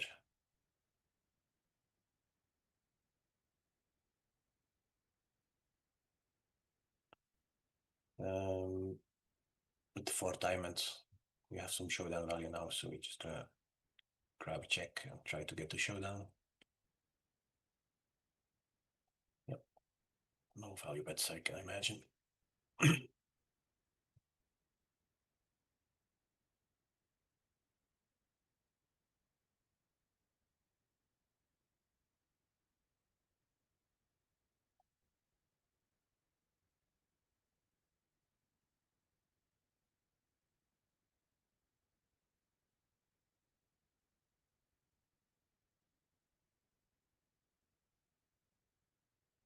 Yes.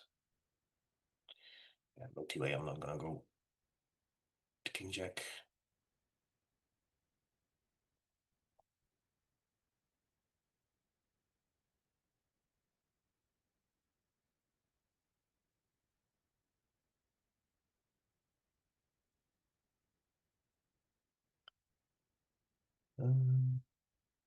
Queen Jack off.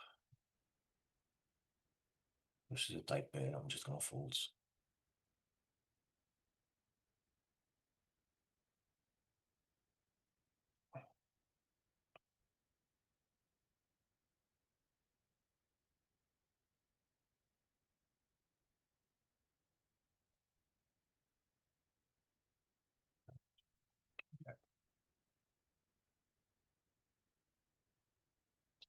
Check. Just go. Call. Don't think we raise. Single two pair. Check again. And now we are seeing we have a king. So I'm definitely gonna value bet.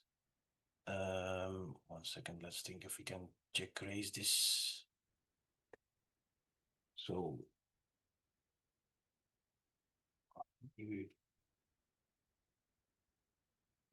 so what is this range like? Tens, jacks, queens. I think we're just gonna go for a value bet. I don't know about sizing. I'm just gonna go pot.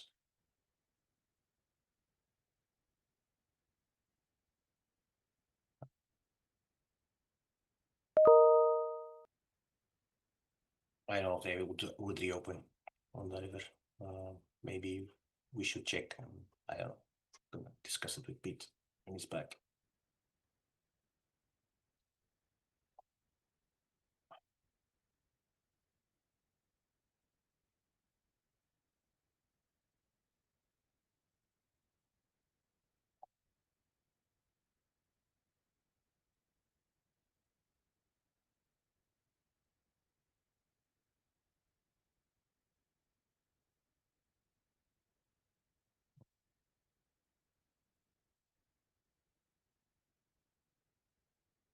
Three betting the jack 8.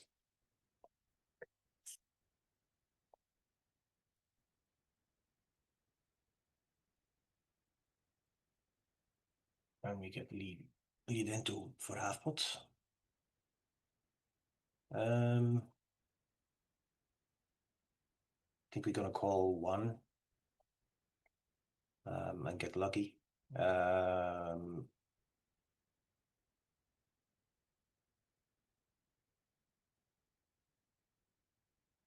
I think we just call again. If he's bluffing, we're gonna let him bluff.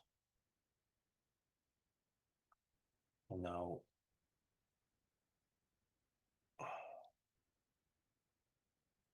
yeah. So this smells a lot like sixes, but I mean, I don't know if he's had king, queen, ace, king. I think it's under bluffed, but I think we have to go. I'm not sure. And here it was the straight. That's a nice hand.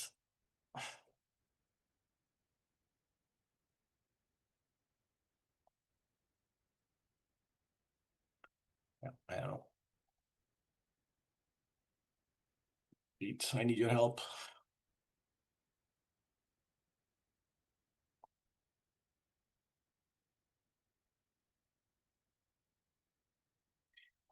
I'm gonna sit out. I think we have enough hands to talk about. I hope he's gonna be back soon. What do you guys think? Let me know how bad I am. I don't know. I mean, I don't know if I can fold jack 8. Maybe I should. Maybe I should already fold flop. Or jam turn. I don't know. We have an interesting spot. Oh, we have some, yes. Nice, nice. Talk us through one. 1 second there. I'm just gonna look where we started. I'm gonna, well, let's talk about the last one first, if possible. So this hand. Hijack open, we are in the cutoff. I 3-bet jack 8. We flop middle pair. We get led into for half pot on the flop. Hold on. 2-bet, call. Okay. He leads flop. Okay. Yeah. We call. So we Yep. call. We ping the 8. He goes again, like 2/3. Slow play. Something like that. Yep. Definite slow play spot. I think I call again. Mhm. And then the river is we get jammed into, and Call. then it's the decision if we call or not. Yeah, I actually doubt it if I should call. No, you should call. That's just too much. I Like think- the line is such bullshit. Like the line is indicative that villain is a fish, right? He's just led flop and turn in a 3-bet pot as the caller, unless I'm reading that incorrectly. Yeah, like it's led flop. Yeah, so he lets flop, he continues on the turn, and then he just jams the river. Yeah. So Yeah, I think. he might have ace king. He might have aces. Yeah. Yeah. He might I mean, have he's nothing. actually saying he has sixes, or 9-10 was not really. a hand Yeah, like I just wouldn't. Again, like I've talked to you about this before. When your opponent's a fish and they take some incoherent, weird line, don't give them the properly polar range that they're meant to have. Okay. Yeah.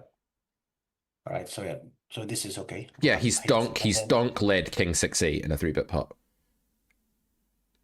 Yeah, I mean, like on the turn, we are also never raising, right? If No. he's bluffing, we just let them bluff, right? And now it's unlucky that.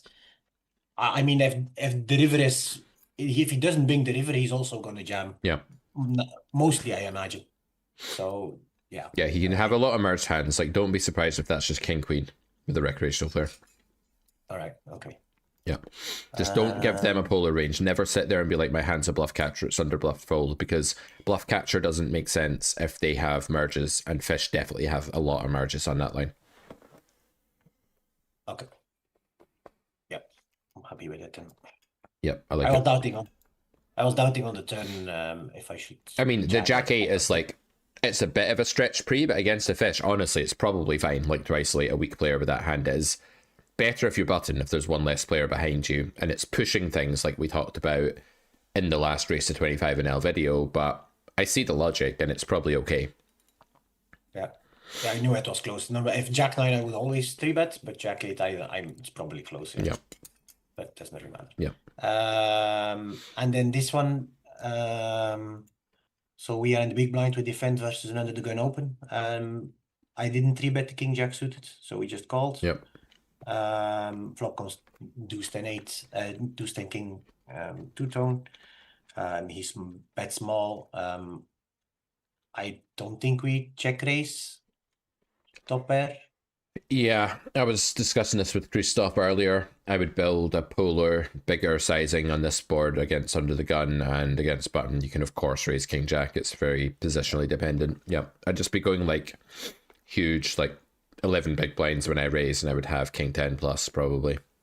Okay.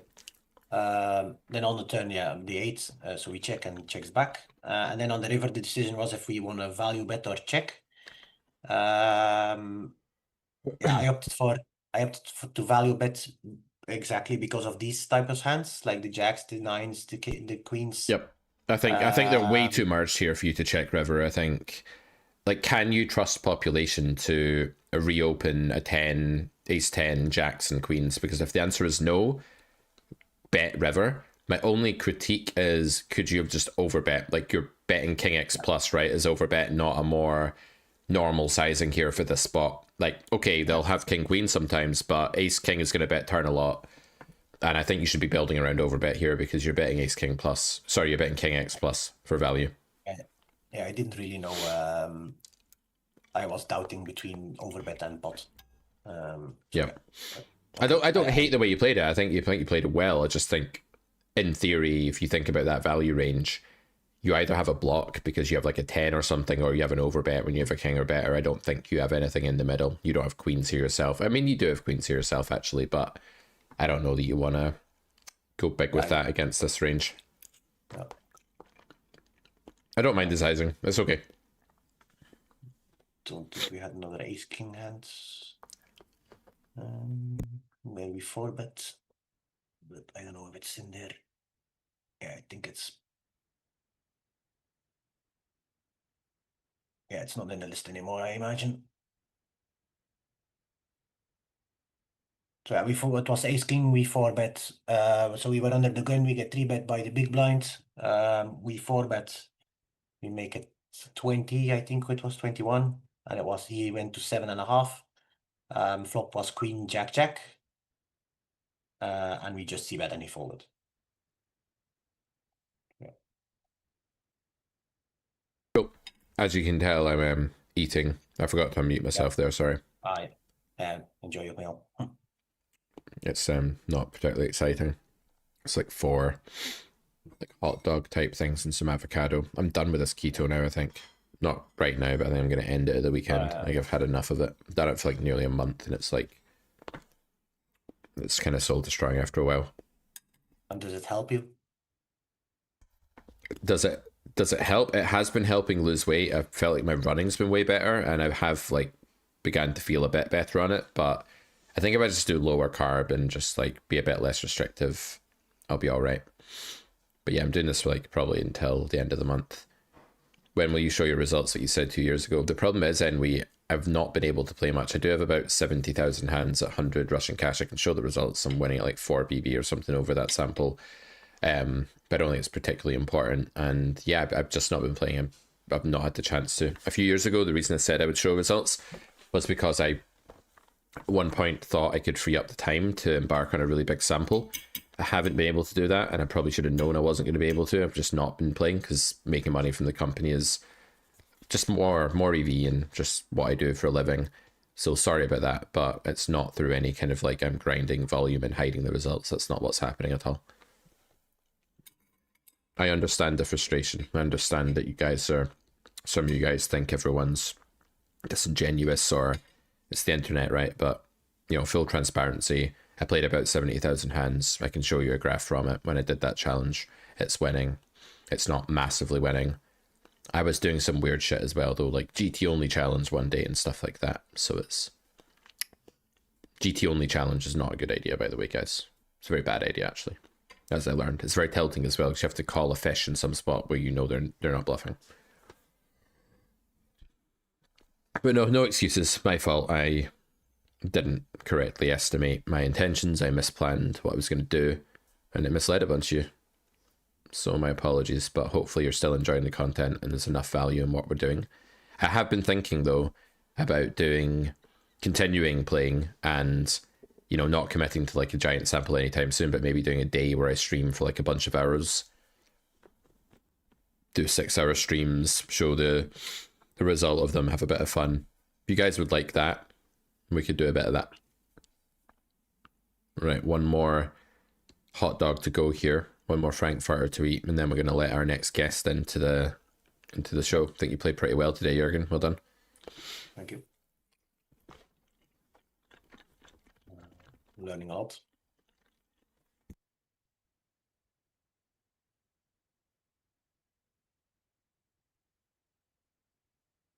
This next guest is a very special guest, guys, and this is a very important moment in Carrot Corner history. I think you guys are going to enjoy this next one. It is, of course, Doyle Brunson.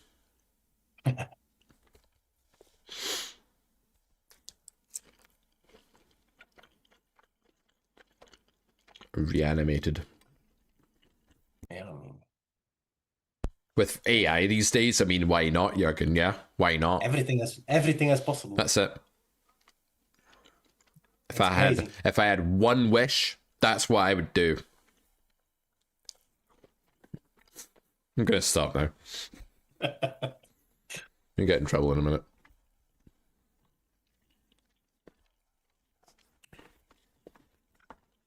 Remember reading Super System 2 on a bus, back of a bus on the way to work as a croupier in a casino, and being like, "Oh my god, you bluffed the flush draw? That's so aggressive. That's so wild." But in his day, it was. He was like he was the guy check raising the draw on the flop. No one else was doing that shit. He was check raising a flush draw in like 1980. He was way ahead of the times.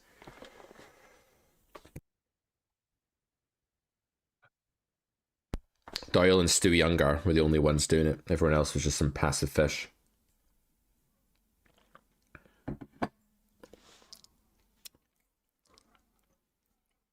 Did you read that book about the poker playing contest in the 80s, Jürgen, where like the losers got killed? Did you read that? No. It was called the Unger Games. Oh my god. No, I never read it. The Unger Games. I hope it's fiction, right? Stu Ungar. The Unger Games. This is a joke. Have you seen the Hunger Games? Come on, man. You're ruining my joke here. I I don't really watch movies. If you don't know what the Hunger Games is, then you probably wouldn't have got the joke. When are the I know what the Hunger Games are, but yeah, I don't really watch a lot of television. and also movies. you were playing a hand. I'll let you off. Yeah. So last hand then to review today, Queen 8 of Hearts. Chat, did you like the joke at least? Leave me hanging here, guys. I think they're all laughing. They their are asses off. probably laughing. Yeah, they're all. Of course, they're all like, always. that's what they're doing. Can you hear it? So turn. What is this? Button raise, call, check, check, check. Button Yeah, bets, so- we check, raise, like it. And I was debating to lead myself on the turn, but don't know. I don't know if that's okay, because if you don't get raised, it's okay to lead. So let me ask you, what are the hands you're value leading on an ace turn? Like, what do they look like? Are you value leading just random ace X? Are you value leading really strong hands? What are they? I think you're value leading most of your like 4s, 5s, 4, 5, your 2 pairs mostly. Without an ace, maybe. Yeah, without an ace, I would say. I mean, and then yeah, your strongest flush draws maybe, or your weakest flush draws is maybe even better. You're overthinking it, right? The answer I want here is that you're not interested in leading thin on their card as big blind. You're just going to be leading nutty for value and then bluffs. So you're going to be overbet leading, huge, and you can do that with Queen 8. So the answer is yes, you can bet, but you should be really polarizing to stuff that destroys an ace, and you should be making an ace indifferent with your turn strategy here in theory. So you're never leading like B75. No. So you would always be leading overbet. There's no point leading B75 on their turn card where they've got huge EV, they've got all the ace, king, ace, queen. Like, you don't have a region that's interested in doing that. You either crush an ace and you want all the money going in, or you don't, in which case you want to check when you have a made hand. Okay. So you build around that, and then there's equity requirements. It's a bad card for you. Queen 8 of Hearts was fine. So you can lead the turn, but you want to build around giant bets. I think turn probing is an area you could study. It feels understudied to me a bit in your game. Definitely something we could look at soon. Probably is, yeah. Cool. But overall, yeah, really well played. And I don't mind check raise here, but again, your sizing's too small because you're saying that you have like a set or a straight or 2 pair. So your sizing should be huge here if you're going to go for a check raise. Don't mind the plan, but it should be huge. Okay.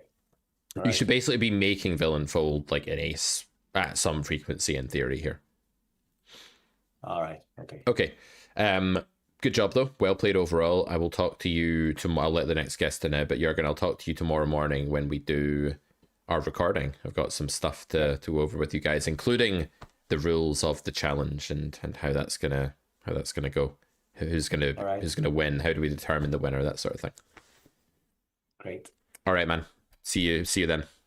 Thanks. See you tomorrow. Bye. Bye-bye.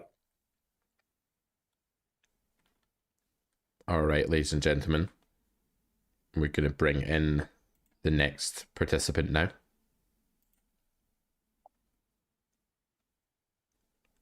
As soon as Jürgen figures out how to leave the call. Got that. There we go. He's gone. Ladies and gentlemen, after I think years of not having this poker player on the stream, I bring to you in the flesh, in real time, Shocked Chris, ladies and gentlemen. Let's go. I forget. I can't. I've just remembered. I don't get to see you on these things because you go through OBS and I just sit talking to absolutely nobody. That is the sad thing. If you're going to play, like, what do you want to do? Do you want to play? Do you want... I don't really want to play. I'll I've play just come then. off the back of... Yeah, I've just come off the back of 12,000 hands again, Peacock. Whoop. So I am probably not going to play. All right. Well, in that case, But I'll play. Happy to watch you play. Happy to do other stuff. Yeah, we'll figure it out. Well, you get to see me then. In that case, that's the good news. Oh, do I? You do. Well, then even better. Then it's settled. Then it is settled. Do you know I've got here he is. Then I've got both chats on pop-up and I feel extraordinary. I'm not called Jürgen though. That has to go. That does have to be changed right now. That has to go. Would you not like to be called Jürgen? As an Everton fan, the name Jürgen has been slightly ruined for me. Okay. So Jürgen Klopp. I don't know if you must. Yeah. know Jürgen Klopp. Uh-huh. So yeah. So would rather not, but I'm sure Jurgen is a lovely guy. I guess do my PR. Yeah, I mean he's fine. I mean he's all right, fine. you know. No, he's a lovely guy. Yeah. How has stream been going? Good. We had no glitches with the sale this morning, which is rare. I was able to eat a few that's good. frankfurters and avocados, and then I was able to drink some coffee, and I only made one disastrous blunder when Ben was watching me play this morning, so that was okay. Oh yeah, who's been on so far? Who's been on so far? Tell me. Benabad beat Daniel Negreanu, Phil Hellmuth's son. No, we had Ben, we had Shu, we had Jurgen, and we had Christoph so far. Wow. And now we have you. A lot of people. Mm-hmm. Are you keeping it secret who's coming up? I've been relatively cagey with it, yeah. So we've got two guests coming on at 12. Then we've got another mystery guest at... Sorry, Wait, is there someone on with me? No. Two guests coming on at 1. And then at 1. 2, we've got a mystery guest. And then at 3, we've got Brian. He was here earlier. Who wants to come on and play a bit. So that'll be how we wrap things up.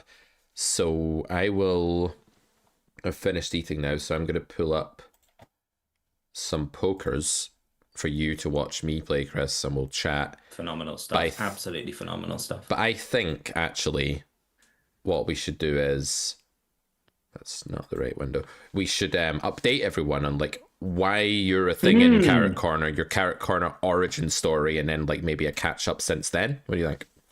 I know the fickle world of fame. I was thinking quite a few people might not even know who I am, and then I was like, I've become that guy who's like, "Don't you know who I am?" And so yeah, I even put a little GIF in the Carrot Corner Discord saying, "After 30 years, an icon returns," and nothing, absolutely nothing. No one cares. So like, who is this guy? Yeah, that's kept me grounded. I am going to put that GIF in that says, "What's that one?" I'm going to do it now actually. That says, "See, nobody cares." Yeah.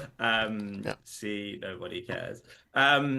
So what's my origin story? Come on, some of them must know. Please, some of them must have been around long enough. But we did Coaching Chris, the famous Coaching Chris, where we basically took me as someone who had barely ever played cards. Yep. I was about 3 months into playing poker, and before that point, I wouldn't have been able to tell you whether 3 black cards beat 3 red cards. And we did the kind of coaching all the way. I really want to say from the ground up, but I don't know if that's copyrighted. We did that coaching right. No, you're just not allowed to say it on Carrot Corner. It's not copyrighted. And so we did that, and we did it for, what did we do it for? About 18 months.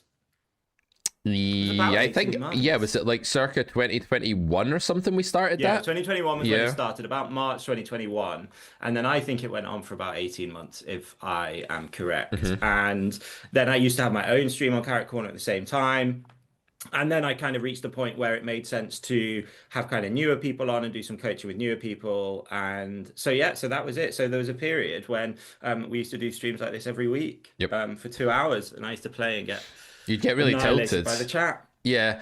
Well, you were very brave because you would play like 100, even though you weren't at the level where you could really survive there, but you wanted to do it anyway because you liked it and you liked the challenge.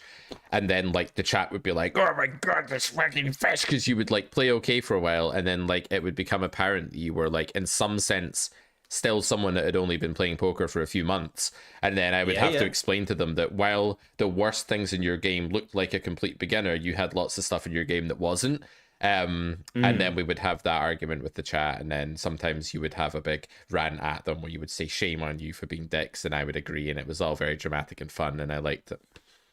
Yeah, it was good fun. They were really good times. One of the best. Like, I think that foundation of like having that community and everything else is one of the reasons why I've managed to like last in poker. I mean, poker is can be such like a lonely place. Whereas like as someone who was like totally new trying to figure it all out,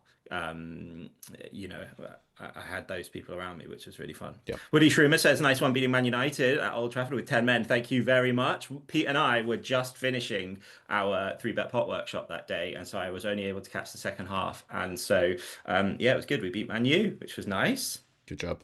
Is that still like as prestigious a thing as it once was, or no? That's a really fair comment. It's not really. Man United are not the team that they were for many, many years. Sorry to all the Man United fans. But they have been in some good form. I think they were unbeaten in a while. Although we were the first team ever to win at Old Trafford, having gone down to 10 men. Yep.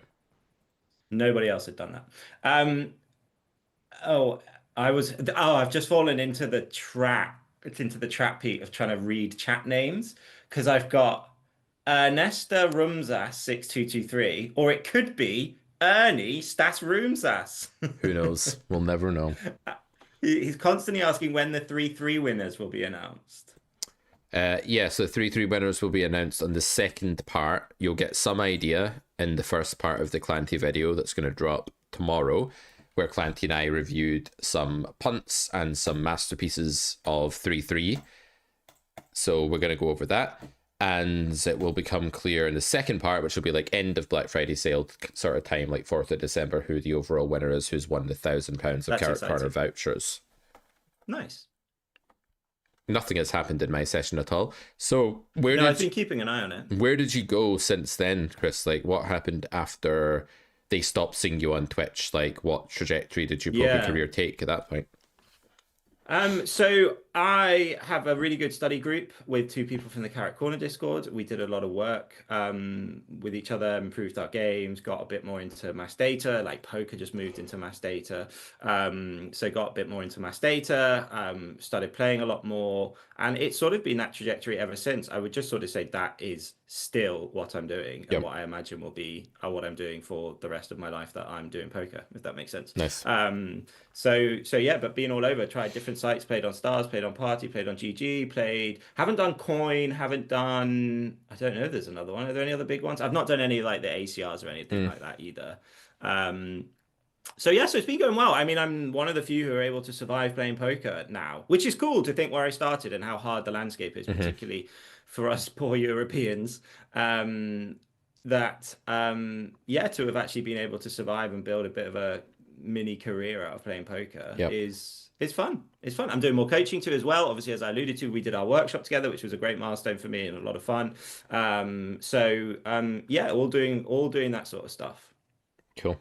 Yep. What stakes are you playing? You playing 100? Yep. I just owned a guy and I said, ha, ha, ha, ha. He was an MDA reg. Oh, with the emoji? Yeah, I got angry at him for trying to bluff me and I did a ha, ha, ha at him. How'd you feel about that?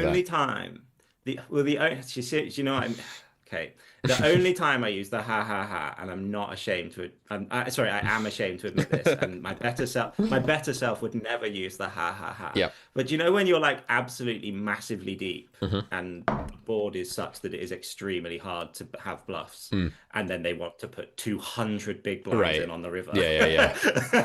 That's the only time I use the ha ha ha right before I fold. That's fair. That is fair. It does make me laugh. It's like, I'm not ever calling you when the board is ace, king, queen, 10, and you've just shoved 200 big blind. Yeah. That hand, though, we had queen 4 diamonds. We defended big blind against min-ish from cutoff. Flop was... Oh, yeah. Was it like the 4 flush board? No, it was just king, queen, low. And we check call flop. They check back turn. River comes a brick. We've got a bad queen. It's like a 9 now or something. 9 was the turn, sorry, and then they pot the river, and it's just like the classic reg going bet, check, bet for pot, like saying they have a king or better and me not believing them. It's just like a classic MDA point. So I thought the hand was really relevant to what you were saying, which is like moving into data, and data is very powerful, because one of the things we actually did in a workshop on Monday, which basically killed me, by the way, teaching poker like that intensely for 6 hours. I underestimated. Okay, it was bad because Ruben had the flu and had fever all weekend, and it was just terrible time anyway. But man, I was like dead on my feet. I was absolutely dead that day. That's a lot. But one of the things that you did towards the end of that was that you ran through like the data for the 3-bet pots, and like, which I won't give it away now, of course, because paying customers, but which nodes were overfolded, which ones weren't. But that's a single raise pot. And if you know that when you face bet, check, bet against a reg in a single raise pot on the river, if you just default towards calling, if you're ever unsure, you will do better than if you default towards folding. And that's just like a good starting point.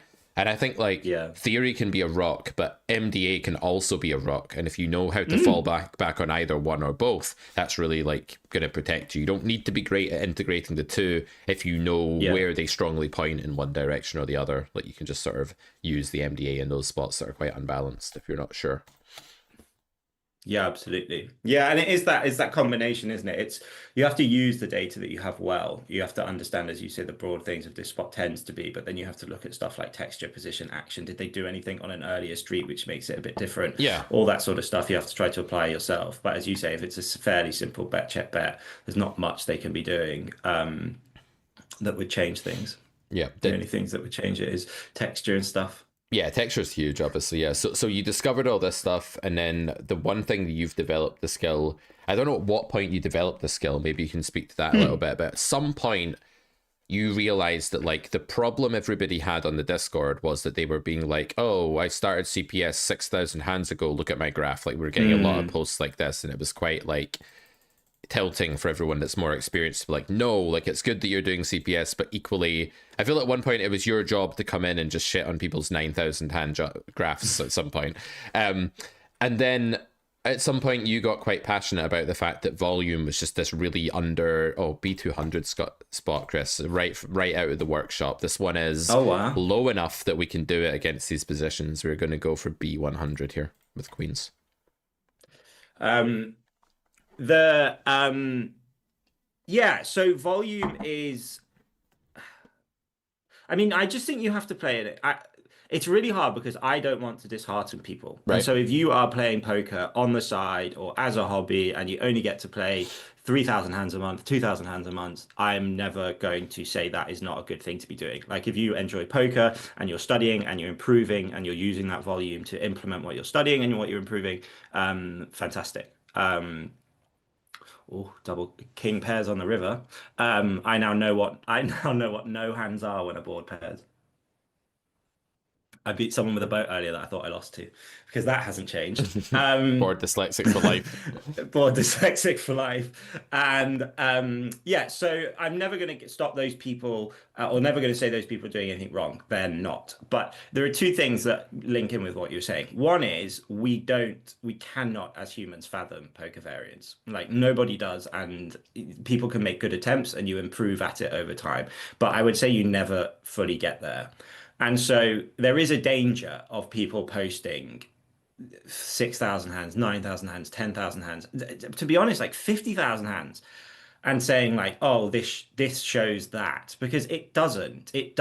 And the reason why I actually care about it is because let's say that's winning, that's great, sure. But if you actually went and lost for 6,000 hands on the back of it, by definition, you have to then say, actually, I was wrong. I'm a terrible poker player. And that for me is really, really damaging. So it always, and I think it does in the Discord as well, it always for me comes from like a place of wanting the person to have the resilience to deal with the downswings which are going to come. And if they absolutely kind of hook their whole reputation on these 9,000 hands, then inevitably because it just will, inevitably when they lose 10 buy-ins in 9,000 hands or 20 buy-ins in 9,000 hands, they suddenly feel like they're not implementing it right and they actually didn't understand it. And actually, so that's my reason for being quite tough with graphs and people reading into them too early. I also know really good people who have gone on like hundreds of thousands of hands of break-even stretches. I always pull up Bennett Badbeat's graph from when he played like 500 Zoom and he won at 5 big blinds 100 over 1,000,000 hands, wasn't it? And there are like these mad break-even stretches in it of like 100,000 hands plus, and it's like that's a 5 BB like crusher at the time at 500 Zoom on stars. So like we can't go off 9,000 hands, everybody. So that was that. And then the volume bit is still that's just where I think I'm a little bit insane, to be honest. I almost just think that I want to play a level of volume which not many other people do, and I have been struggling to find places to be able to put in that volume, but I'm currently giving it a go on the wonderful GG. So because I was about to say, sadly, I don't have anything against GG. I mean, sadly, from the extent of like other sites aren't really up with them Yep. right now. I would love like a We competitive want a market of, competitive, like, non-monopoly. really good sites. Yeah, we don't want a monopoly, Yeah. right, in So the I've online got- poker space. Yeah. I think GG do stuff that's I think their software is a dream. I think the look and feel and those buttons at the bottom. I don't know, I'm a weirdo, but they just speak to me, those buttons. So I just think it's designed really nicely. I think they have fun promos. I think they have very slick software. So I think they have a lot going for them. Obviously, their rake is ginormous, which is a big shame. But I think that I was saying to a friend the other day that GG like make. One of the things I studied at uni, or part of my uni degree, was economics, and they make the kind of behavioral economist in me absolutely fascinated because they are able to absolutely figure out what people's incentives are. They're really and- skilled business operators. Yeah, Like whatever you want yeah, to say about them yeah, ethically, and like yeah. there are different opinions Yeah. there. They have a lot of skill from a pure business standpoint. Like you have to accept that. Yeah, exactly. So I'm playing mostly GG at the minute, and that's where I've been able to get the volume, and that's where I am every couple of days, putting in mammoth amounts of hands, which is a very new thing, but I hope to be able to do it 3 to 4 times a week, and I would love to. I don't think I'm going to get there, but I would love to get to a point of playing 200,000 hands a month, which makes me laugh myself because I think it would be so cool. Because I love it. I absolutely love it, and that's the thing. I find it an absolute dream to be playing poker, and what a joy to play poker. So Yeah, I love that about you, man, your poker career, because like you've always loved it, and you've always just put like the passion and the curiosity before everything else, and this is just exactly the way you need to be. I go on about this all the time, but having that like I love it when I'm doing it thing is just so fucking important, because like why do it if you hate it? You get these players that are like, oh, I hate this game, like why do I play this fucking game? We're gonna hear from one of them in a bit actually this afternoon, hint hint. But you get these players and it's kind of like, well, do something else, man. Do you know how many board games there are? Like, you play Catan, that's a pretty good game. It's a lot of good computer games. There's a lot of sports that are fun if you're a physically active person. You could garden, if not. A lot of things you could do that might bring you joy. Like, why? What are you doing? Are you just addicted to this game? I don't get it. But you've never had that issue because you've just always been mega enthused about poker, and it shows. And that's why you've gone from that startled, shocked boy that we saw in 2021 on the stream to like basically a semi-professional poker player at this point. Obviously, you've got other stuff going on in your life, but as far as poker occupies your life, it has a professional slot in your life, and I think that's great. Yeah, no, it is. I would consider it, as I said, one of the things I do for a living, which is great, which is what I always wanted. But yeah, I would love to get to that. I don't think I will. What do I think I might get to? I will get to like 120,000 hands a month. That I will. That's do. awesome. I really want to get to like 1.5 million hands a year. Yeah. But I don't. Yeah, but I would also love to get to 200,000 every couple of months. Would be insanely fun to do. Yeah. Because I mean, it does still. I don't think I get one of the great things about how I learned to play the dreaded sevens. One of the things I learned how to do when I was sorry, I got distracted by this hand. I was trying to remember what I was going to say. This hand's quite fascinating, right? We get snap called by a Japanese flag with the kind of whale tag.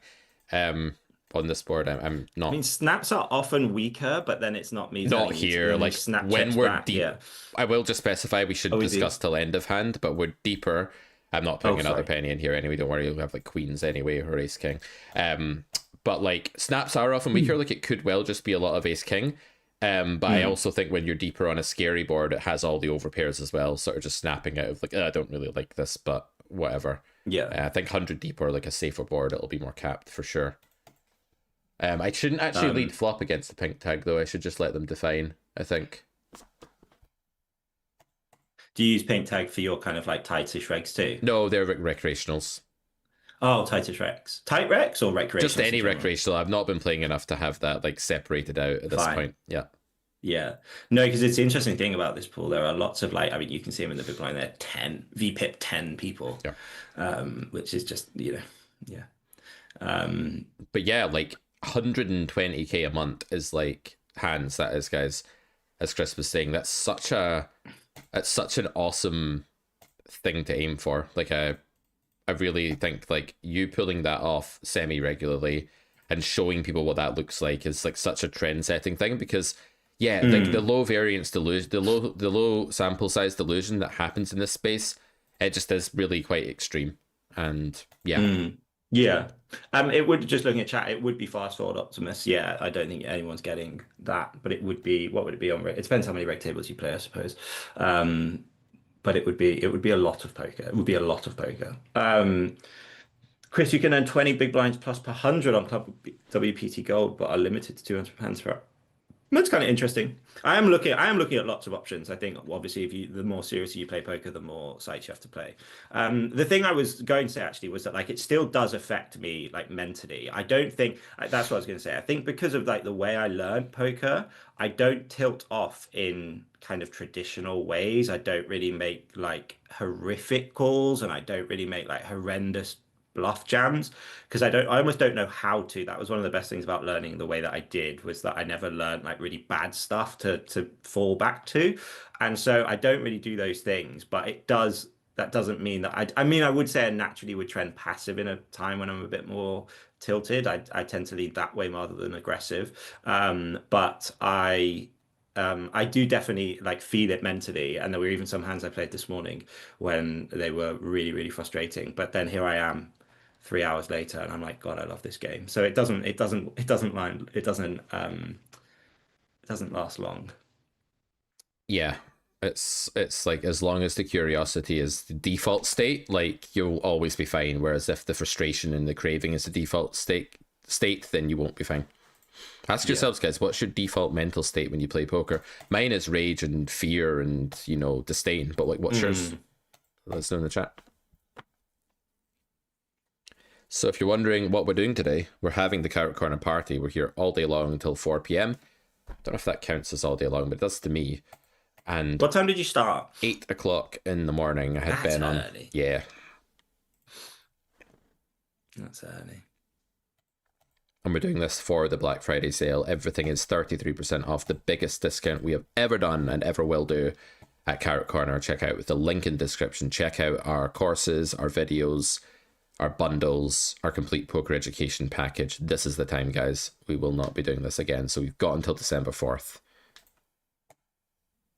I feel, it's funny. I feel, what's the word? I feel like I've forgotten I'm on stream and I've like publicly said my absolute stretch goal of 200k hands a month, and now everyone's like 200k hands a month. I don't know if that will ever happen. That's like what I would love to get to, but I don't think I would. And the reason is, I think when you get to like 150k, 200k hands, you're getting like pretty close towards like a sample that you could use accurately. And if you could have one of those every month, I think it would be really cool to be able to be like, this is what I need to improve in my game, or this is my honest reflection. I think obviously one of the things that I was talking about at the start was like people who play 3,000 hands a month. Again, nothing wrong with that. That's what people's life allows. But like you play 36,000 hands over the year, and you're a different poker player at the end of the year than you were at the start. So you almost can't use your results. You can't look at them. Whereas I was thinking like over a month period, you're probably within the realms of the same poker player. And so it would be sick to put together a sample a month. So yeah. Definitely. So with fours here, we have called small blind because there was a not convincingly great player behind us, and we didn't know if this was even a reg. So if this is close in equilibrium and then there's two potential soft spots, we just want to flick it in. We're also 138 deep. So just taking a look there, guys. I will explain a little bit of what I'm doing. I keep forgetting that I'm meant to be teaching poker as well while we're here.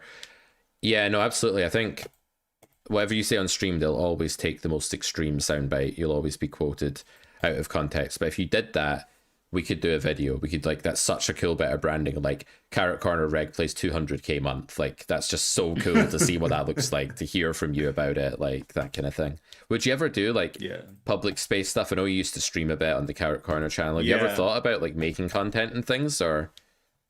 I mean, there's a couple of things that are stopping me doing that right now. I won't rule it out because it is something that I really enjoy as well. And if I was to like say what would I want my poker career to look like in 20 years, like I think there are elements of that for sure. And I do thoroughly enjoy it. But there's two things. I think I've always been a little bit of a perfectionist, and brutally, I don't think I'm good enough now to like be some like sick streamer or whatever who makes loads of YouTube content. And I still think I'm in the point in my career where like I'm in the lab and I'm improving. And when I get to the point where I feel like, yes, I'm actually as good as I want to be, that's when I would start thinking about it. Because my goal first and foremost is to be like the best poker player that I can be, not be the best kind of poker personality or Yep. coaching or Yep. whatever it may be. I do some coaching. I tend to have like either do the workshop with you or have like one, maybe two students on at any one time Yep. to talk to them about their kind of like,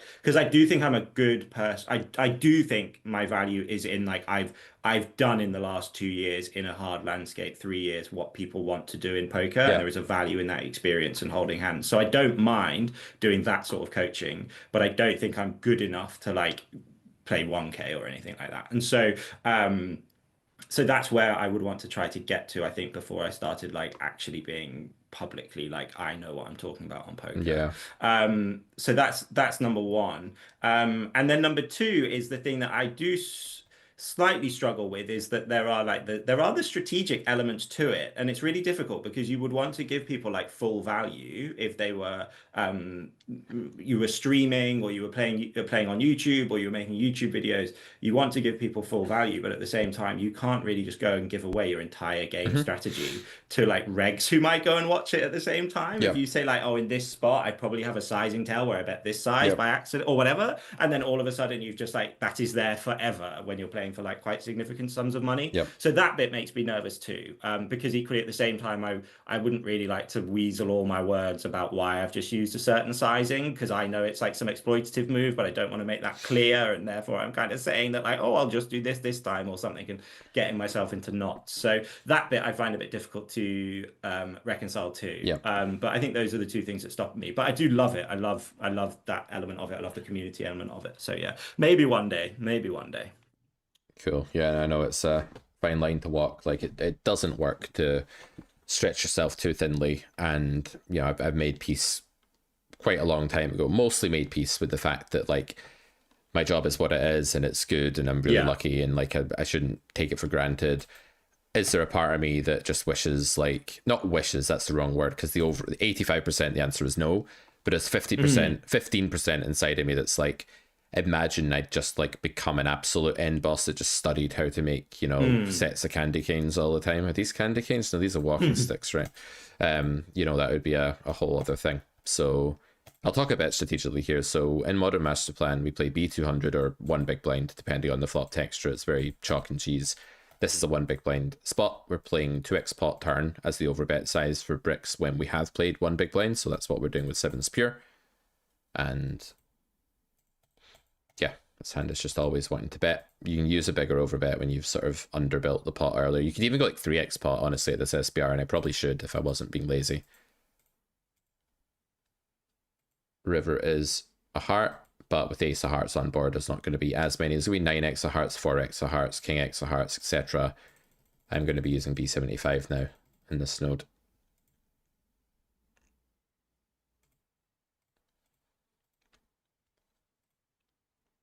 Sometimes MDA regs are going to go after you in a spot like this. Like they're going to find some raises and stuff like that. I'm just going to, I don't know that I'll be calling river here, honestly, but I just want to have a look at pool because this is a spot where they do attack sometimes. It would help if I could do this in real time without, oh my god, where's the table gone?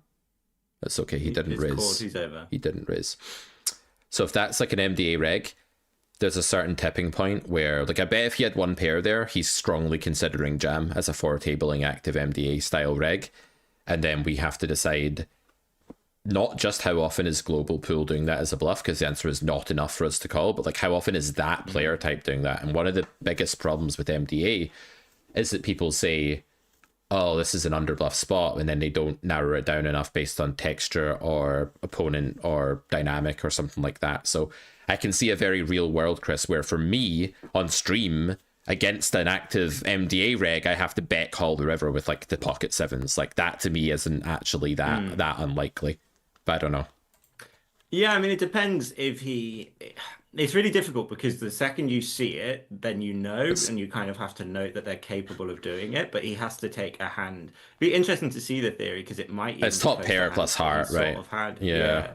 Yeah, he had two pair, which is where I need. He's probably still beating some value with two pair. I don't know. It's interesting. I don't asking think Pete so to actually on that that. river after No, a I don't think 2x so. That's the spotted turn. thing. Yeah. That's the thing. Yeah. I don't think he is, and so it's whether he's going to take hands like that and. Oh, I would think jam not them. the 2 pair, but like I wonder He's if. psychotic. But I wonder if he could take a hand like Ace Jack of clubs or something, like, you know, like a non-blocker top pair, and just be like, well, But he has to be. Mhm. But he has to be over bluffing. That's the he's allowed some bluffs, as you Yeah. always used to say to me. So he has to be over bluffing. But I So it's like, think- is he going to take? if you do see that though, like if you are against the guy that takes Ace Jack of clubs and does that, like if their default play is raise top pair, they are over bluffing massively. So I'm with you. They're certainly capable of. They have that trait. Right. They have that ability. Right. Yeah. Lots of 3-bet pots today. We're playing B200 check on this board still. We didn't talk about blind versus blind actually, but I will play B200 check here. No. I will do it. Means I'm playing a lot of check, as we talked about before. So when you play big sizes, guys, you're gonna be doing a lot of check. Chris is like, shut up. Stop playing the modern stop playing the intensive workshop strategies on stream. This is an interesting river node where villain checks really quickly. I'm gonna check. I think the showdown is just too good here, but after the quick check, I do actually expect to see like just sevens a ton here, honestly. Yeah, threes. Not overly surprising. I wonder about. Heartbreak. Yeah, I still don't think we should bluff river that far up, but it's a bit sort of predictable. Yeah, so once my point is that like in the modern day, and I've seen a lot of students get snared by this, they don't react hard enough to the guys that are likely to be overdoing it in certain spots, because once Pandora's box is open, the overbluffing is the strategy. It's either underbluffed or overbluffed in the human domain, that spot, I think. I don't think there's many people like close to balance there or anything like that.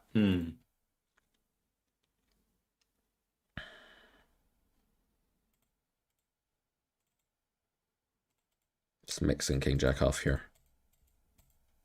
Looking at RNG.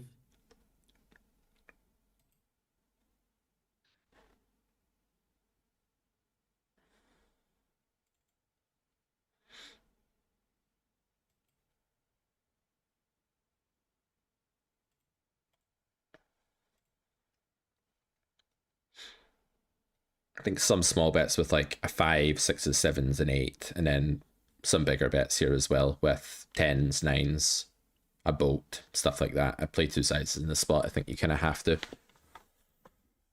My problem with checking King Jack in that spot, Chris, is that like it's just such a green light to this pool to bet there, and there's not a lot we can do after we check, and we have the spade and a bunch going on, so I'd rather just lead, but I don't know. Well, I think when you've got a really low board like that, you get to do a lot of leading, Yep. even blind versus blind. It does play slightly differently, but you will get to play a lot of small betting. Yep. It was funny earlier because like Shu was playing and Ben was coaching, and it was like an ultra high stakes guy like trying to coach like a fairly new player. Still hear me? I think my microphone's just Yeah, you just dropped for a second, but you're back now. okay. You can hear me? Okay. You can hear me. Yep. Yeah. And he was like, what's your betting range building around? Like, what's the worst hand you value bet? And he was going down that whole thought process. It was quite new to her. It's a horrible thing to go through on stream. Yeah. Yeah. Hard to think about. Hurts your head asking like bottom of thresholds and stuff. Yep. It's really important work, but it hurts your head. Yep. But it grounds you so much to know like what's your range doing. So in that spot when I block, I know I have two sizes because I know I have hands that want to bet bigger and I have hands that want to block, and then it's just like you can put the hand into either of those sizes and then you're just playing a good strategy, and it's a starting point. Yeah.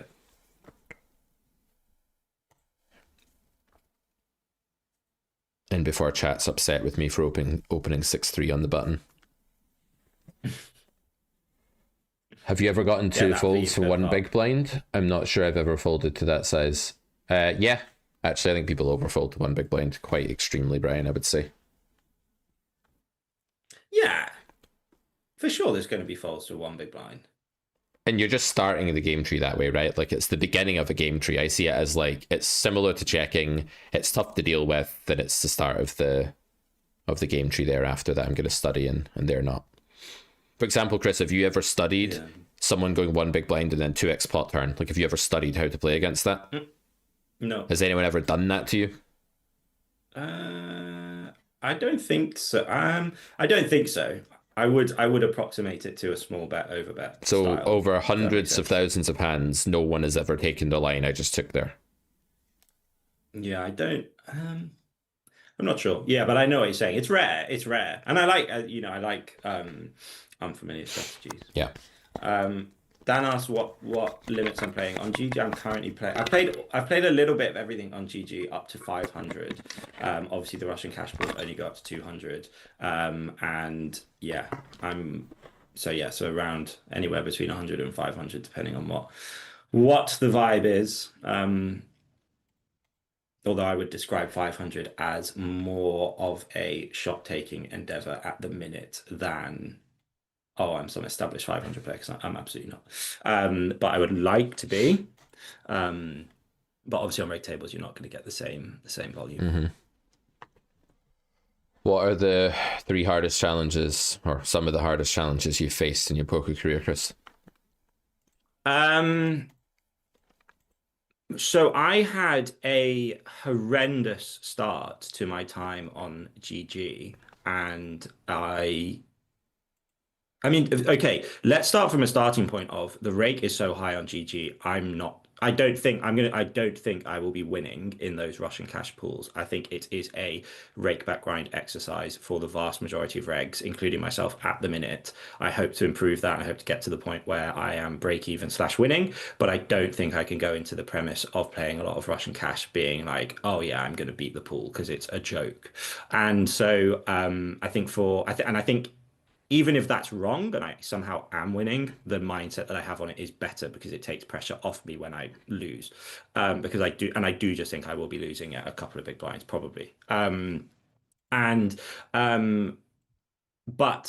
when I came onto GG, I basically had like the classic kind of like mini upswing and felt really good about switching onto the site, and then I just got absolutely hammered for about 50,000 hands, and I think by the end of the 50,000 hands I was losing at like 4. But to come right back to what I was saying at the start, I am fortunate in that I don't necessarily pin everything in my poker career on that 50,000 hands, and so I wasn't sat there being like I'm a terrible poker player, but I was sat there being like this has been a dreadful start, and the evidence I have is that GG is not going well for me, and it's one of the most popular sites.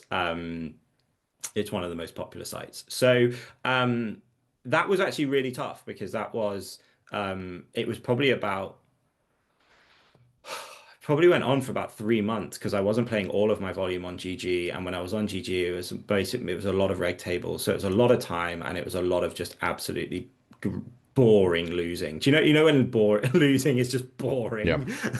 You just got to play, but it's just boring to lose continuously. Yeah. So that was probably one of the hardest things, because it made me ask, like, is this really what I want to be doing with my life? Is this really what I want to be spending like so many hours doing? Is you kind of said at the start, there are so many fun things to be doing, and I'm choosing to do this, and it's just, yeah. So that was actually really tough, but I had a holiday that came at the right time, and I went on holiday for a couple of weeks and just felt a bit kind of re-energized, and then actually left GG alone for a little bit, and played on other sites, and kind of just felt good, got my mojo back. And then since I've been back on GG, it has just been fine. I'm as I say, I don't think I'm going to materialize in some massively winning player, because the rake is like 10 big blinds to 100. So yeah. Yeah, and to be clear, like there are people But that yeah. win a bet pre-rake back, but it's rare, and like very talented It's rare. players at 200 It's Russian rare. cash aren't winning hugely. This guy's using multiple time banks. It's a passive, like non-reg, I think, which is why I've taken this river line. I feel like it's going to go check a ridiculous amount of the time. I was hoping this. What happened? What was the action up to this So point? we checked What flop. I was thinking? actually going to check raise flop against either better. Sure. And then on turn I was going to check raise. I was considering check raise again. Okay, he has gone for it, which is lovely. I think he's just bluffing here after this insane tank, but you know, we'll just stick it in and hope. And then we went for small lead on river, multi-purpose, like get called by 9s, 10s, induce sometimes. Expected it to go check very often here. I'm trying to figure out what this guy's possible raise calls could be. I figured he was just bluffing, like when he does that. I can't imagine. Yeah. But yeah, weird hand. Like I don't know. Like Like, I was very sure check raise flop was great because I'll have some showdown on the check branches, and if they bet, I won't. But then I'll have like the ability to dominate other draws, right? And check raise, get it in, crushing, and generate folds with a big scary bluff line. I'm a big fan of big scary bluff lines, so I like check raise flop. Then on turn, it was like, what do I do now? And then the guy bets really big, so he's like pulling out. Ace king has tons of showdown. No way I'm raising now. I was considering raising against like the face up. I have sixes if you lead big there ever. So. What do you think about that, Hunt? I didn't follow it fully, but it was interesting. I certainly don't, especially against weaker players. I absolutely don't mind building donks on like flush completing rivers or board completing rivers that help the range that you were calling. You know, sometimes you can call a bit lighter than you should on the turn in order to, with a weaker hand than that, in order to donk the river if you hit and just get your pot odds that way. So yeah, because it goes sometimes the way you just saw. I think that GG is at least softer than other sites. What do you think? I mean, it depends, as with everything in poker. I think for the rake that is charged, it is still really tough. I think reg tables are okay, and obviously the lower down the stakes. I don't know what stakes you're referring to, but the lower down the stakes you go, I'm sure that's true. I don't know, my brief experience of trying to play 500, like it's kind of hard to get on a table, and it's the classic kind of like the good regs are there waiting for the fish and holding the lobbies and all that sort of stuff. And then the Russian cash pools, the fish are a very unique breed in the Russian cash pool. Like, look at this table Pete's on now, 20, 22, 25, 29, 24. Your kind of fish are looking like they're 20 VPippers. Auto fold charts, right? They're all like got charts telling them what hands not to play. How to not lose at 70 BB per 100. We'll help you do that, fish. We'll keep you here longer.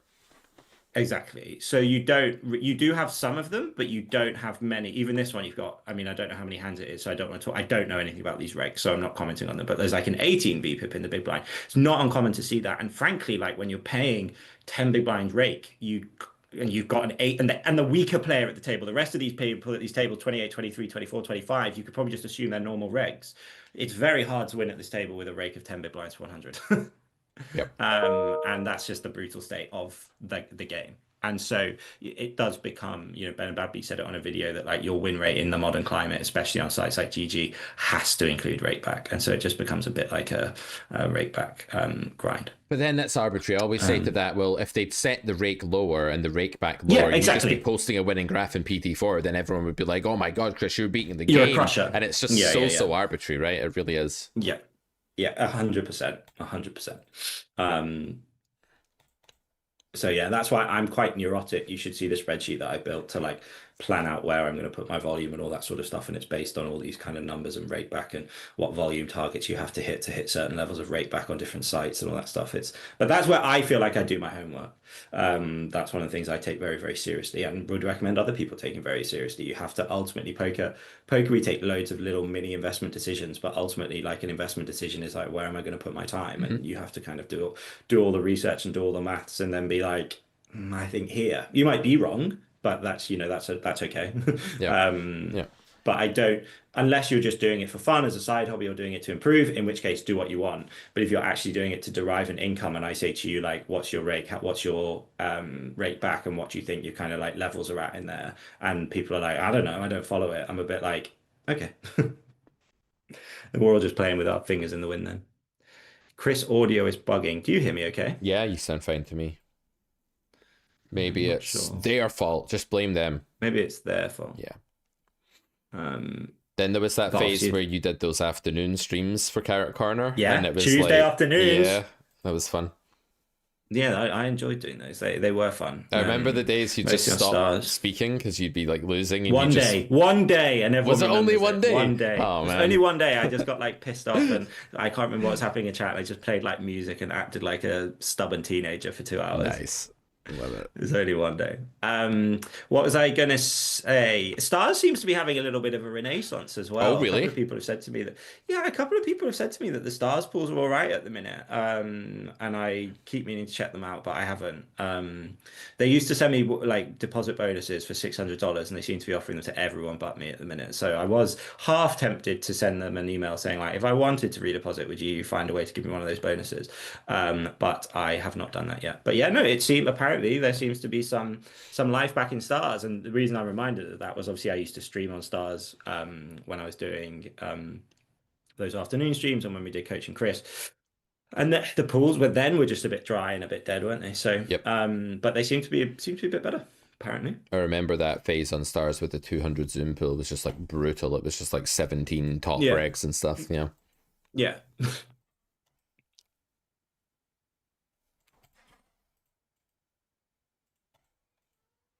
No rate back does pretty much suck.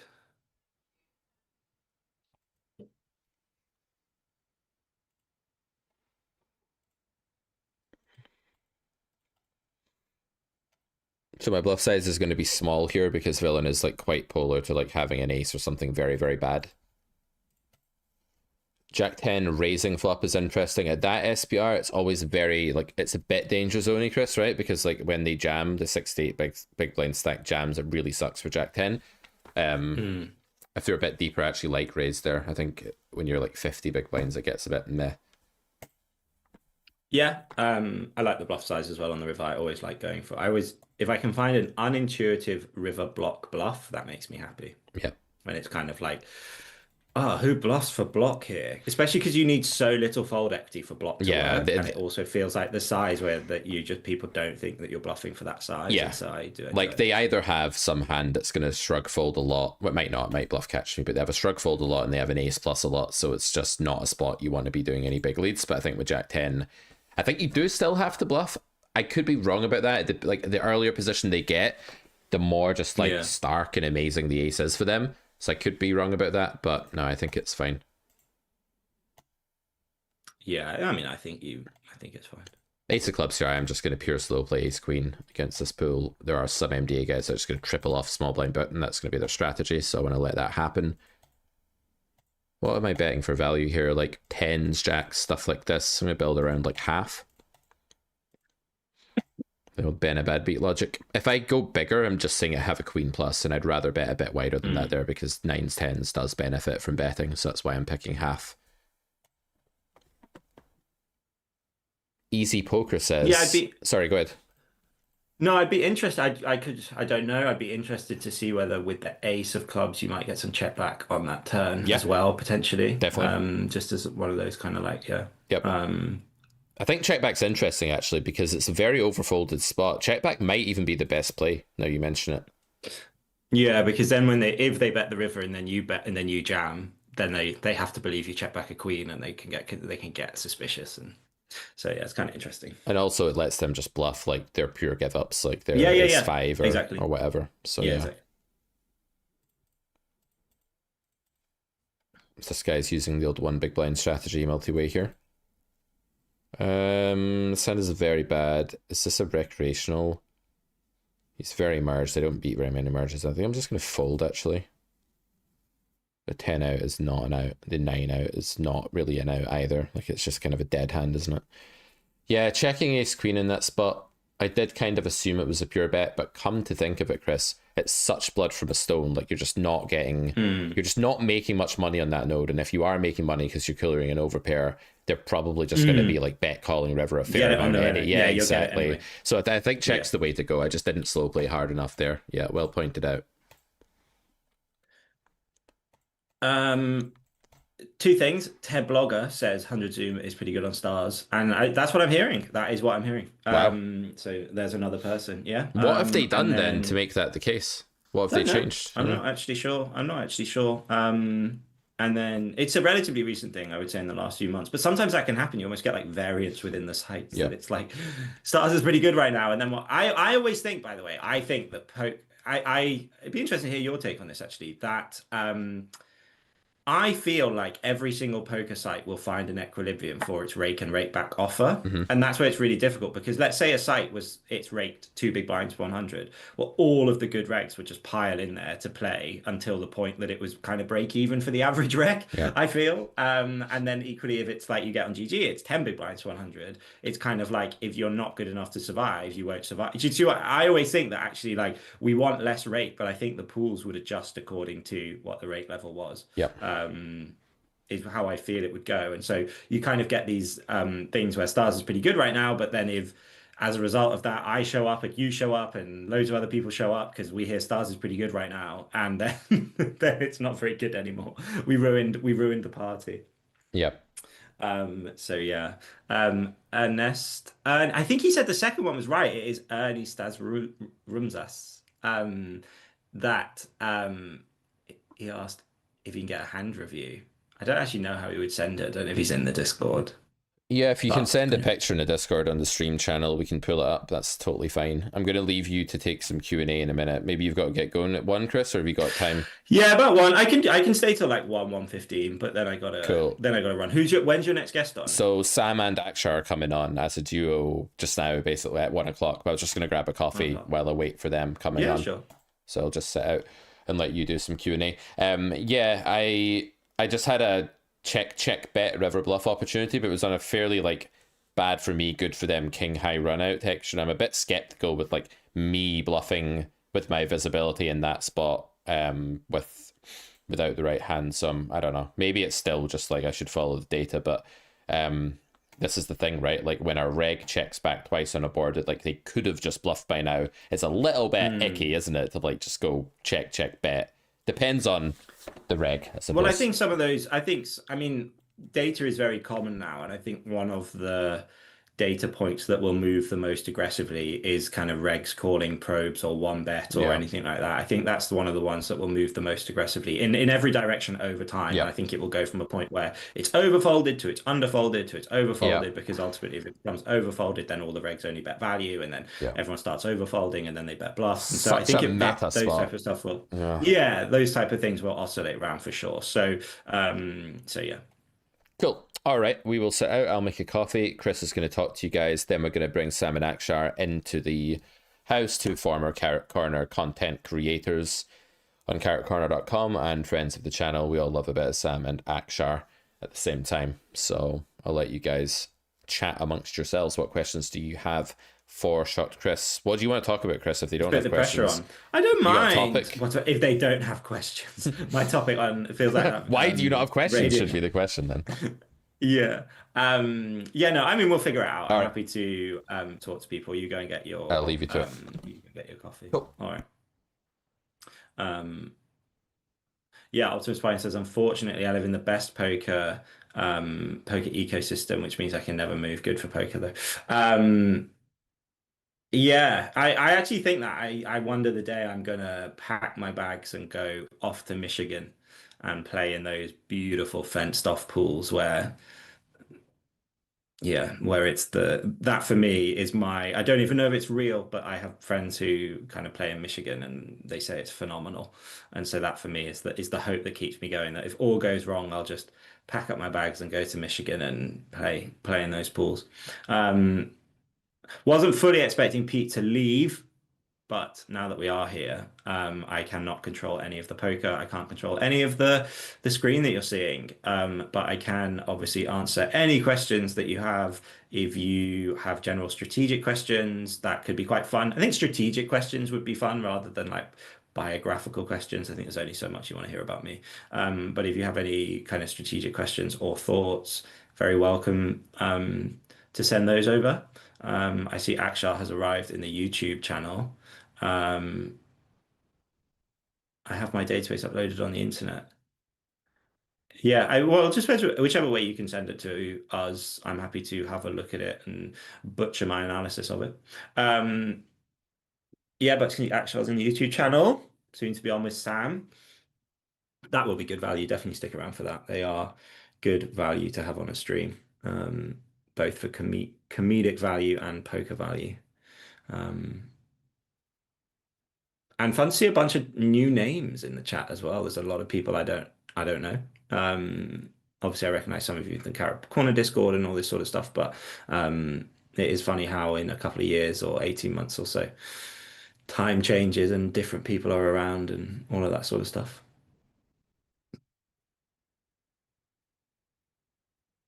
I also don't know what the delay is. I feel like the delay is probably about 3 minutes. So you get to listen to me just waffle for 3 minutes, really. See how coherently I can do it. Oh, if you think that sites reach equilibrium, whatever their rake and rake back structure, then perhaps all that research you do into which site you play on is actually a waste. That's an interesting challenge. So is it actually a waste? I don't mean that. Let me think about that. So I don't mean that it reaches an equilibrium where nobody can win. I think what I'm saying is that there won't be a site where you can make absolute troves of money that will last for long, because word will get out, people will talk about it, people will show up. Do you know what I mean? So that's what I mean. And I think that will depress win rates to a degree. I think therefore you have to kind of estimate where you think you are. And that's ultimately what I'm doing when I play on sites, is I will work out all of the offer, and then I will estimate what I think my win rate is likely to be within like a band. And then I will decide whether with the rake back or without the rake back, it is worth the hourly to do it. So I don't think it's just the case of like you have this almost people say it about financial markets that kind of like you'll never make any money because there's just perfect equilibrium and all that sort of stuff, and it's all a bit pointless. And I don't think that's the point I'm trying to make. What I'm saying is that there will reach a point where good regs will win overall with rake back. Average regs will survive, and a lot of regs basically will be trying to improve, is sort of how I view it. Every site will go, because if you said there was a site which made $1,000 an hour, I'll be on it. I'll be there, and then Akshar will be there, and then Pete will be there, and then you might be there, and then everyone will go, and then all of a sudden we cut each other's win rates by showing up. So yeah. Oh, you're back, Pete.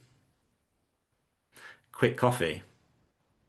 Yeah, I wouldn't be there, Chris. I would keep making content on 100 Russian cash while you guys got rich, I think, in that event. So then, what did someone say? 12 tables on coin, I was thinking £600 per hour, 4 tables, 400. Let's not discuss other sites like this on stream. We're not really meant to do that, and YouTube are hitting people with some subs. Oh, really? So yeah. All right. Oh, okay, fair enough. All these rules I don't know about. We can talk about stars, GG, places like this. There's certain ones we cannot and will not discuss. Oh. Yep. And accounts getting me into trouble. I haven't actually been talking about, no. I was talking about the question that Woody Frumer asked about whether if they reach an equilibrium, is it worth doing the research that I do into sites? How many tables do you play simultaneously, reg or blitz, to get to 100k a month? So I play, obviously I play the max if I'm playing Russian cash, which is 4. I don't play multiple stakes at once. I see there are these absolute animals. I would love to know what their win rates are, because I feel like you could probably only play your B or C game where they play 8 tables of Russian cash, and they post on both leaderboards, which is insane. So I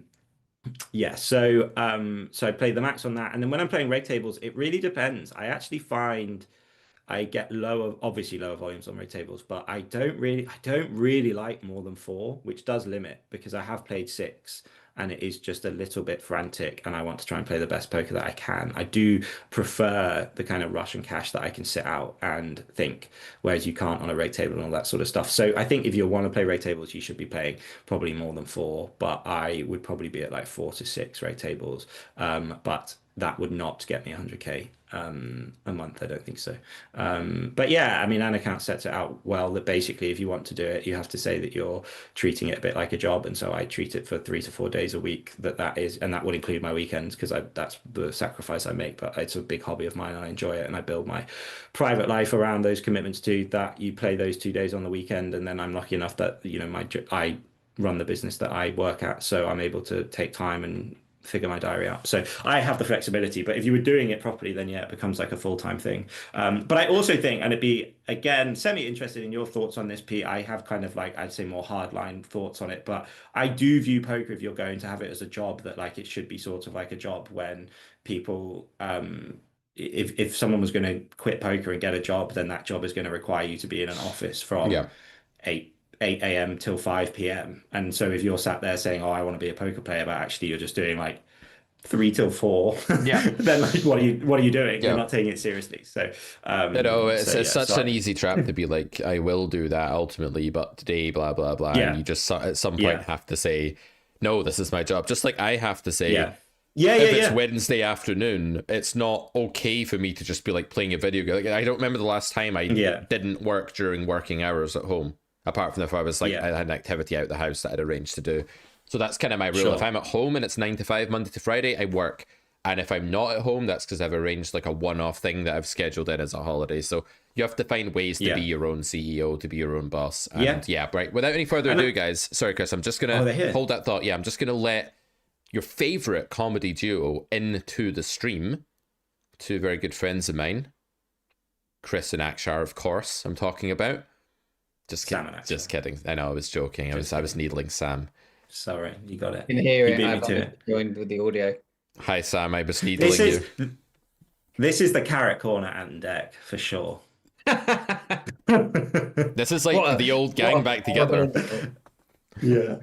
Yeah. Sam, do a Declan Donnelly impression.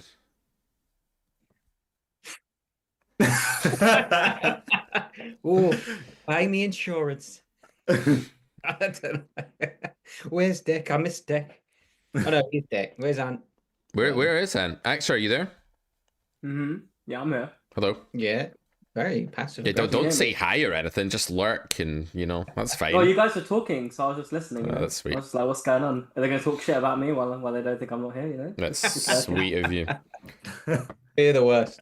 How we doing, boys? Talk shit about you behind your back on a public stream. Yeah. Why not? That's It about happens. as smart as I We would talk be. shit about Sam all the time. Like last week's stream. Absolutely. So now, All right, how are you all doing? Then? yeah, we're What's good. going We're on? good. We're doing bit of Russian cast, chilling, sit in, sit out, just chatting away to Chris in the chat there. Yeah, fine. Yeah. Been a long day. Been at it since 8. Had Benababi here earlier. Gonna have a special guest here in 55 minutes. I'll give you a Ooh. clue. He likes to call people Wait. things that Burger King also Tasty. name their products after. A Whopper. Oh, okay. Okay. It's your clue. Is it Easty? That's your guess, Akshar. Keep your guess on ice. All will be revealed at 2 p.m. UK time. In the meantime, you can still Definitely not save 33% on all Carrot Corner stuff. Take the plunge, guys. This could be the time. You can save it for only another week. So gotta be fast. That's some prime urgency, that is. Yeah, urgency's low in this Week. spot, guys. Like out of position, A week. facing high frequency C-bet flop. Probably C-bet's gonna come. Just check, Rez. Probably just check. A week. Oh, So guys, two little chat boxes here. YouTube and So- right. So I just want to say that while I've been here, Pete's had an absolute sun run and has won a couple buy-ins. I know So we're about absolutely going to lose now. Well, I know about the Sam curse, and I know that this is about to end in absolute tears. absolute It's not tears. good. It's not Like good. content, It's a content. premeditated psychological breakdown.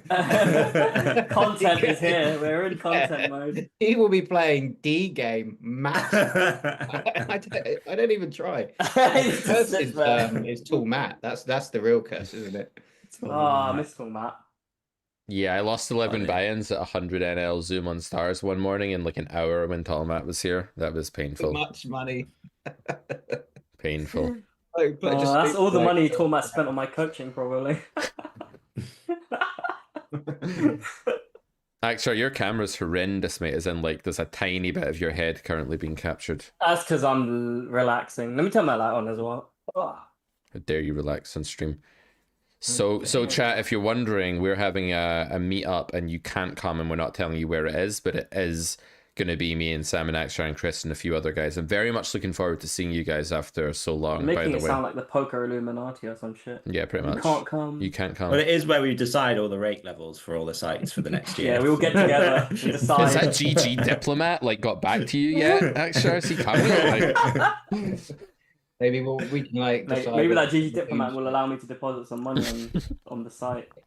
nah. For GG, we just roll an RNG of between 10 and 50, and wherever it ends up, that's the rate for a year. It's never landed on 10. Yeah.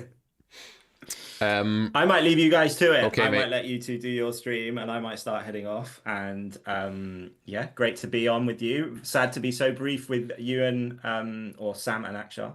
And I will love you and leave you. all right, mate. Good to That's see. cool.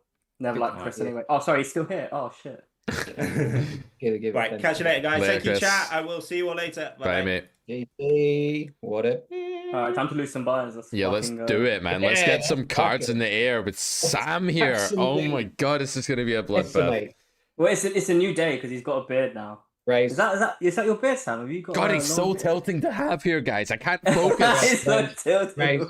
Raise. Mr. Oh my Raise God. Jack 3 off. gonna play a hand, mate. Alright, no. Do you guys like it when the guests play, like the students play? Do you like it when I play? Like, what's your favorite format for these parties? Because I might do more parties. I might do a Christmas party. You never know. I like it when you play. When guests play, I'm just like, oh no, don't do that, don't do that. I like Hurts it. me. I like it. Hurts me. This It'll one is pop out. this one is close. So I'm just RNGing here based on the solved ranges. I actually think in GG pool, this is probably like winning because they're all nits, right? Well, a lot of them are nits. So, although I don't know, I haven't played this pool. So my flop strategy, Sam, so you can understand, is either 1 BB or 2x the pot at the moment, depending on the board. Just so you know what we're doing here. In all single race pots. Yes. I think you were doing it in 3 pot too, no? That's B100 or Okay. B33. Gotcha. Okay. So pot or third. Yep. We just Bloody stack. Chris and I ran a workshop on it, intensive workshop 1 on Monday, and Chris was like, because he's younger than me and he doesn't have a kid, he didn't have a feverish 11-month-old child, so he was like, yeah guys, intensive workshop, whoa, and I was like, fuck this shit, man. Fuck this shit. Instantly like that. Yeah, like started the call like, fuck you guys, man. Fuck this shit. Why are some sets allowed to be mentioned on stream other than well? Well, it depends, isn't it? Are you speaking or just mumbling incoherently? I can't tell. I was just mumbling incoherently. He was You reading read, out read the loud. chat, but read it slightly more clearly, Akshar, and then we're on to a winner here. Come on. Why are some sites allowed to be mentioned on stream while others are? Don't forbidden? answer that, actually. Just is Nah, the I case. don't answer that. The That's why I'm algorithmic mumbling. overlords Is that the case? decided. Is that- Yeah, is that a we thing? just don't talk about certain sites or our videos get stricken. Stricken? Is that a Oh, word? really? I don't know that. Fair What? enough. You can't talk about certain poker sites. Oh, there was a recreational the big blind. I'm such a whale. See, Sam, you're putting me off already. I just missed the flat. Just missed It's the pure fine. You're flat. gonna run flush over flush anyway. Okay, you good. save money. That's right then. Yeah, that's poor hand. Can't believe. Well, I read something about Eastie winning tournament. Oh yes, Woodsy says Eastie just won a tournament, so he'll probably be in a good mood. Was that a It's very- complaining tournament? Yeah. Russia? These guys are so nitty, man. But it's fun. I really enjoyed. I was saying, guys, this morning, I really enjoyed playing with Ben there and stuff, like just talking through Poker Logic again. It's been so long since I sat down at the tables. I was asking the stream like what they want to see. Do they want to see like some all-day streams where I just play a load of poker? Like, would that be cool? What do you want to see? I would advise against that, not because of the idea, but because you do tire. Okay, so maybe like a few hours then to start old. with. Come on, Too guys. old. No. He's always been like that. Shape He of my just life sticks- now, guys. Shape of my life. Fair play to you. Fair play to you. That's amazing. But I mean, like 6 hours of playing online poker on a stream is like Hmm. It's horrible. tiring for anyone. Yeah. I probably end up like being really mean to my family afterwards and say I don't really want that, you know, don't really need that. No, that's fine. But Sticking to your wife. What? this format's good, where you like get people off and on, and Yeah. and mix it up. It's great. This format's good where you get people off Sam Stockton. Sam. Oh, I need to quote that actually. I'm gonna write that You down. can take that out. Yeah, I mean, that's effectively what he said, like That's a verbatim. clip it, boys. Clip Verbatim. it. I'm sad I miss Ben. I'd love to meet Ben and have a chat. Have you with him. never been on with Ben? We'll need to get you on with Ben next time Ben's on, for sure. He studied at his psychotherapy degree. I assume he has a degree because he was a qualified therapist, Mhm. wasn't he? Yep. He studied at the same place where I did a foundation year Wow, in cool. psychotherapy. Mhm. That's pretty cool. Not at the same time. But There's something quite calming. I always find He when likes I'm cat. around Ben, like I just feel really content. Like I think I'm in love with him. I think I'm in love with him. yeah, that's fair. He Yeah, just yeah. seems like a really good bloke. Yep. Oh, I hope he's not really horrible though. Oh, it seems like a really Never nice meet your guy. heroes. Yeah, don't be one of them. Like, do you mean like Clanty was to me that time? Yeah. Do we really want to put that on stream? I'm Yes. joking. I'm joking, guys. For the record, I'm joking. Clanty was never horrible. Clancy insisted that Pete drops down to 25 and Do you remember that? So going Well, back what's to his like name? 2020 when Clanty lived in the shed and I was like streaming. In the What a story. shed. In the shed. What a start to the Fuck. story. Not the fucking shed, bro. I love Clanty, man. He's such a good dude. Like, I have a lot of time for Clanty, but still I will do an impression of Clanty. And he's like, I don't know why everyone says I live in a shed. It's clearly not a shed. I see some of his videos on YouTube sometimes. They're good. He places a lot of emphasis on timing tells, All right. which is interesting. So we're in a hand, boys. We're not playing any Four raise bet on pop. this flop. We're in position for bet pop. Villain has debatably some combos of queens, but maybe none. Some ace king, some ace five, some kings. They have a very merged range here. They have some ace queen, but not ace queen suited. Like maybe ace queen off. I think just call a few times and see where this goes is the thing to do.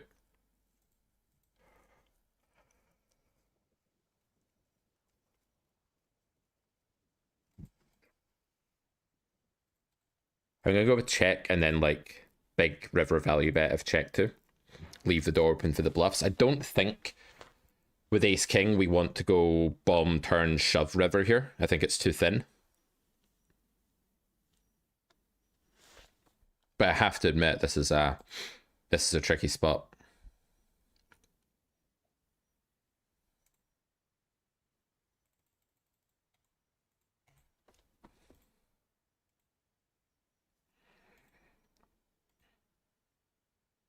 Nah, I don't know.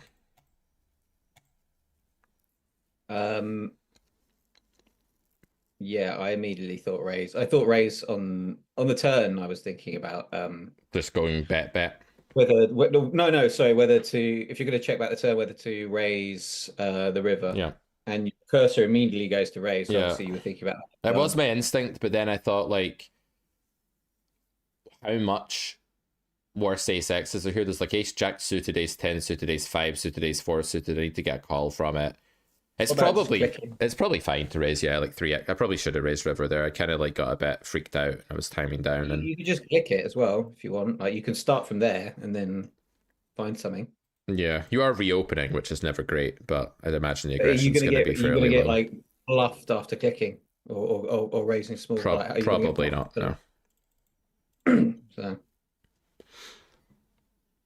mean, you might like cycle ace 5.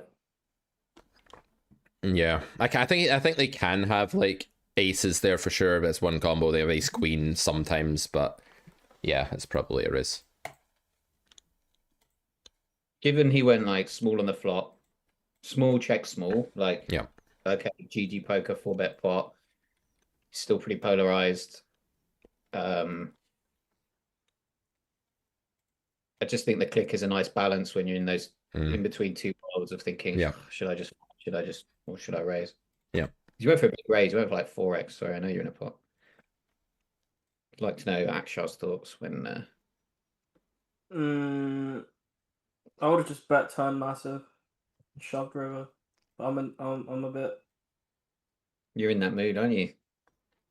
The thing is, I don't think I think ace queen is the hand I'm most worried about when, Mhm. like pre-flop when they see ace queen X. Like, of course you have jacks there, so you can have queens for sure. Mm-hmm. But I also play 5 bets pre-flop 300 big blinds deep, and I would have probably 5 bet. Okay. So the thing, I don't like not raising river though. That's one thing I'm not a fan of. Everything else is like I can get behind some variation of it. You're not a fan of not raising.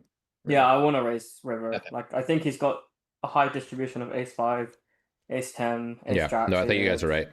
Yeah, I think river's That's a risk. really the only street that I'm like super not happy Now, about. importantly, Pete, even if the consensus is perhaps could have eked out a bit more value, doesn't mean you misplayed it. Doesn't mean anything. I agree with that too. It's like I'm being it serious. is a close spot to be fair. Like I don't think you're losing much by not raising. I think you guys are right though. I think like in this at these stakes, like the amount of trap is just too low.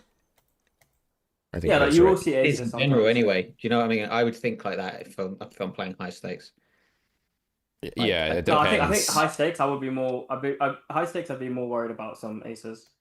I think high aces is stakes, I like a definitely touch of- wouldn't like bomb turn, bomb river.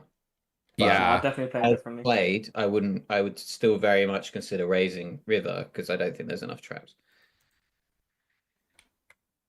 Maybe to a different degree, but compared to lower stakes, but I think if you played it fine, I'm not that upset. I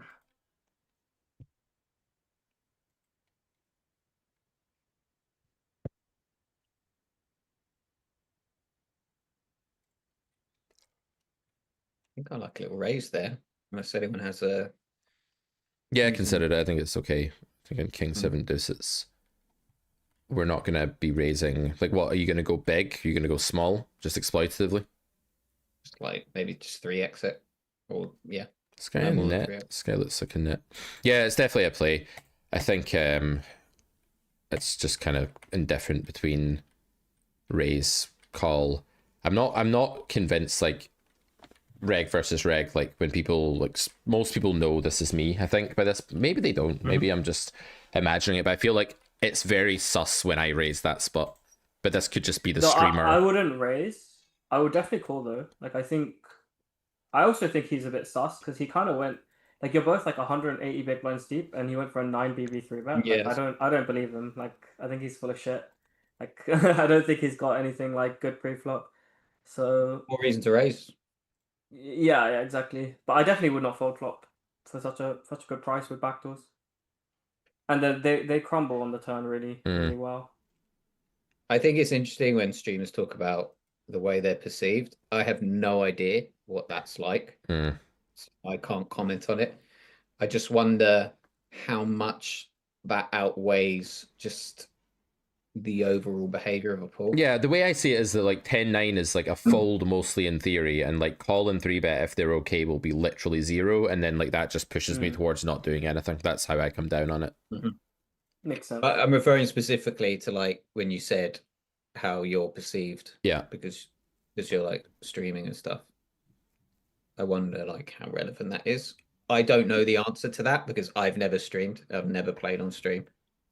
So only you know the answer to that. I don't know the answer. I just feel like people do more silly stuff for the stream to try and get on stream to show their hand, like that sort of thing, really, like when it's close. So that's definitely a thing. like if the I'm guy's sure people thinking do stupid about shit. like 3-betting the flop against me as a bluff, he's far more likely to do it if he knows he's on stream than if he's not. That's my Sure. general consensus, and that's what But pushes you me. you have to know that they know you're on No, stream. I don't think so. I think you can just say it's break even in theory, and then put in this environment, it might swing to slightly losing or something like that. Like if that was winning, like a lot in theory, I might like swing to do it against overall. Like I'd still do it overall, but because I think it's not, I'm just like, meh, reg versus reg. They may know who I am. They may know I'm on stream. I just feel it pushes people to being a bit more spewy than normal, but that's not always going to be right. That's just like certain people. I think I think you're right because I know myself, and when I know someone's on stream, I definitely try to fuck around with them a bit more. It's a bit of fun, you know. Yeah. So if you're going to take yourself as a sample set, then yeah, I agree. That's such a difficult dynamic to get your head around because there's no way of like really knowing. It's not like you can study that or anything. Well, I think you know based on the fact that like, let's say like someone just shows something stupid, and that happens a few times in a session, it's more likely that they're just like random people who know you who you are. For someone like Easty, I saw him talk about it on stream once. He has far clearer indications because he's so in tune with the pool that he plays, and the pool is a lot smaller. Yeah, he's definitely getting.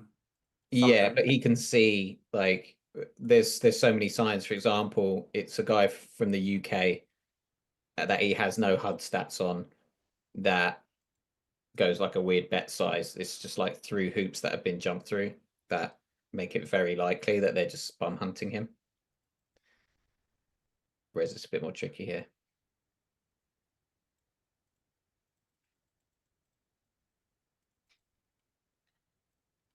So I think it's the first like min raises flop, goes check, bets turn, small-ish checks river on this run out. I'm expecting like quite a lot of like 9x and just random merges and stuff like this. So going for this river Good sizing. bluff. He's probably tanking king 9. Oh, I think that I missed it. So he check raise bet and then check the river. Yeah. Yeah, but he like min clicked the flop. It could be a clicked 6. flop. Like, it could be pretty strong. It could be a And now 6, yeah, but I feel like it's It could not be a 6, 7 like, they would fold a plus. 6 too. Clicks are like stronger than bigger sizes, and then you get So to a weird. point where like really big is really strong. No, I think you have to bluff river there. Like they will fold. Even fishes will sometimes fold a straight.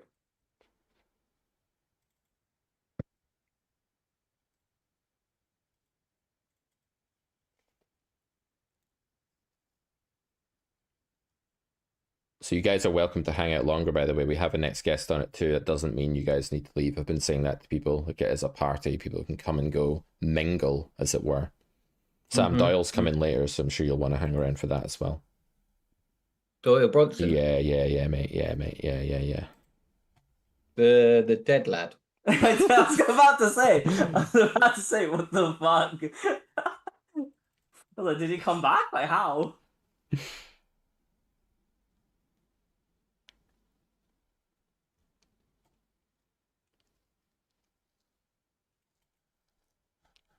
Yeah, I like this. I thought about Going mega. what my mega size would be. Oh, yeah, it's a 5. That's unfortunate. I thought about my mega size on turn, and I thought, like, it's just something that makes an ace indifferent. It's probably like 2x pot, actually, but Jack X plus. Just see people calling an ace that they should fold. You do see it. You do see it. I don't know, though. Like, people Check are... raise is also very viable. Check raise is He has good, like no yeah. Jack X, and his ace X bets, and then he's like, "Fuck, I've got check raised." Check So I raise really like might just check be raising there. best. This is some recreational from Big Blind. I'm just going to peel the Jack 9 off. Like, I'm not folding. I want to see what happens here. Love seeing what happens. I'm going to favor block. Man's just got ace king. He's like, "Fuck this hand, I'm out." It's like, okay, I 3-bet ace king. It's a trouble hand. I check fold. Trouble hand. Pretty much. Campbell McPherson 6853. Been doing that with Shu at 10 NL. Been doing what, bro? What do you mean? Did I miss the context? I think I missed the context. Maybe it's based off what we were talking about. I don't remember. I what do we were love talking people's about. assumptions. One guy's like, he won't call ace jack. You remember the ace king hand, the 4-bet pot? You're like, he won't call ace jack on the river. Like, you know this guy. Like, why not? Yeah, he If might. thinks He you're might. bluffing, he'll I call it really off. don't know. It's a really weird spot, and like I think people underestimate as well, like the danger of reopening when you don't know what's going on. Like, cause I'm on stream, like Sam, you're like, how often are they really going to go after your raise? And the answer is like non-zero, because like earlier on, I took the most obvious value line ever. I led the river when a flush got there, and the guy like tanked 3 time banks and then bluff raised me, and then folded when I jammed. I had the I nuts, saw and that, it's but like I think that's just a fish, right? Because who bluff raises that size? he looked like a reg. Honestly, he looked like a reg. But yeah, maybe. He did look like a reg, but I'm pretty sure that like he just clicked river like. But it does I think it's happen. just a It fish. does happen sometimes. I Like, agree. It was a non-zero spot if you raise and then get jammed on. Like it's non-zero that he's bluffing. yeah, there's a lot of pot that you squander It's there. still Maybe it's a very- psychological thing. It feels so bad when it happens that we don't want to go down that road. There's definitely a psychological bias there. Yeah, and it's easy to just be like, we all do it to be like, you know what, I'm just not going to put myself in that position, so I'm just going to call. I think I'm Yep. winning like always anyway, so Yep. it's not worth the stress. Which is, of course, not a good end goal, but it is a natural state for many of us. It's a hard spot. It's what you've always said. It's not about making a plus EV decision. It's about making the most plus EV decision. So Aces! Right, let's go, guys. It's ace month at Carrot Cart. Oh, no, it's not. Go. Everyone Threes month. folds immediately. Let's see. Oh my God, we're gonna win a pot. We've won the pot. I got him. Yeah. Damn. Here's the real question. What is the investment ceiling for Ace King on that flop and turn? What do you say, Pete? Am I a good student of your YouTube content? Yes, very good. Super Jens, Peter. Well, my thought was that if I bomb turn, I will not be very happy jamming river at that SBR with Ace King when there's a queen on board. Because if I start bombing turn, Ace Queen just has a very clear slow play now and is like fully in range, I would think, if it's going to check turn in the first place. That is a big if. you have to get called twice by war. So I thought against pool, the investment ceiling for Ace King, and in theory actually was lower than bomb turn, shove river. And then raise is just such an awkward line on river. Like I was hoping they would just check river and I could just bomb in a spot where I'm perceived to be bluffing a ton, and that's what I wanted to happen. But yeah. There's also bomb turn check river. Yes. That's what I like doing a lot as well. Yep, that's an option. That's probably much better given if you're going to be very unlikely to raise river as well. Well, he doesn't know what he's going to do on the river. Like No. Well, yeah. How often are we I really think it's- facing block there? Like, I don't know. Sometimes for sure. Like, it's not a rare That's what I thing. was just Yeah. thinking. Oh, look at this, Maybe- Rig. maybe- I'm so suspicious. You guys can't talk. Oh, I'm so suspicious of this line. 18 VPIP, though. 18-13. I'm not convinced it's the right villain. He's got a green tag. Against the MDA guy, I'm so incredibly suspicious, though. You always go there, don't you? You always go. But Sam, No, but I think you honestly underestimate how many players in Russian cash. Like, this is where people play poker now, is like 100, 200 Russian cash. There are plenty of them here. There are. I just mean instinctively, like Yeah. when I see a 10x raise, my instinct is, I mean, and this is not right or wrong. My instinct is just like, fucking hell, big raise, probably got it. Then I will go on to think, oh fuck me, sorry to swear, if this is an MDA guy, that's that'd be annoying. It's annoying because But- if it's an MDA guy, he's always bluffing. So I'm like really aware of, or not always, but very, very frequently. So what I'm really aware of is like when the Pandora's box lid comes off, because that is an insanely profitable moment if you can identify it. That's why it's always on my mind, I think. Sure. Okay, let's think about it like this. What kind of player or what kind of strategy suits someone that is an NDA reg? It's going to be something that is pretty basic to implement. Basic isn't an insult, but it's going to be very like it's not going to be that complex, right? Most likely. There's going to be like bluffing exploits that they have that are probably not that complex, in my opinion. that They're- didn't feel like an MDA spot to me.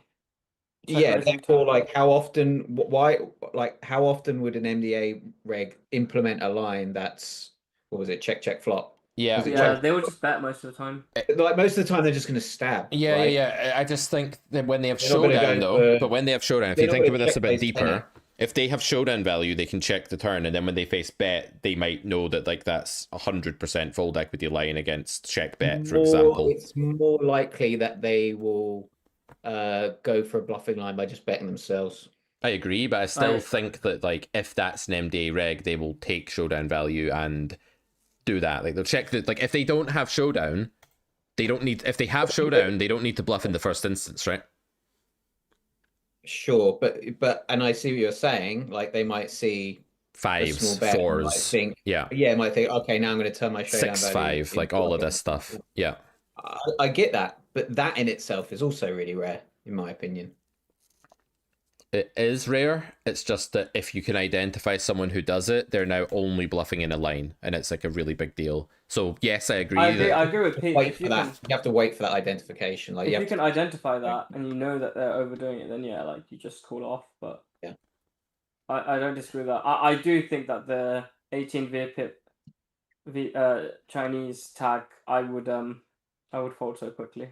But that's yeah. I just think I just think it becomes too negligible compared to the other. Here we go, boys. Another 3-bet pot. We've rolled call here with Ace King. Another 3-bet Yeah. pot. Let's go. Like manifesting. Not really the turn we wanted to see. Mhm. Does Ace Jack off in range here? If so, it's a lot of value combos. I think we're still calling. I think we're value chopping Ace King, blocking Aces, Ace Jack.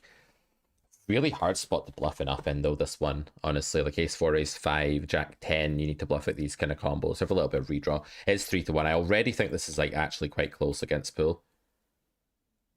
I don't think folding turns that absurd here actually. And this time you cannot convince me to value bet river. You could convince me to bluff river all in. You could convince me What's he to lose this doing? thing. This is why Okay, like I think it's 3%. I think it's 3%. Can we actually review this hand? yeah. I think that is hilarious. I think that's a fucking clown. Is that your review? That's my review. I don't think there's much. It's like, can we review this hand? Yes, this guy's a clown. End of review. I mean, I think I would 4-bet. Like, these guys are not. I don't think they're gonna 5-bet bluff you. So like, I never want to not 4-bet here. Like, He also went 9 again. Was it 9 or was it 10? No, it was 10. It was reasonable, but I just don't see why we're not 4-betting, even though we're 200 BBs deep. Well, we are kind of taking either line there. I don't know. Oh, you don't think that? I don't it's, think like, 4-betting's strictly necessarily higher EV. No, because I have such a dominating hand and such a great hand in a 3-bet pot as well to play at that stack depth and have position. Like, they're going to be fairly face up and straightforward. I think there's a lot of edge in just playing the bigger SPR in position with that hand as well. I don't think it's as simple as just how often we get 5-bet. Well, the thing is, I think we don't get 5-bet enough, so I think we want to put money in with our hand that's good against like ace queen suited, ace jack suited, and then like we can get him. I mean, I'm not gonna argue this all day. Fine, I'm not like it's fair enough. If you think that's fine, that's fine. Yeah, I think it's not clear to me at least that 4-bet Okay. is better in that node. But I do agree generally. Like, I like 4-bet nodes. I especially like 4-bet nodes like out of position because I feel like there's a big swing in EV where like the in position players start suddenly playing a lot worse in the 4-bet pot without initiative, quote unquote, than they do in the 3-bet I think they're pot. pretty bad at playing 4-bet pots out of position as well. Like if you go 30 there, like, Yep. they're gonna really like fuck it up. They're gonna overfold probably which is good for your hand. Yep. They're also gonna like not slow play aces enough because their range has no bluffs or very few bluffs. Like people at this stake are not gonna like start 5-bet 61 big blinds with ace jack suited or whatever, right? Yep. So, being deep in 4-bet pots is really good for us. Yep. I'm just scared though because I'm on stream and there's 2 of you. So I can see that. Like I can see that. Obviously, it's like revolting when you 4-bet and they jam or something, but like that's great. They had aces or they had a really good hand. Yeah, I quite like I agree with all of your arguments. I just think they need to be balanced against like the arguments I was giving as well. I think it's quite close, right? They do. What do we want to do here? This guy cold calls. I think call is just like really winning here. We can also like 4-bet side call it off and 4-bet fold. I don't love either of those lines. And this is very, very scary. And the opener does this. I don't even know how often Ace King is going to do this. I think we just have to fold. Like, what are the implieds here? Nothing.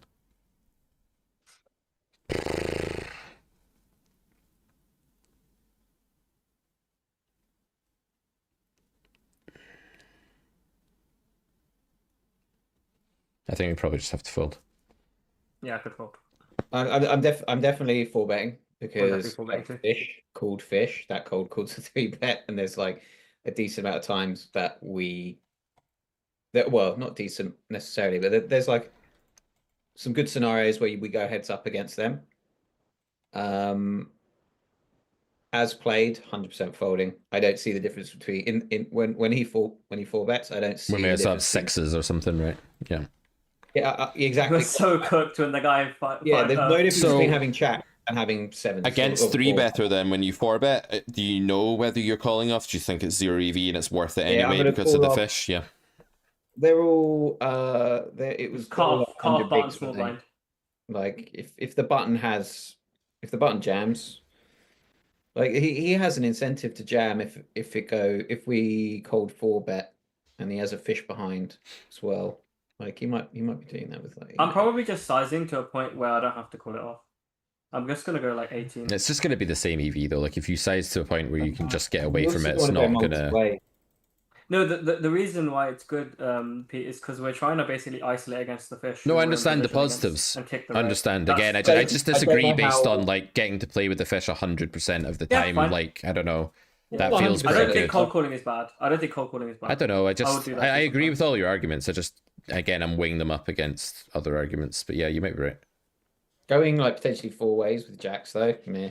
And also only making it about 18, you're often gonna go multi-way as well because Maybe you just go 20. Like the buttons range isn't like super tight. Like it's not UTG. No, I think hijack, they're wide enough actually with the dead money. I think you guys are probably right. The 4-betting overall is better. Yeah. I just think it's funny because when people give a case for something in poker, they list all of the arguments for their case, and it's like, okay, cool, but now like let's take the other arguments on the other side and let's try and come to a balanced conclusion. And I just think it's like a shit way of reasoning. Like it just ends up being completely biased. Students do it all the time. They're like, I did this because of this. I don't think cold calling is necessarily like bad, because there are positives to it. Like because the guy in the cutoff is unlikely to bluff this spot as much. You will get to see a flop more often. So there are like good sides to it. Yeah. Just as a general point, though. I mean, you cold four betting that without the small blind cold calling the 3-bet there. If it's just cut off button. Yeah, you probably but if I am, this is the point, right? If I am, it's as like one of the worst hands, and it's a very small EV gain by doing it. This is the point. It's not like it's amazing to just cold 4-bet jacks in that situation without the fish there. So that's It doesn't have to be amazing. No, but if it's only microscopically better than not doing it, then it can hardly be used as an argument for like, well, if you're doing that in X, you should also do it in Y, because the EV gain in X isn't really meaningful. I do think it is in this case with the fish involved. Yeah, I think it's bigger in this case because of the dead money and it's wide enough position. I do agree 4-betting's better. Yeah, if it's 3 regs in a hand, if it's like cut off reg, button reg, cut off reg, small blind, cut off reg, button reg, and then the small blind reg cold calls, then it's just like bleh. Yeah. Yeah, I think it's better on balance. It's an extremely hard thing to weigh up, but I do think it's better. It's a very rare spot. Mm-hmm. You will never be in that spot again. No, I wouldn't say that. What, 2 regs, then a fish cold calls in those positions, and then you have jacks. Having jacks, no, I don't know about that. Yeah, I'm that's just what I saying, mean. like, you get that spot. One of quite those often. hands. That's just like It's kind of like, Cost okay.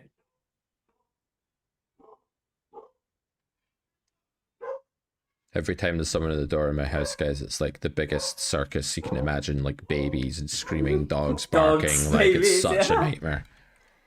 I just don't know why you arrange all of your deliveries for a stream. I don't. It's the wife's fault. This is a give up spot if I've ever seen one. We might actually win here against like ace 4 of spades or something. We have ace of clubs. Guy tank calls turn. He's got think he's pink leading. tag. Yeah, I think he's just got it and he's leading as well. He's leading. Yeah, this guy. This is a leading tank. Yep. Yep.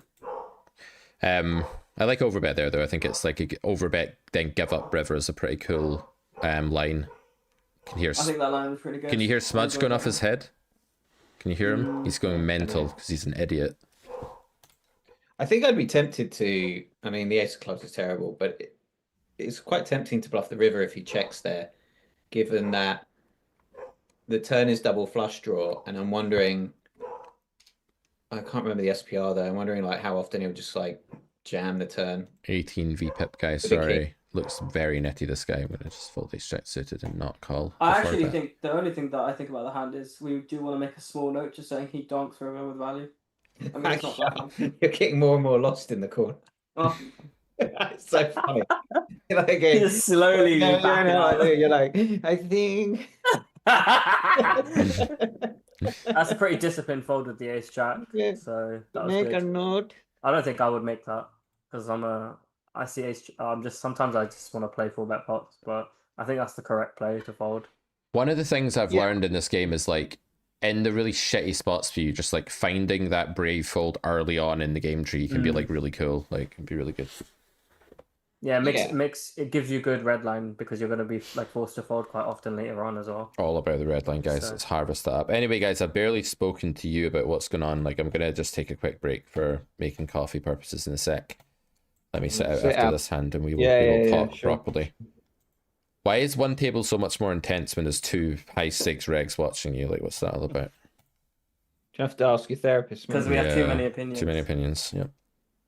Yeah. Yeah, No, mate. Yeah. Do you like this, Pete? Do you like where I am? Do you think this is enough?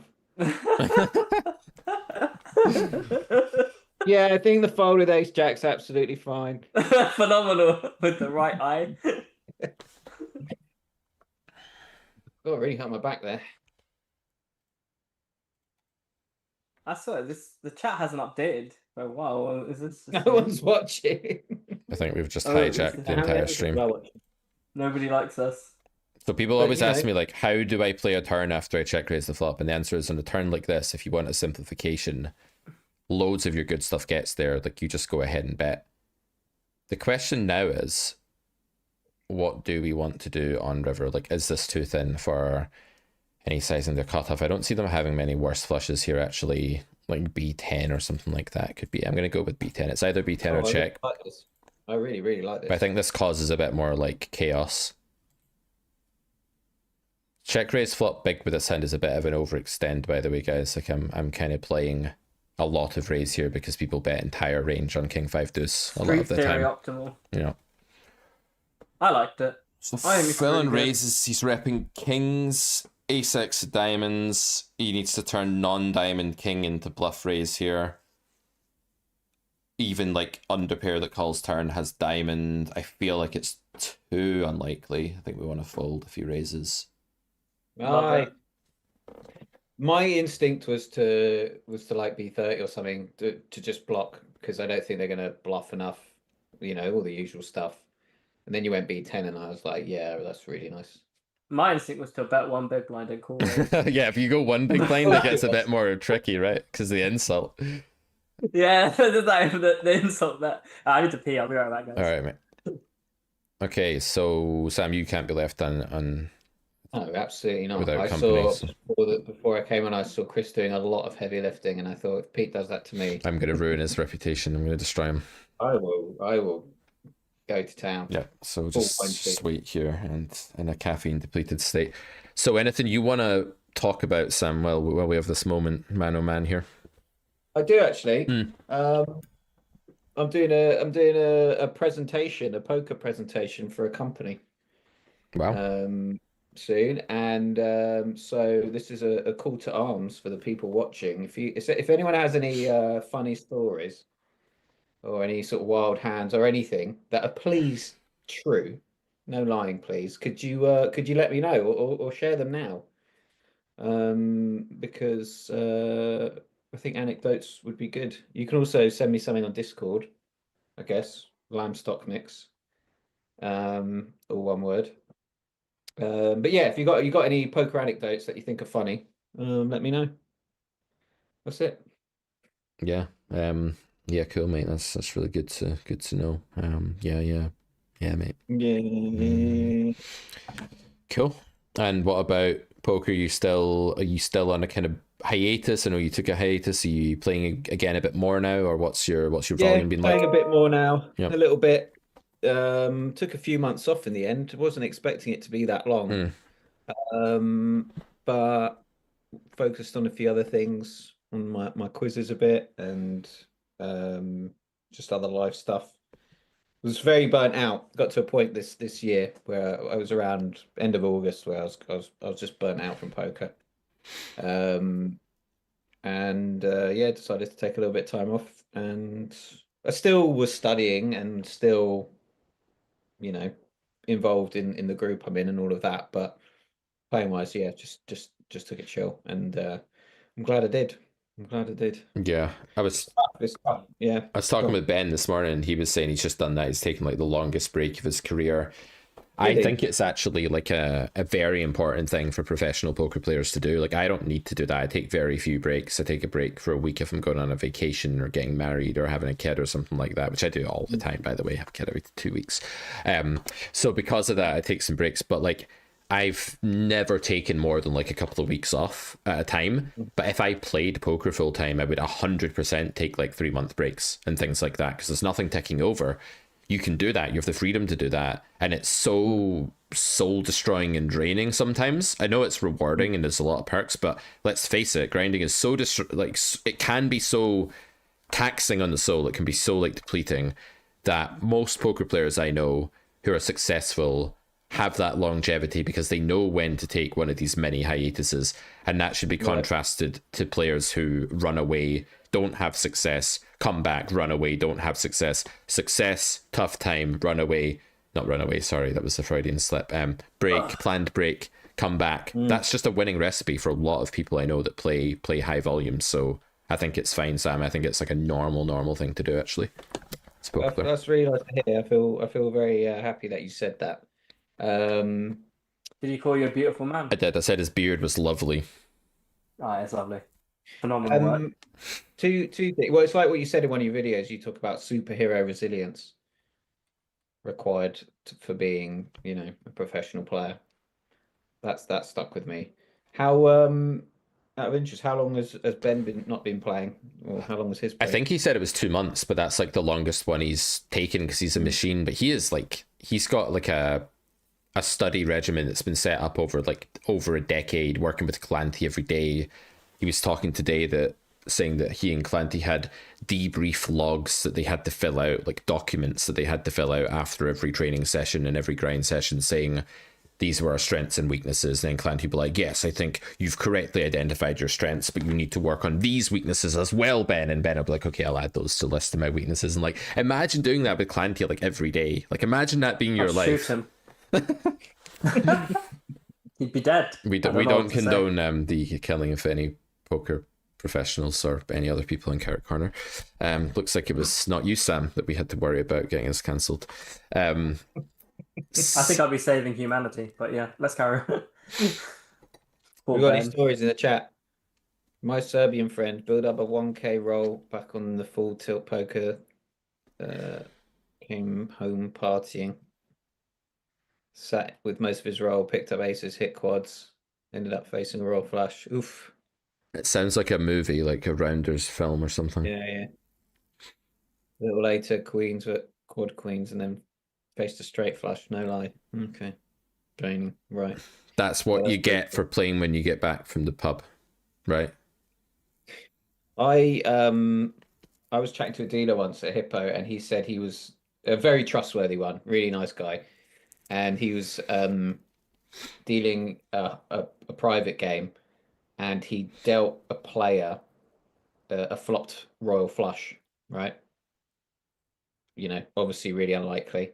And then it happened again the next hand. Same player. Yeah. Flopped a royal flush. And I asked ChatGPT what the odds were for that.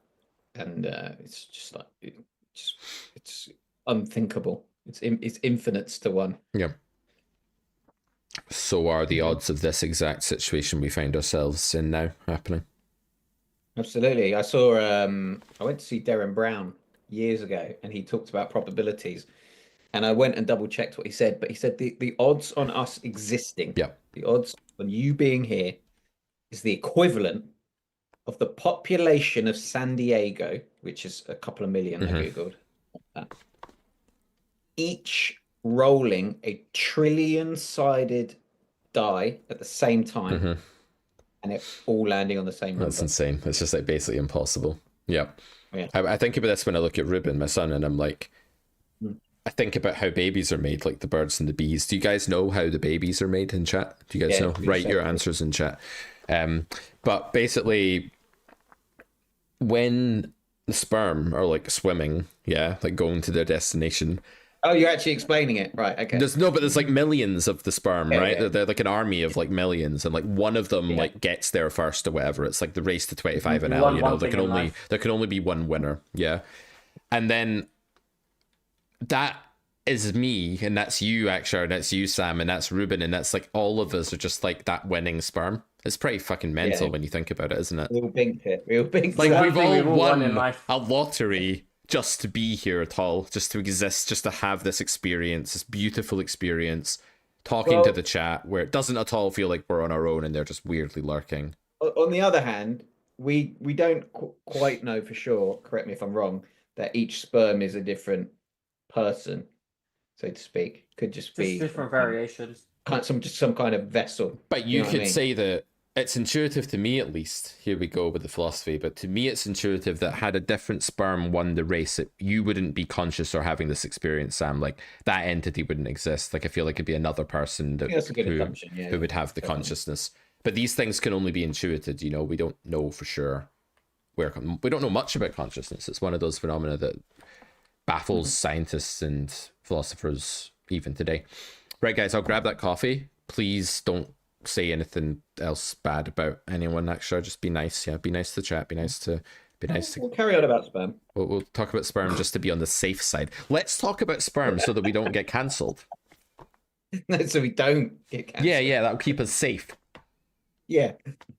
And then we're about to welcome our next mystery guest on Oh, I want to know who it is. And the then I'm going. stream.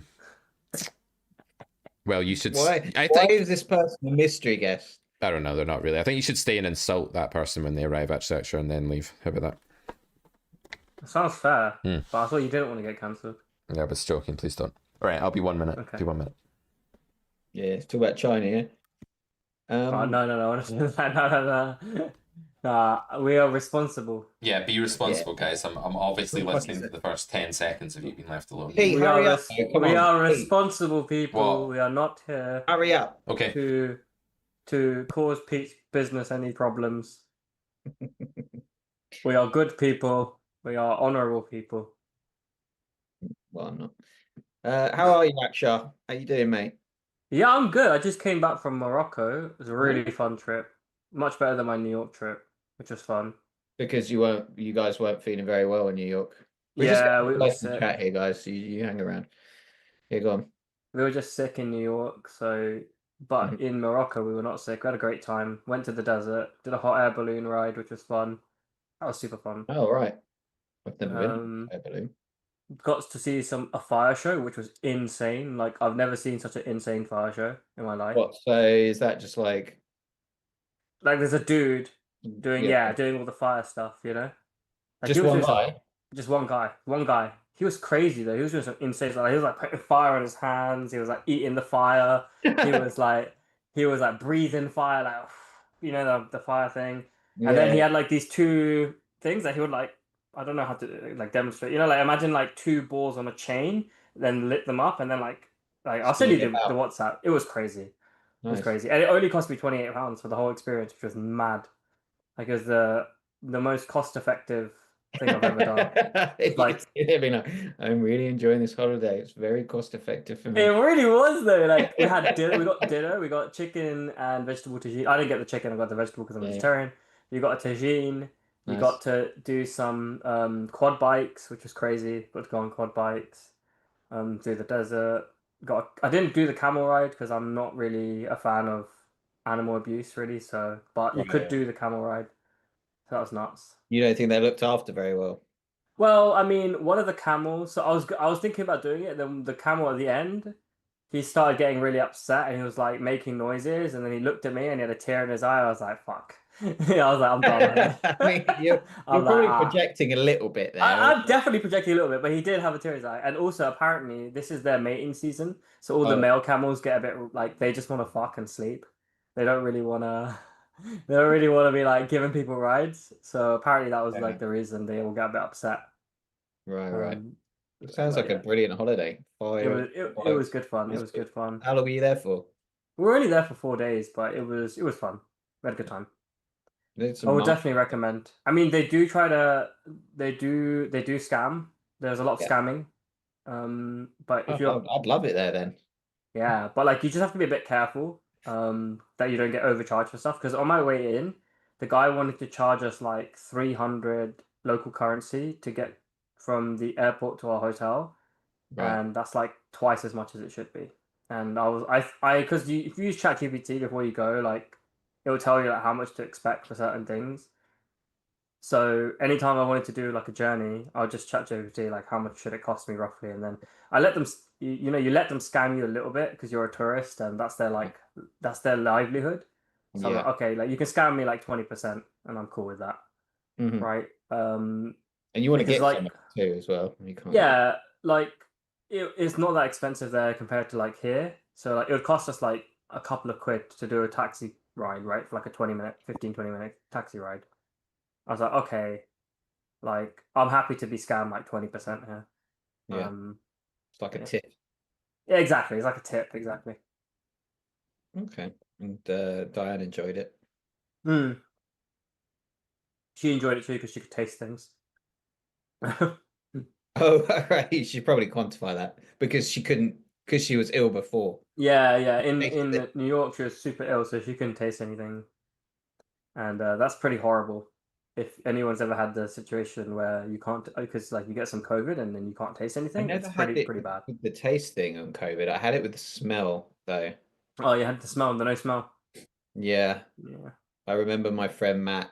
He lost his sense of smell at one point, and he used to test it each morning by smelling some coffee.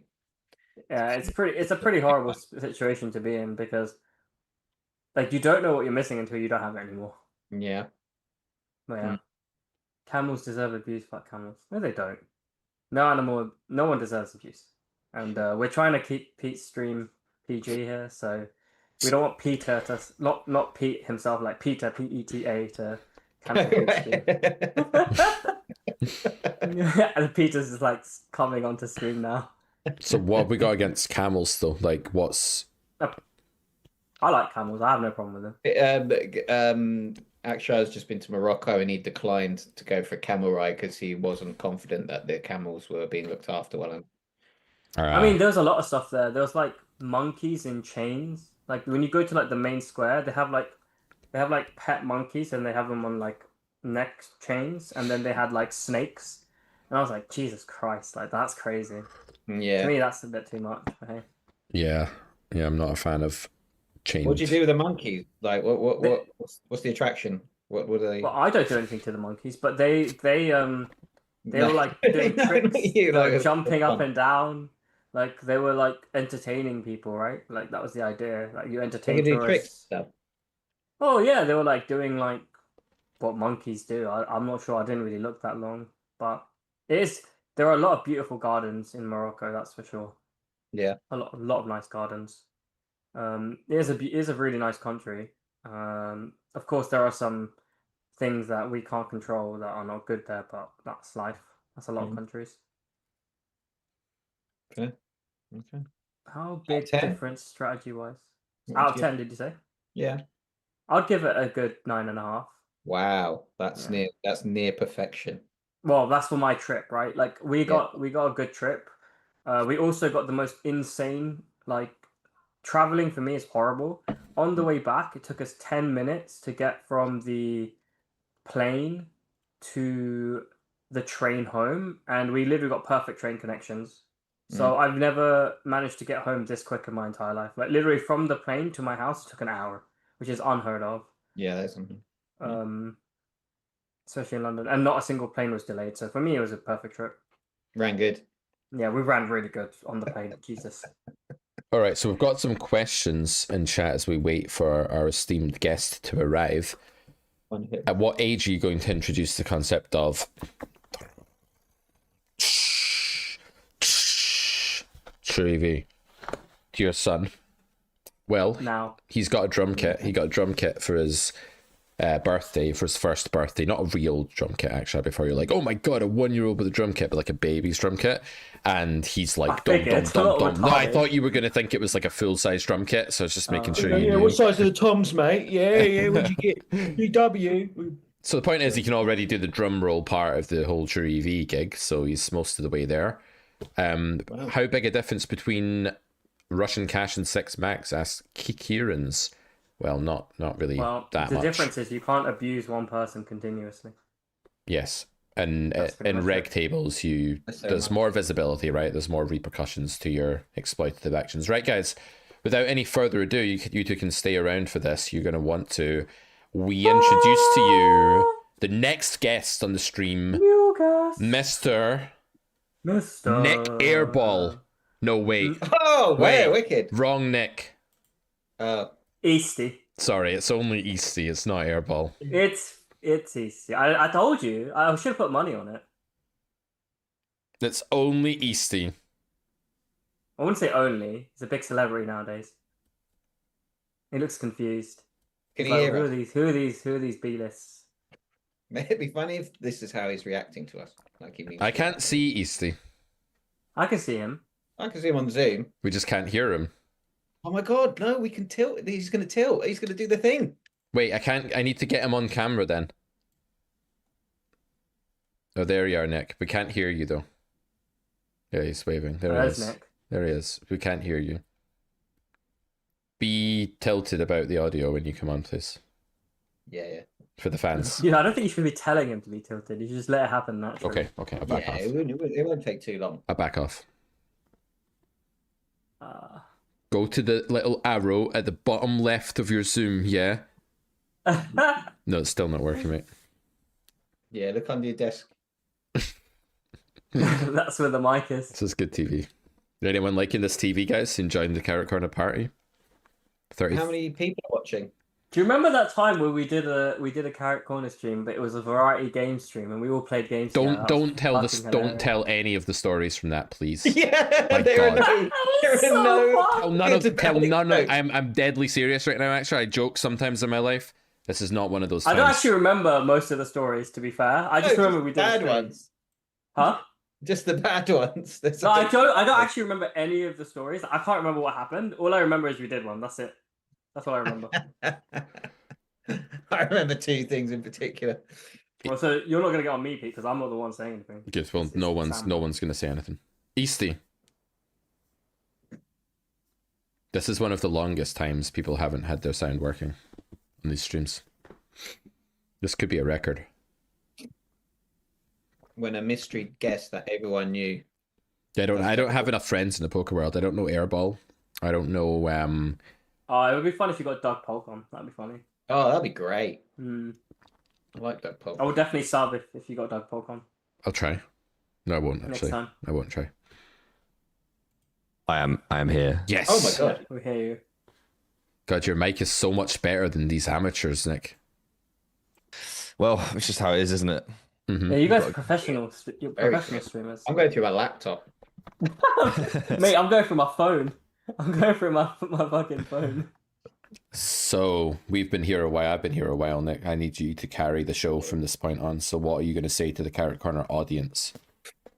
Wow. Should we just have like a proper deep dive into my mind Yep. or something? Yep. Yeah. Yes. Exactly what we're here for. How much do you hate 25 an hour? That's the first question I have. All right. How long we got? 56 minutes. Okay. I think we'll have to choose a different topic. Okay. How did it go at that tourney that you played recently? I heard that you played a tourney, but I don't know the result of the tourney. So I've played a few tournaments. I'm just not sure exactly which one you were referring to. right, yeah. No, I think it was the one that you won. Like, how did that one go? Oh yeah. That was good. Congratulations. I actually won that one. Yeah. Thank you. Yeah. The vlog is a bit late, but I wanted it to be like good. I sent it back a couple of times, so that's why it's like 3 months ago I won. But Was it a live tourney? yeah. Oh, well done. Yeah. Thank you. Yeah, you can watch the video on my YouTube channel. I will check that out for sure. And how do you feel I'll about? watch it at 1.5x speed. And how do you feel about poker in general, Leasty? Like, you feeling positive about it? You're aware that I'm not, I imagine. No, I have no idea what's been going on recently. I've No, not had no, I'm time not. to. No, not positive at all, really. I'm a pretty consistent break-even / losing player at this point, I would say. No, you must be winning. Come on. Oh, well, I'm definitely not winning.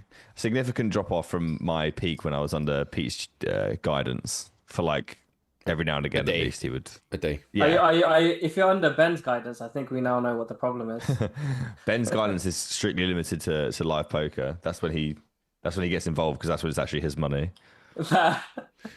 You need to get Yeah. Otherwise Clanty you on don't your know. team, mate. You need to hire Clanty, but for free somehow. I did have Clancy on my channel. We did a video, and he just sort of laughed at me for 2 hours. Yeah. So Comedy. yeah, I had some pretty atrocious hands in here, and yeah, I made him cry from laughing because it was so bad. So I didn't really fill me with much confidence after that. Sort of just in the same rut I was in pre-Clanty, laughing at me. So Do you? How often do you play live? not as much as I should. Probably I used to play every single week, and now I probably play every other month. Oh, wow, But that's quite a drop off. I Well, play more tournaments live. and is it mainly? Do you mainly go to Aspers? It's actually not called that anymore. It's Oh. called Gentings.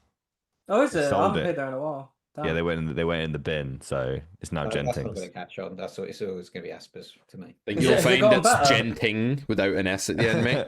Is it? Sorry. Yeah. Has it Yeah. gotten better, Nick? Or is it still? I mean, I've been like twice since it changed. So it's fine. You know, they changed the felts and stuff, but It does make a difference. the games are still very good, as far as I remember. Yeah, the games are good at Aspers for sure. Yeah. But Because they got all the people from down my end that used to play, like at the local casino, that stopped doing poker. So Akshar lives like literally around the corner. You can see. no, it. I don't anymore. I moved. I Oh moved yeah, away. that was it. Oh no, it's a long way away. I'm like quite a long way now. Actually, the best place for me to go play now is Hippo, which I'm Yeah. happy about because I like playing at Hippo. So Mm. So it's like a dungeon. Easty, you're gonna rate all the hands I play out of 100. Ready? Okay, yeah, Go. 27. good start. You're only allowed to rate them after the hand, and Sam and Akshar Okay. aren't allowed to rate the hands ever. Okay, I'll give 100 to that one. Do you just want me to do the ones? Not the actually ones have that a are fold post spree, unless you think it's a bad fold pre. flop? Pete, Okay, okay. just a quick question, Pete. Mm. Has your stat gone up since Akshar and I arrived on stream? Ever It's so kinda stayed the slightly, same. but only by butchering like spots that were in my favor anyway. I think What stakes are we playing? Yeah. 100 Russian cash. 100 Russian cash. Okay. Have you considered moving down, Pete? If you're feeling a little bit too much good old pressure. Clancy. 25 and Why out. does everyone know that story? Why is that like the thing that's most It's such a great famous? story. It's my favorite story ever, obviously. 6 big blinds, Let's go to Joker a steak. Mato. Rate my sizing, Easty. That's why you're here. I like that. No, you Yeah, don't. rate You can that up. only rate in 94. numbers. 94, I like it. Okay, that's a good start. 94. Oh dear. Editor, put 94 on the... Oh, there's no editor. Fuck it. Oh, wow. Oh, that's all in. Okay. So if you're just tuning in, Easty is rating my play out of 100. He's used to a scale of punt or no punt. That's a binary scale. Yeah, Now that's he's got a true. fully analog scale. I'm gonna say no punt or no punt is one of the greatest series ever given to man. Apart from No, thank you. I love Friends. it. Friends is better than But- punt or no Yeah, punt. Friends is. I would also agree that Friends is better than Punt No Punt. I don't know, man. I appreciate the Punt or sentiment. no punt's definitely up there. I need to get some Some more people. of the episodes are so funny. Yeah, they are my favorite thing to make. It's nice to have something that other people haven't got in a way. I know people can do things that are it's similar, definitely but a like, unique thing. yeah. So, quite a lot of other people that do like hand reviews are just much better than me. So we have to do something that's a little bit more niche. I've always liked doing it. It's just very difficult to get people because everyone that's in poker is just so lazy and non-committal, Yeah, including true. me. Also, they have to be willing to show all their punts. Yeah, exactly. I like top 10. Top 10's good. That Mm. always comes on YouTube. And I'll click that one. Well, that's pretty much my entire YouTube schedule, guys. So thanks a lot. All right, You EC. just like everything. Rate this weak passive hand. We cold called 8s. Flop went check, check. We called a B33. Now we're going to fold river.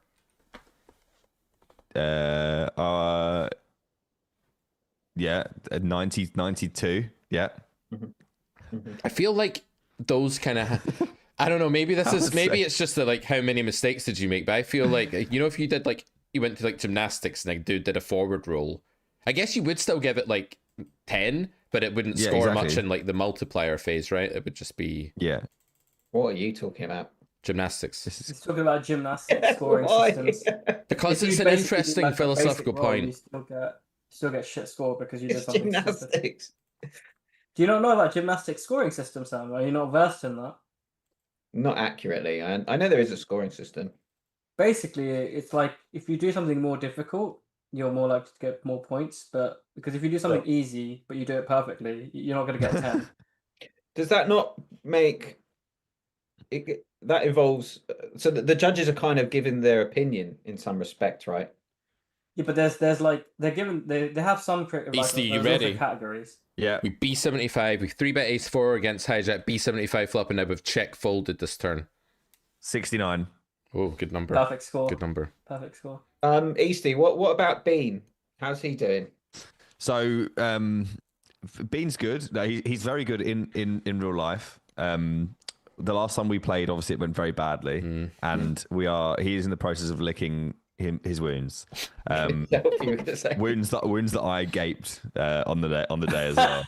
So What do you think went wrong for being in that latest shot? He got gaped by Easty. yeah, Apart yeah. from the That's all went obvious. wrong. I think he I don't know. I think he hadn't played since the last time we did it, so I think he just completely neglected to, that he was in. If he would play, he would play at 10-0. Like, I think he neglected to think how much people were actually going to stick it on him. I think it was getting stuck on him a lot, and I think this guy is folding a lot.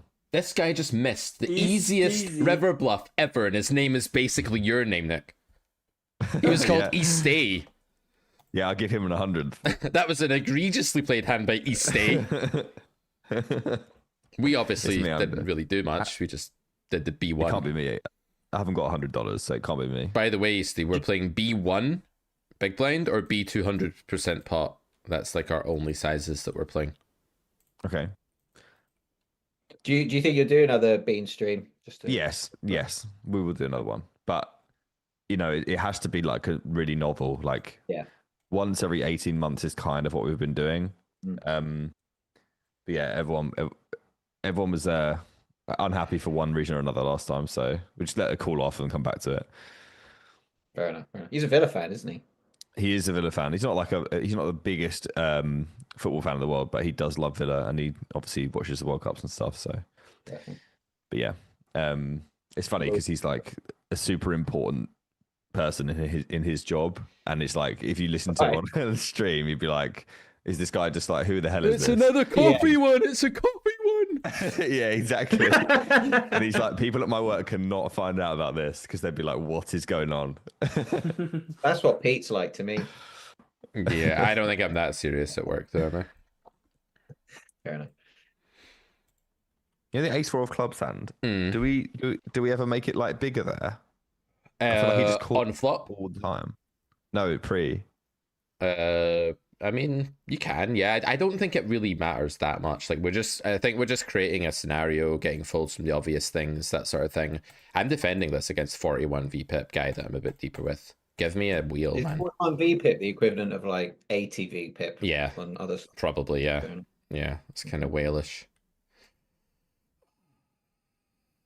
I'm gonna call for two reasons. One, the fold equity later, and two, like the implieds. But this flop call is like a bit egregious in theory, I think, to that sizing.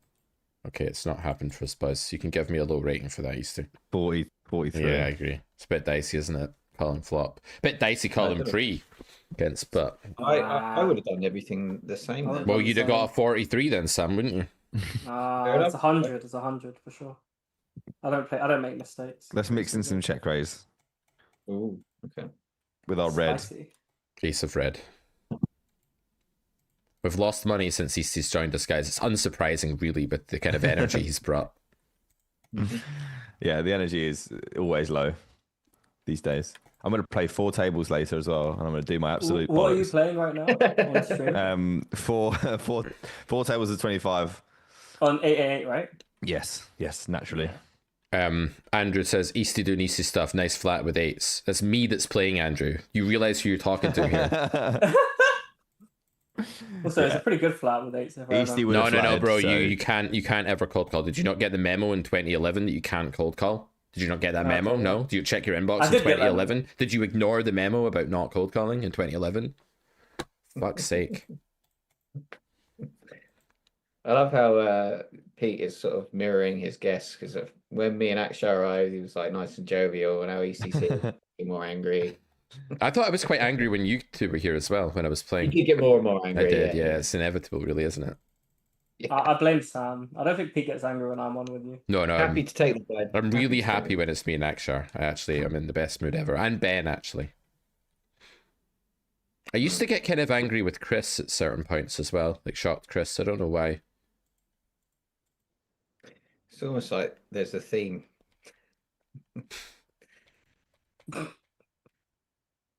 Are you going back to Vegas in the summer?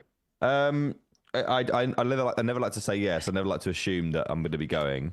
Yeah. Well, guys, I've gone the last 4 years. We are going to cold call 3s. Oh, classic EC. Because this is 3 month at Carrot Corner. We're here because it's the biggest discount we've ever done. Let's do it. We are going to go ahead and B33 the flop responsibly with 3s in a spot where we're betting very often with a merged range. If villain raises, we will 3-bet the flop. We will 3-bet the flop, guys. Thank God he didn't make us do that.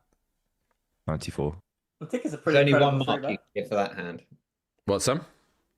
There's only one mark out of 100 you can give that hand. 3. 33. Did we mix pre?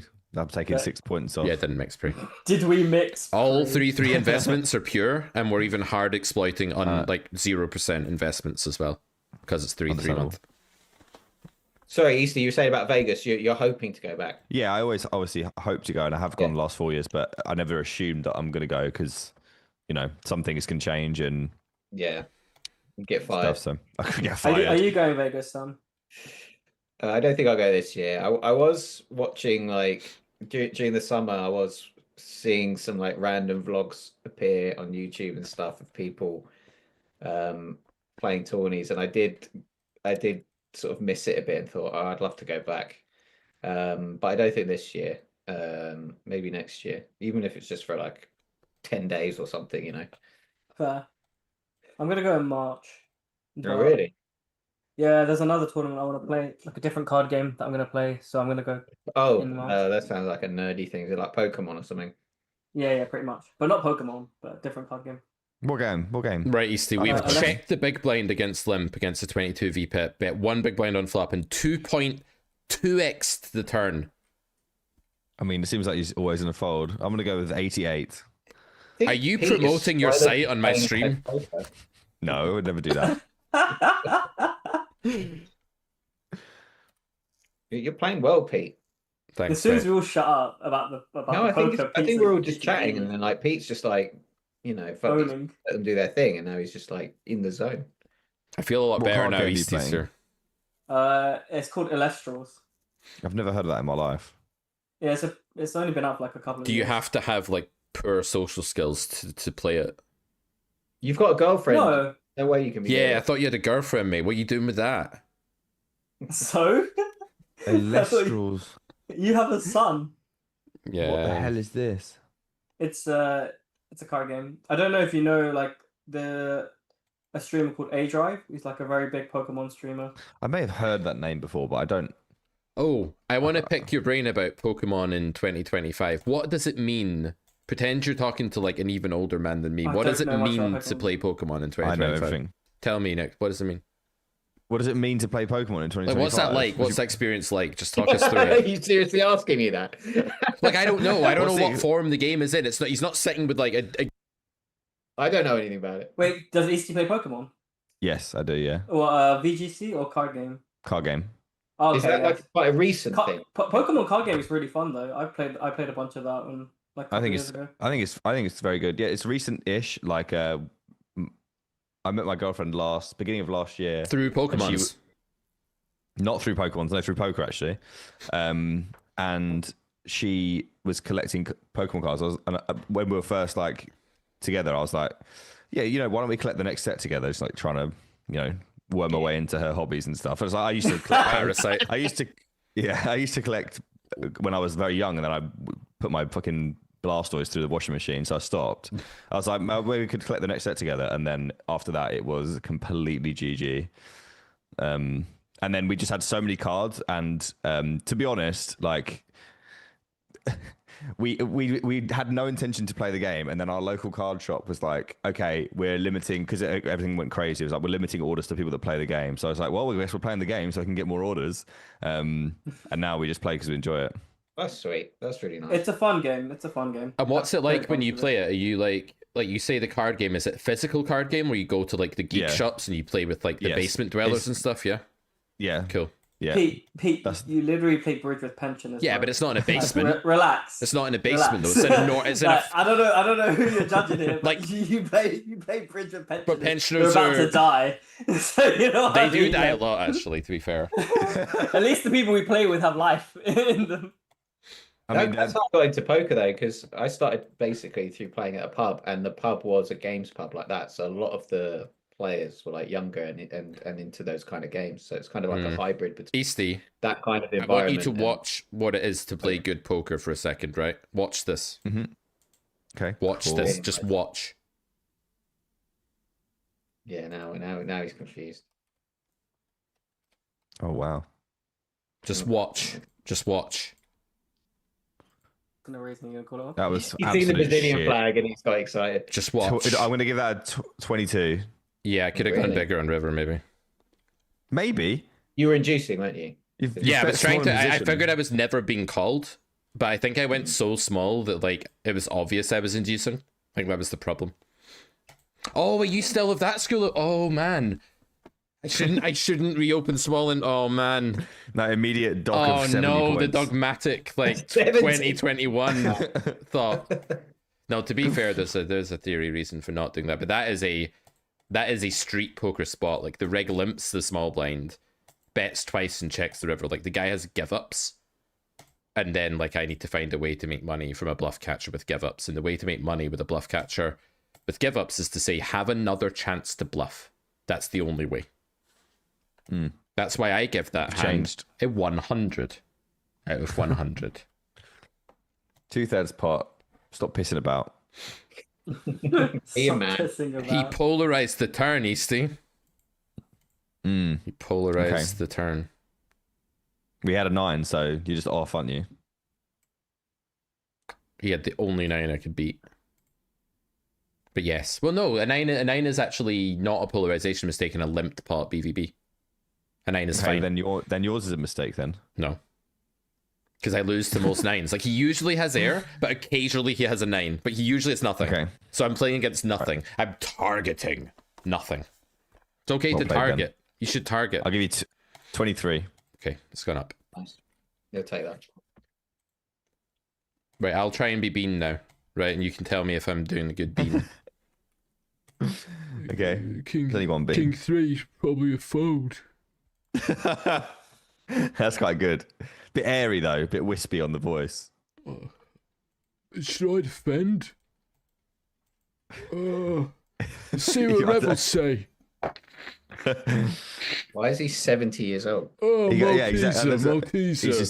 He's only got bridge people to Yeah. get voice service from. Yeah, it's true. They don't understand what I do for a living, like at all. Even when I tell them, they're like, "What?" And then they die. And they die. Are you done? Check. I have to go in a few All right, minutes. so So please win a big pot. hi Kingsley. Is that a panther? Yeah, I've got a panther. He's massive. Yeah, he's a big lad. He's- He's a Maine Coon. That's why he's big. Ah, okay, cool. One of those. So the options here are check for showdown, bet 1 BB, and make them fold random stuff or get called by a gutter and still win at showdown. That's a bad option. Or B200. Go all in.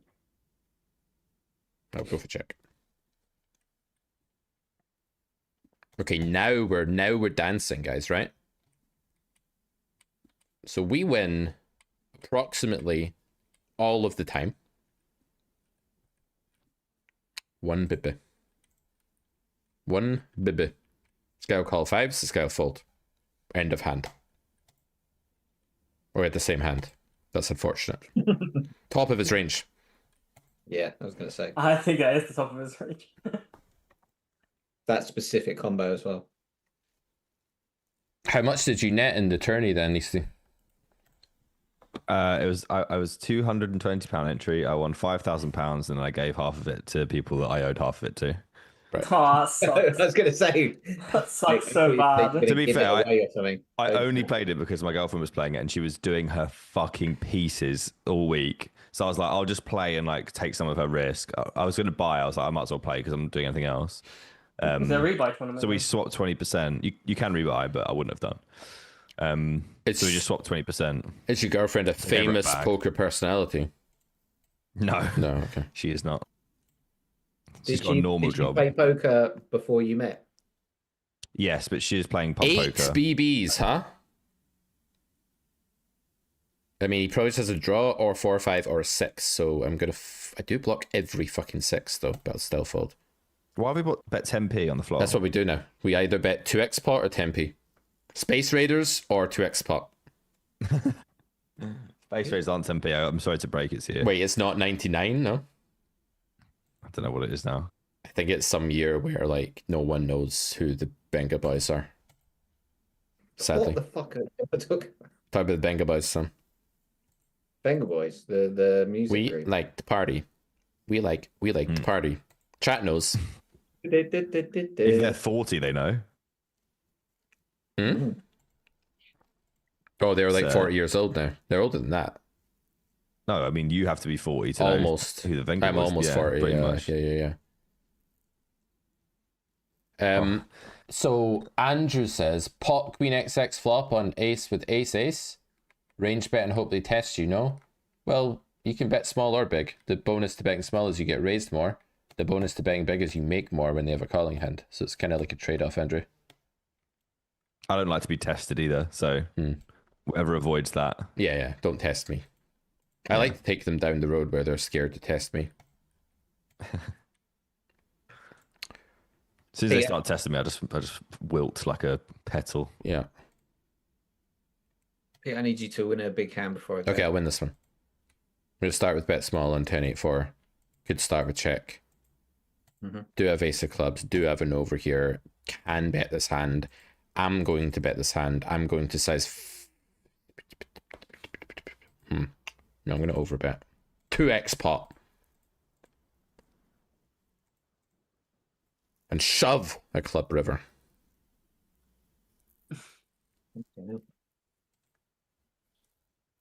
I'm not going to shove that river though. This hand. Sorry, Sam. Check, we win. Queen Jack.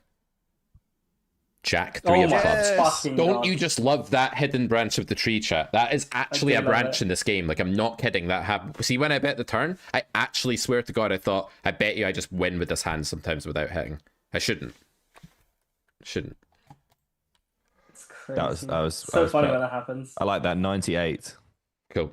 I was worried you weren't going to overbet the turn. And you're happy you didn't hit your bluff, your bluff river. A beautiful irony there. Yeah, I was looking forward to jamming all in and the guy just snapping a flush because it's flush. Couldn't wait for that. Do you ever play on other sites, Easty? No, never. Are you allowed to play 888 on other streams? Not that you should do that now because we'd have to set it up and stuff, but just thinking like. Am I allowed to play? Oh, on your stream? you mean? Yeah, I could do. Yeah. Do you, You're do they- allowed to play I don't know other- if you're allowed to answer this. Do you get like actual benefits for playing on it? Yeah. Benefits. Like, are you on like job seekers because Well, you you have to said play on benefits. 888? Do you get GSA for playing on AA? No, like do you get like extra rake back and shit, or do you just like the site? I mean, I like the site. They give me a job, so Oh, okay. So okay, it's a job thing. Okay, cool, got it. yeah. I'm an ambassador for the site, so I wouldn't play anywhere else. Fair, that makes sense. Podo Bed in chat says, "Not this Muppet Easty." Any response, Nick? Yeah, this Muppet Easty. Sadly, sorry. And are you going to do the thing where you get everyone to, what is it? Where you get all your mates to come and play at the same stake? Yeah, I should do that at the end of the year. I think actually. Like a nice I used to do thing. it on Stars, and then I haven't done it on because obviously now affiliated. So Yeah. I might do it at 25NL, but it could get really expensive. That's the thing, because it's already like a big like bum hunt. Hmm. So I'm sure you're not losing on 25 an hour, right? Like, there's no way. okay, well, what do you want me to say? Well, like, when I mean losing, I mean like you're not losing like 10k at 25 an hour. Like, No, there's I'm not way. losing 10k. If you're no. losing, you must be run bad. Yeah, if you're losing, like you're probably losing like maybe like 3 or 4 buy-ins max. I can't imagine. You keep digging. How many hands have you played at 25? I could look if you want. I don't look. The thing is, I never look at Don't- these things. So this You hand never look- here, you Easty, never win. No, what you have to 'cause it's think miserable. about, right, is the fact that loads of their range beats us now, but also loads of their range is King Jack, Jack 10, like air balls. So you actually want to check the turn with 2 pair here. Okay? Okay, thank you. Cool. I mean, I've seen your videos. I don't think you're losing that much. If you're You losing, can't be losing. Are we doing all what? Would you want results from all time or just this year? All time. all time? 25 and 0. Oh, I've Oh, never shit. looked at Jack this. 10 got there. I should probably block river. Yeah, you got a little block. I'll give that a I don't like. I would just range bet the turn because I'm terrible. I think that's really cool. No, it is reasonable. I just thought like I'll go 33. yeah, I think See what I did there? well done. Nice. No, I don't actually. Why did you choose that number? Well, 33 is what I don't know actually. What are you calling it? It's just a Black Friday sale. It's 33% Black off. Friday, Yeah. 33% off, guys. So that's what I said. Right, let's have a look at this. This is Never looked at your time. This is great. No, I've never looked at it. It's really miserable. Content. Is this a graph? Are you going to be upset if it's like really winning? Can I have the graph for the audience right now? No fucking No, way. no, fuck that. Okay. It's a private thing, man. We don't want to. Because like, what if he's losing like 200 bucks? But you are in a public space right now. You do realize that. I'm gonna limit what I give. Yeah, say what you want. If you're, no one's gonna know if you're lying. You can say you're a massive winner. We'll never know. Do you ever play off stream? Never. 0. Okay. Yeah, I am. I will say I am not winning. Yes. Is it close? It must be close. It's very close. It's basically break even. There you go. You're not losing. What about the You get some break back. Are you willing to say how many hands? It's several 100,000. Yeah. Really? Okay. So you're winning. You're winning after break back. GG. Yeah, that Feel is good about true. yourself. I don't ever. I would. You're winning, and AA up. You're ambassador. So I think that's pretty good. I can Especially when everyone's targeting your ass. I can see when I stopped putting any effort in whatsoever. That's that much I know. Like I don't expect necessarily to be winning when I literally put 0 into my game at all. Well, you're phoning it in. Yeah.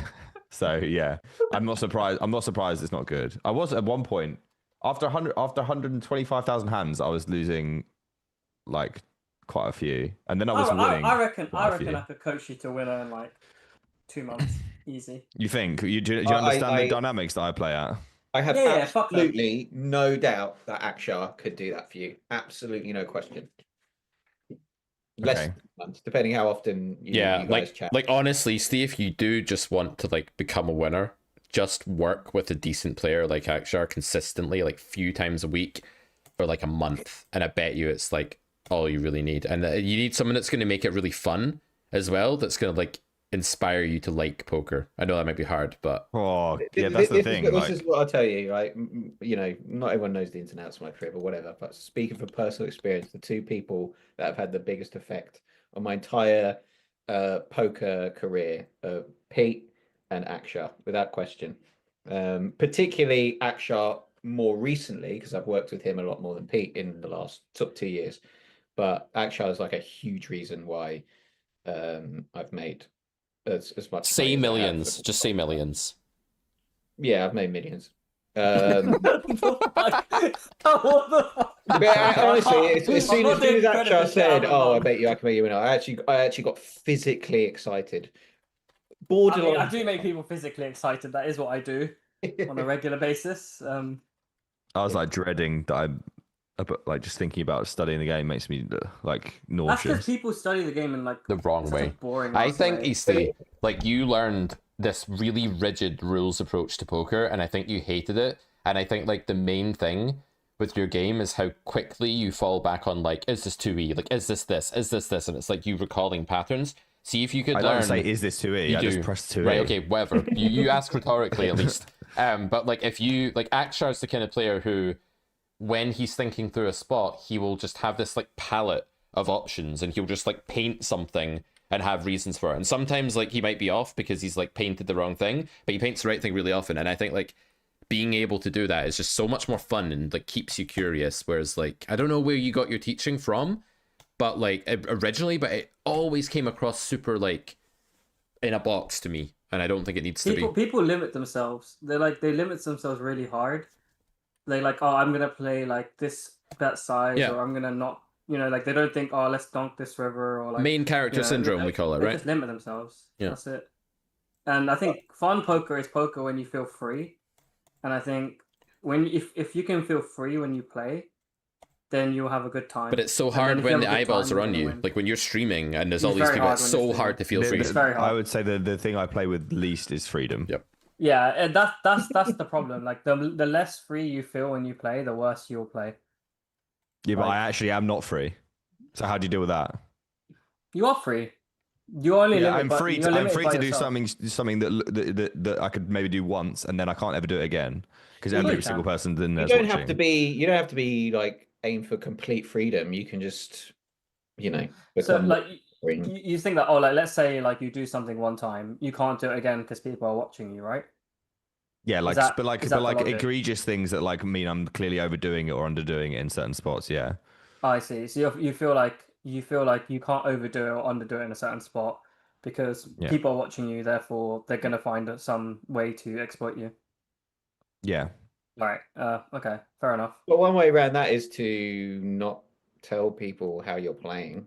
But you can't do that. He's kind of on stream, right? I have to expire. We'll just sit there and say nothing. Okay. Well, I mean, but your content is more about the entertainment, right? You're not necessarily there to like educate. That's yeah, not, which is why not I've like- completely not- given up on. There's too many good people in content doing education now. Yeah, like fucking and it's Clanty's great. giving it all away. So therefore, Definitely. you're in quite a good position in that you don't really have to talk about strategy. Yes, no, I don't at all. Really, I just do. I Yeah. just play. Just do What whatever I is think this? looks sounds right. So you could hide your strategy Stupid line. more than other streamers. That's what I'm saying. I could, but like, I don't have. Like, I don't really Just one- care one- that I'm. Fair enough. One question I wanted to ask. I heard we're not like bombarding you with stuff and all that. No, that's Just fine. coming to my head. But you said before the idea of like studying. It kind of like Yeah. you didn't finish the sentence, but I got the impression it's like fills you with dread or just doesn't appeal to you or something. I like just that. don't. What it all really boils down to, whether it's right or wrong, and people say, "Oh, it's not as bad as you say it is," and they're almost certainly right. It doesn't matter that how often it's happening. That, but basically, I think there's no point. My attitude is there's no point in studying because I'm in so many nodes that are completely irrelevant to study that I just can't be asked. There's no point. Like I'm just getting the same people, just 3-bet, like stupid size and triple off every single spot. Like there's nothing I can study that will, so I might as well just kick all my bluff catchers and fold the rest. And I don't need to study to do that. Okay. But There's like some merit to that. Yeah. There's actually some merit to that argument. Yeah, Like, if break you have even. if people are just jamming it all in every single time they 3-bet you, That's just one. That's one. That's one Have a merit, look right? at like free poker, right? This hand. So 999 deuce 5 is the board. We're against the fish. We bet flop half pot. No, sorry, we're about to do that. The fish led the flop. I have 3s. So I call the flop. The fish checks the turn, right? So now if you go into some like, what's my sizing here? Like, what's my toolkit here? It's just dumb. Like, it's better just to be like, okay, what does he have? He has nothing, right? He just has nothing. So I'll just bet 1.5 big blinds. And then it did calls king high and bluff leads the river. Like, they just ask what their range is sometimes. And like, see with the structured stuff, like, am I half potting? Am I potting? What's my sizing if I bet here? Just only fall back on that against like It's a the really narcissistic strong way of players. playing poker. That's a very good There's way some to very put good it. players that play like that, though, aren't there? But that's because they play in tough games with other really good regs. And what you'll see if you look at Clanty, right? If you look at Clanty like 5 years ago when he told me I should, play move down and stakes during a stream, you look at that It was completely Clanty. correct. Piss off. But if you look at that, Clanty, right? I'm gonna min open this hand because I don't care what my standard is. The guy's just an auto clicking What's guy, this right? drive? So he used to be very regimented, like our sizing is B120, B75, B33 in the spot. And now he still knows that, and he'll be like, okay, well, this is toolkit. This is now front runner. And he's just like, this is the best play. This is the best play. This is the best play. And he's just picking like vacuum lines now. He's like evolved into like Charizard Clanty. So I agree with that. It's just a very narcissistic way of playing poker. It's like, what do I want to do? Instead of being like, what is this guy's range? Like, what is his real range? And like, how can I best exploit the 2 cards that he most likely has? Like, that's the main issue with the whole like, this is my toolkit crap. Like, it's useful for like knowing like a rough guideline, and then you're like, okay, like this guy's a whale. Like my normal bet size is 150. I'm just gonna bet like more than 150 because he's a whale and he's gonna call me with 4th pair or whatever, right? Yeah. But I don't think I think the main thing is if you don't enjoy it, then like it will never be. It doesn't really matter. Well, the reason why I asked that question about the study thing, sorry to harp on about it, I was gonna ask you, like, when you think about studying, like, what do you visualize? Like, what is the activity of study? Is it like studying on your own, looking at solvers or something? I used to just look at hands with friends. But I don't even think about studying anymore. I'm not like, oh, I could study right now. It never even crosses my mind. There are so many things I'd rather do. Because I was just wondering whether there was like a form of studying that would be appealing. Maybe it's just. I mean, potentially, like so far, you know. Yeah, like I don't study on my own. I haven't studied on my own in like a year. I only study. They're so bad. They're giving so much away. This is actually hilarious. Like, Pete's in the zone. Love to see they're just giving so much away right now. Why can't we just bet bigger? I don't understand why we're just betting 10p. Well, he bet half pot now. I bet half pot because it's 4-liner. And it's a good pot. The guy's range is mostly just give ups and like terrible hands there. He's not got any good catchers. So if I bet pot, I'm going to get close to like a range fold in that spot. I'm going to get like 90% fold equity, which is really bad when I have a value hand. And I could still be losing to a set that doesn't like them. Well. Yeah. So like he polarized turn, right? He led turn. Okay, it's not that polar because he's a whopper or whatever you want to call him. But on the 4-liner, he has frail 1 pair for that timing, air, and then like the odd set that's just checking for the hell of it. So we need a sizing that's optimizing against that range. I am so in the zone right now, by the way. For some reason, like you guys all talking and me ignoring you is putting me in the zone. Yeah. I can tell. Under the ambience. I love when I go in the zone because it only happens like once every few years and it's like randomly. I think you found the stream. condition for you to be in the zone. Easty is getting advice from Akshar and Sam. It's like an AI prompt. Easty is talking about his poker struggles while Akshar and Sam are advising. That's my AI prompt. That's what I need to happen. I wonder what you care about in the sense that, do you care, or like if someone beats you on stream, like do you care if you're lose? Like I think a lot of pain comes from like us caring about things that maybe we don't need to care about. Like, do you give a shit if you lose on stream? Like, is it like horrible when some like asshole like is talking shit to you in stream? Is it kind of like that? I mean, people don't really talk shit to me, but like, is it annoying if someone that like triples every single spot against me and I call down like twice in a row and they just have nut both times? Is that annoying? Yes, it's incredibly fucking frustrating. Yeah, okay, that makes sense. Fine. The conditions that I play under and how I perceive them leads me to not enjoy the game.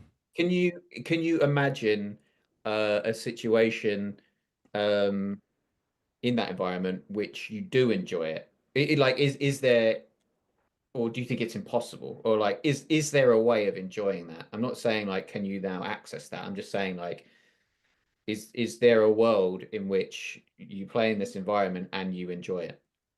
Is it possible? Probably. I've enjoyed it before, so I'd imagine it's possible. What was it like when you enjoyed it then? What was the difference? I had someone helping me for a while, which was nice. Studying. Yeah, no, it's like a coach, and I could just. Well, there you go. Yeah. But I was much more receptive to it then. I feel like I've sort of, I don't know, maybe just a bit. I feel like I'm just completely fucking cooked. But you know that is actually also possibly a sign of improvement, because early on we improve in like larger strides, don't we, when we're starting like learning the game? Yeah. But we can't keep up that rate of progression. It's just not possible. Sure. Improvement comes in smaller and smaller increments. Yeah. And then you throw in variants and shit like that, and it just becomes, you know, harder to experience those sort of like light bulb moments again. I've always found in my experience, like the two things that have affected me most in my poker career that I don't enjoy. Number one is undoubtedly variance. Like trying to handle that is just like so fucking difficult. Really though, do you just have jacks? Oh, that's what you took to me. Like this guy's telling me, this guy has just told me that he either checked the 9 on the flop or just called. I don't believe you. I did, and I didn't see the hand. 0 out of 10. Jack 10. 0 out of 100. Wait, you won? No, he didn't. No, he had we Jack 10. We called the river, so 0. I think it's fine. I don't believe Very him. appealing. Sorry, I don't believe him. Variance is one of the things, and the other thing is not being 100% confident. Imagine in my having strategy. Jack 10 on that node. It's just a net. It's just a huge net. Sorry, go on. Reason. Yeah, the other thing is not knowing. I can handle the variance better if I know that the strategy I'm playing is plus EV. Sure, that makes sense. Sure. Yeah. That is the most difficult I take thing. a break, and then I go away and I sort of like chill out for a bit, and then I rebuild and check some things and come back with either a new strategy or tweaks, or maybe I don't need to sometimes. But yeah, it's the not knowing. That it sounds to me like it's possibly something similar with you, but I mean, you are in a unique environment. it's just like impossible for me. In my, my mental is horrendous. It's impossible for me to be in situations where I'm like I'm talking through why I may or may not call against player XYZ, and I think no matter what I do, they are obviously watching whatever I'm saying, and then they see my hand, every single hand, and they see what I'm leaning towards in most situations. And if I'm playing 3 or 4 tables to get as much content as possible, then I'm just probably autopiloting towards decisions that quite a lot more than I even realize. And yeah, I just feel like if I was a person watching me play, I think it'd be unbelievably easy to play against me. I think you're being harsh. Yeah, I'm not sure I agree. I don't agree with that at all. I think that we overestimate how much people are doing against us. I mean, of course, you are in a different situation. I'm sure there are situations where people I are don't like think more I am. clairvoyant of what you're doing, for sure. Yeah, the amount of interactions I've had with people where they say, "Oh, like I'm someone I've never seen before in the pool, or like never played against before, or from my perspective, I don't know who they are, so I'd like try to play like normally against them." They'll pop up in YouTube chat 4 minutes later and say, "Oh, I'm spending 4 minutes of rant saying I've never bluffed here in my entire fucking life. I don't know who this guy is," and they've not even thought about it, and they've called, and they'll just come into YouTube chat and say, "Oh, I know that you're a pro, quote unquote." They don't know that I'm not a pro, and I just assumed you'd have bluffs there, so I just called. I'm like, well, I'm never playing this game again then. This is what I was saying earlier to you guys, right? Like people just do stuff against you that they would never normally do. But my approach to that is just I guess I just err on the side of like being really aggressive in some spots, and they'll see that on stream, and then they're not skilled enough. The thing is, Nick, they're not skilled enough to know which spots you're going to be aggressive in or not. It's like back in the day when you would open the button 60% of hands and then you'd net it up from under the gun, your HUD would look normal and people wouldn't really know like which spots you were doing what in. And I think that's the thing. Like if you're just like not like lean on the side of being passive when it looks dicey, like you've got some triple, you don't know if it's even that good in theory, you don't know if it's a great spot, just don't do it. And then in a super high fold equity spot, you do something that looks maniacal and you'll just have them calling you down. Then you just take a value strategy. You can probably take an exploit plan that works. Just don't tell them exactly what the plan is. If they're doing random stuff against you, there's definitely avenues where you can rinse them for a lot. Yeah. It's just a question of like, where do people think you're at? And it's not even a leveling game. It's like they want to own you. So in every spot, if you just think about like how would someone want to own me here? I mean, I say just. It's not that easy. But I can understand the mental strain. I think that's the biggest thing. I don't think it's a technical issue. Like I think you're technically good enough. I think you're technically skilled enough, and I think you're definitely intelligent enough to beat the game. I think it's a mental issue where you're letting them live in your head rent free, which is, I know I want you to not have that because, I know I watch your content and I think you're a nice guy. And I'd like you to not let these fuckers get in your head. Yeah, I appreciate that, but they are in my head. Yeah, I'm in my own head because like I just assume that everyone's watching every hand and therefore nothing matters. I think that's a fair assumption to make, that people are watching your hands. I think a more powerful way of thinking about it is they can watch all my hands and I'm still going to beat the shit out of them.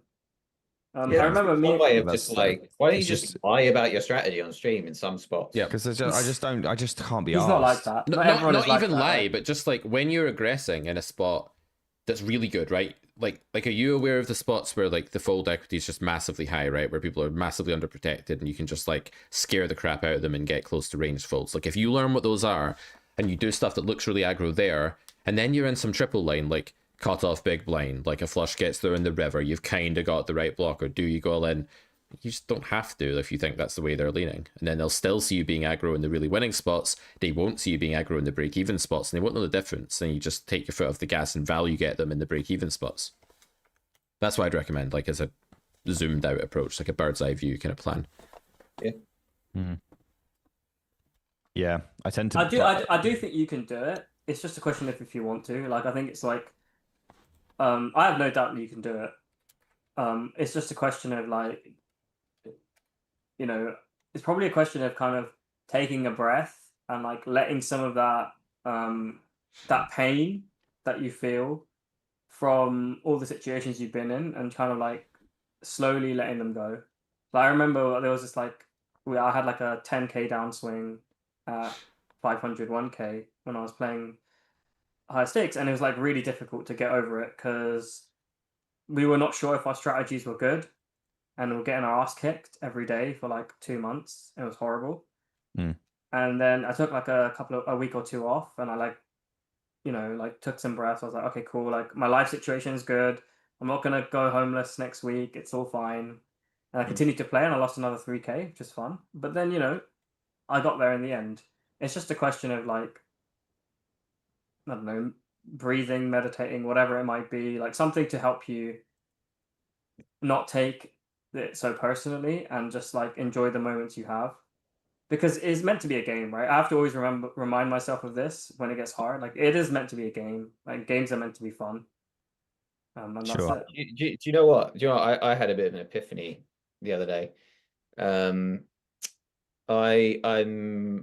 doing I don't know if you heard this, Nick, because I don't know if you saw. I mentioned it just before you came on that I've been asked to do a presentation on poker for this company. I think it's gonna be in January or something.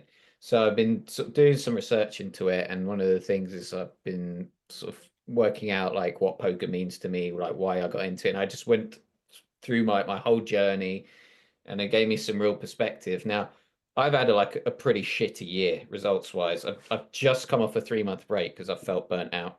I've been absolutely harassed by variance, and it's just tired me out. And it's for the last couple of months, it was giving me this kind of view of poker of like, I was angry at it. I was angry at poker, like getting up in the morning to play and being like, time to get my ass handed to me, all these kind of things. And then I just recently you know, did this research and got this perspective, and it sounds really cheesy, but like I looked at everything that I've got from poker, like going to Vegas, you know, getting to 2k, you know, all the friends I've got from it, you know, and some other, you know, struggles as well. But overall, it's been such like an amazing experience. I started to feel like really like guilty towards poker, like it was a person, and I was kind of like apologizing to it in my head. It was quite weird, like, I'm so sorry I've thought about you like this. I've been sort of blinded by, in the last few months, just blinded by variance basically, and like felt bitter towards it and angry. And I'm not saying you feel like this, I'm just giving my experience. But yeah, just putting all that into perspective made me realize that I've been a bit one-dimensional towards it recently. So I'm just going off the back of what Akshar was saying about, you know, we do play a game and all that, and yeah. No, I agree. It's definitely along the right lines for me. I mean, you are a winning player. Like, even if your graph says you're break even, like there is rake back, there are trips to Vegas. This guy and this guy, chat, just called in the spot. Love it. Both of them Nice just spot. called. Sorry, I keep interrupting you. Sorry, I'm just chilling. He's just playing in design.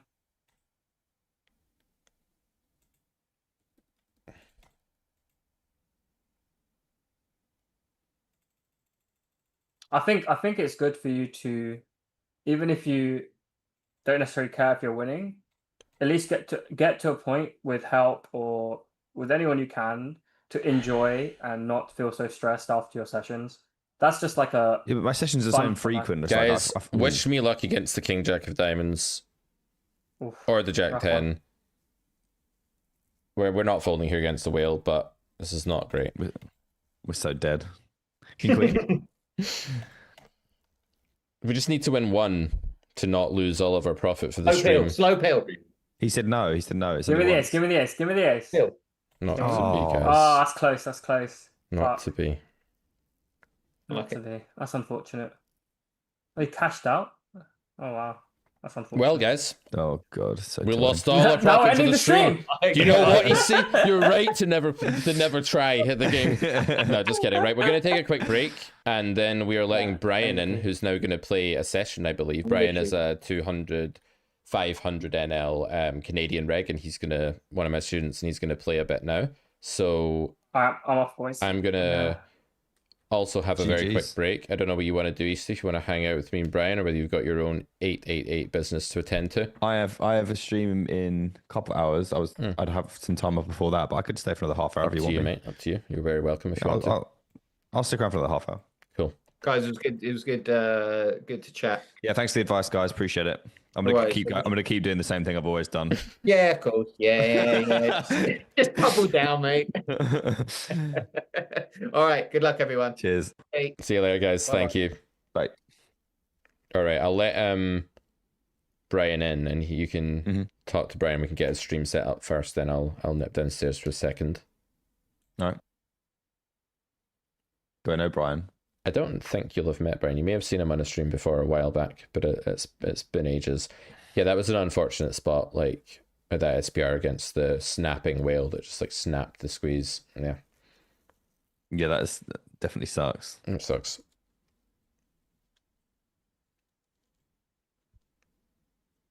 I'm not going to say what afflicted it in the muck on the turn, but No, I I might mean, afflict it in the muck on the turn. the thing is, they can have like ace jack, like random hands Can like they? that. Yeah, the whales can, like the snapping whales, maybe. Okay, Sometimes I'm not going to argue. it feels like they never do, but like it's a few combos to Jack 10 that you lose to there. That's really it. They don't have ace king. They don't really have sets, so you're kind of yeah. I think you have to go with it, unfortunately. If I flicked it in the muck there, and then like it was against someone I knew, I'd just never be able to fold again. This is even if I thought it was right. Yeah, but I don't know. Just try and do what's right every hand you play. That's all you can do. All right. I'm not have trying to make just do we have Brian? You there? I'm here. Hello. Hello. Do you have a Hello, Brian. do you have a webcam, Brian? Yeah. Oh, there we go. It is working. I thought it would be on. It's working. Yeah, it just didn't come up the first time. Can you fire up one table of something? You wanted to play, right? Yes. Cool. Yeah, I could do that. Yeah, fire up a table and make it nice and large on your screen, and then share your screen on Zoom, and we'll get it set up for the stream. All right. So while you're doing that, I'll give everyone a bit of background. I'll give you a bit of background on Brian Easty. So Brian and I used to be really, terrible enemies. Like we used to fight like cat and dog all the way through school, like growing up and stuff like that. And then no, we just met through poker, and I've been coaching him for a while. We did a 10-pack recently, and you've been taking sessions every week, Brian, and we've been working on trying to get you to crush like 500 in what's it called again? Your pool. What's the name of your pool? Ontario, right? Ontario. Yeah. Sorry, Ontario pool. Yeah, on GG and other places. So yeah. And you've been playing poker for quite a long time, but you've started to like get more focused and more like ambitious recently, I would say. Is that right? Yeah. I've always played like kind of exploitative. I never really study, but this year I started studying a lot. So yeah, I kind of want to just see what's possible. Cool. a lot in Ontario, I imagine. Pardon? A lot in Ontario, I imagine, is possible. Oh yeah.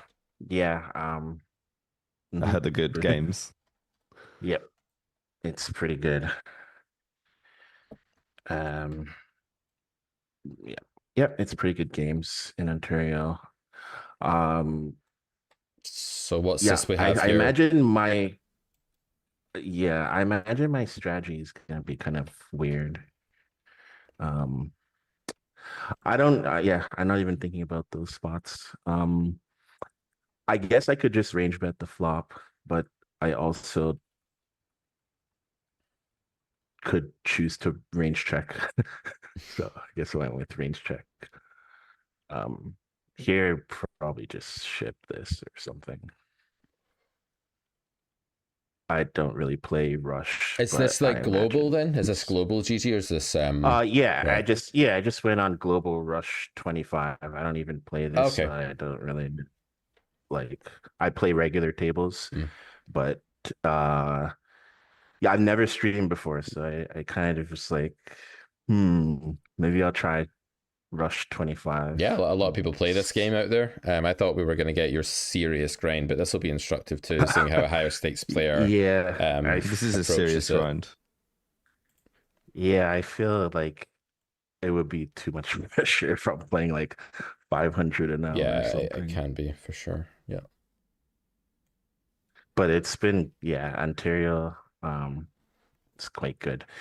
Okay, so here I think, I would say people would be like really under cold for betting. It's going to be really tight, but even still, like, could probably just defend like pairs and like suited connectors, and because like half of his range, or at least a lot of it's going to be like ace king. So as long as he's not going to barrel, I'd feel pretty good. I mean, I'm mostly expecting B25 here, so I think like when people do this size, they could still have ace king, but I kind of just think they play more face up.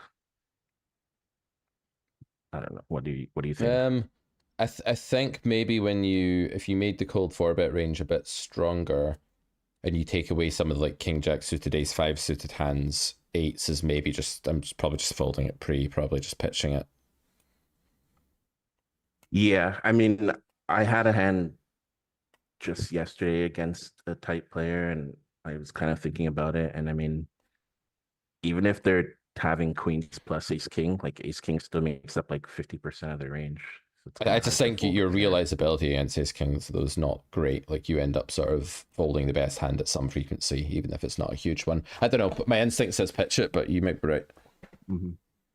So I think people do not defend versus float bets often enough. So I think you could generally overstab. I think it's like pretty unlikely that people will be like just check calling a flush draw. So I feel like it could probably just run it there. But yeah, now that I hit, I just value bet again.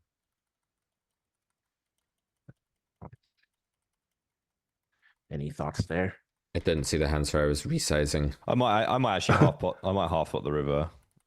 Half pot. Yeah, I don't usually do that, but like I feel like that's just one of those situations where the kind of hands that you're going to be getting called by just are really struggling to call 2/3 pot. Yeah, that's fair. I don't really do too much like modifications of my sizings.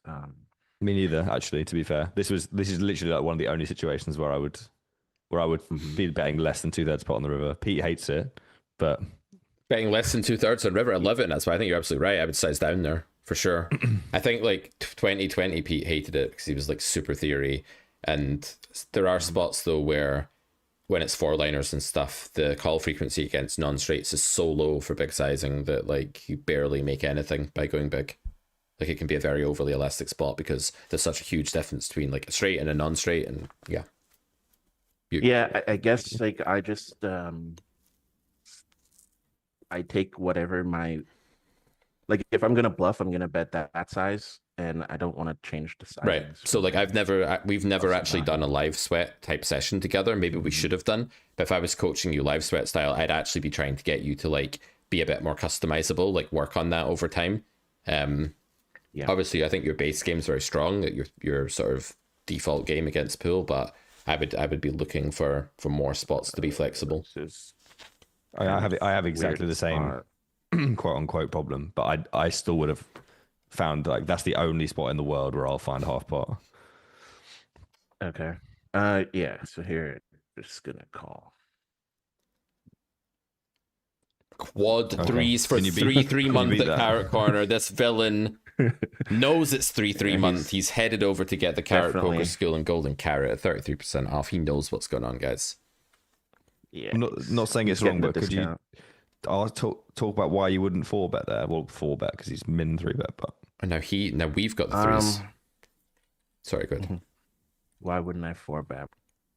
I just 4-bet half the time, pretty much. I don't really think like 3.8 means air or nuts, or I don't know what it means. So, so I guess I'm just playing my normal strategy, which would be like half the time. Sure. I would just think it's almost And then certainly a in the fish. if I'm sticking SPR, with you. yeah. Guys, I'll be back in 2 minutes. Okay. I think with the SPR, it's also tricky, like what size I will make it. Yeah. That's fair enough. Like I don't really, I make it 15 calls and I have ace king offsuit, which gonna miss a lot. Yeah, I definitely understand. I wasn't saying I think it's a mistake. I'm just interested because I always will just stick in 14 big blinds there and then be in the situation that you're describing very often. Yeah, like I think like you flop an ace or king, you kind of get too much credit, and then you get too much like played back at. Sure. Okay. Yeah, so here I'll just start with small bet. I'm not gonna 3-bet at all on this texture. I think you can. I'll probably like do it around like jacks, queens, and like deuces. But 5s, 10s, I would just call for sure. Aces, kings. This kind of sucks that he checks. I think it's like gonna be over folded, but still have to bet. Yeah, that seems pretty good. I think he's supposed to check the turn like maybe always, unless he's check raising. Like I don't know how much 10x he has calling out the small blind, but like I feel like I would, if I'm him, I'm just checking everything there, and then I like your play because obviously they've polarized the flop, and then they either have another trap or they have air on turn, so or like a draw. So betting small with our hand just seems really good. So here, I mean, I probably wouldn't stab. Oh, okay. Well, he bets again. I'm probably just going to call down, unless he like pots it or something. Okay, so can he check call like worse? I don't think he check calls much worse, but I also don't think he has much better. So yeah, that one's, I'm not so sure. Yeah, super close. So that Pete would be interesting here because I'm also in the same situation as you. Like I'm thinking, can I bet 2/3 pot? If not, check. But he might say bet small there and then call a raise or something stupid. So it might be worth showing him that one. Yeah, we'll show him when he gets back. Yeah. So I think that's like exactly the kind of hand like me and him are disagreeing on today. But yeah, in Ontario, it's like it's really kind of unique because there's not a big pool. So sure. You're playing the same people every day. This board I just will check back a lot. I might even check back like some pretty strong hands. I think this is maybe like, we'll see what happens, but I think people either range 33 or they're weak one day 33. So either way, I think it's okay to go after. Interesting. And if it was like a brick, I guess I can go for like an overbet. If it's connected, I just don't think he's going to like hero call even like a smaller bet. So I mean, if he actually blocked with like a straight or something, I guess he's gonna call now, but I think otherwise he'll fold.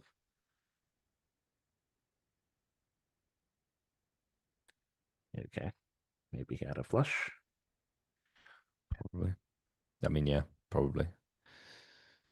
Yeah, seems interesting. That's a list of line I would never ever find.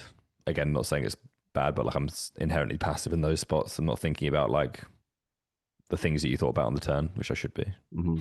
Yeah, I guess kind of depends. Like I will be checking that a lot, and then You like I don't.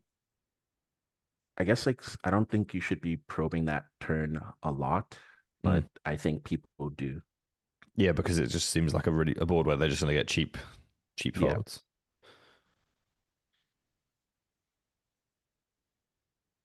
Just call here.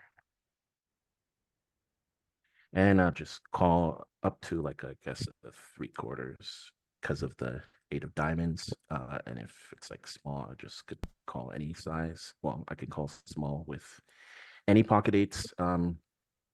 Here, I guess it's just check, and it's kind of interesting. I mean, I do think people like check back an ace a lot here. So just gonna call the one.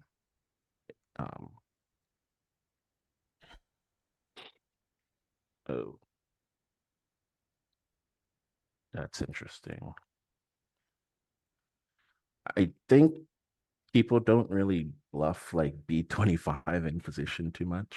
Like yeah, I don't know. I'm back, by the way, guys. Yeah. If he has King Jack there, I expect him to just bet like 2/3 pot. I guess we could bring up that hand. Yeah, that'd be interesting. Try that.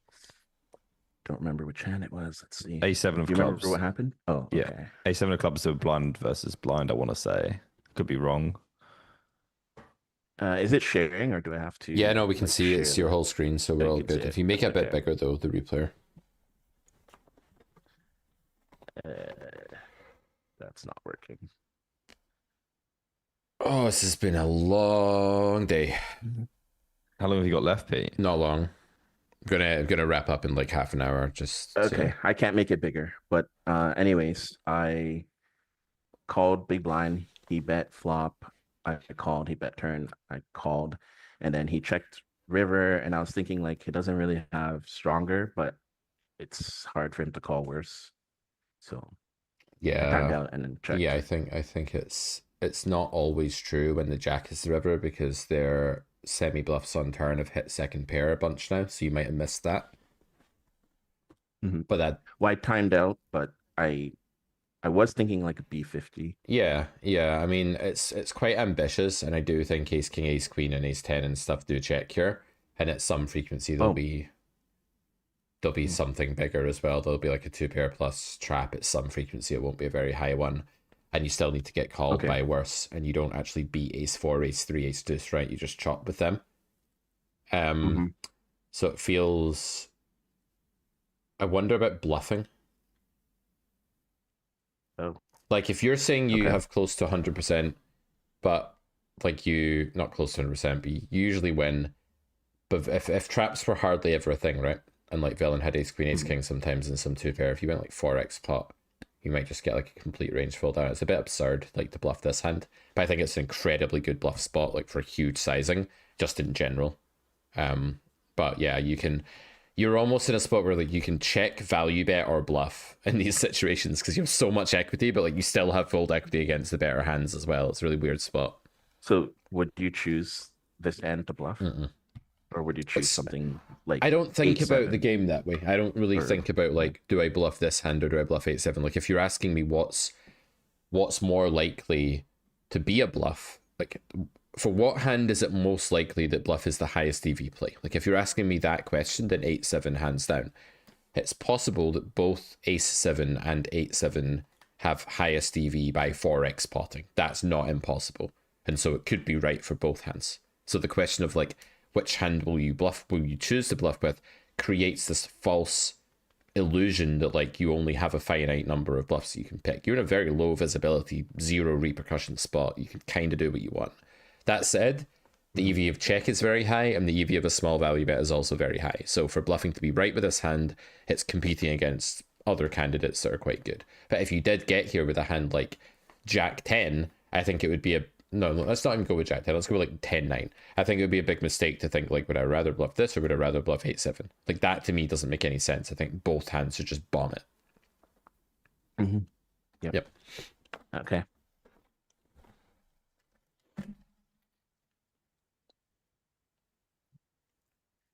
Got the auto fold on there.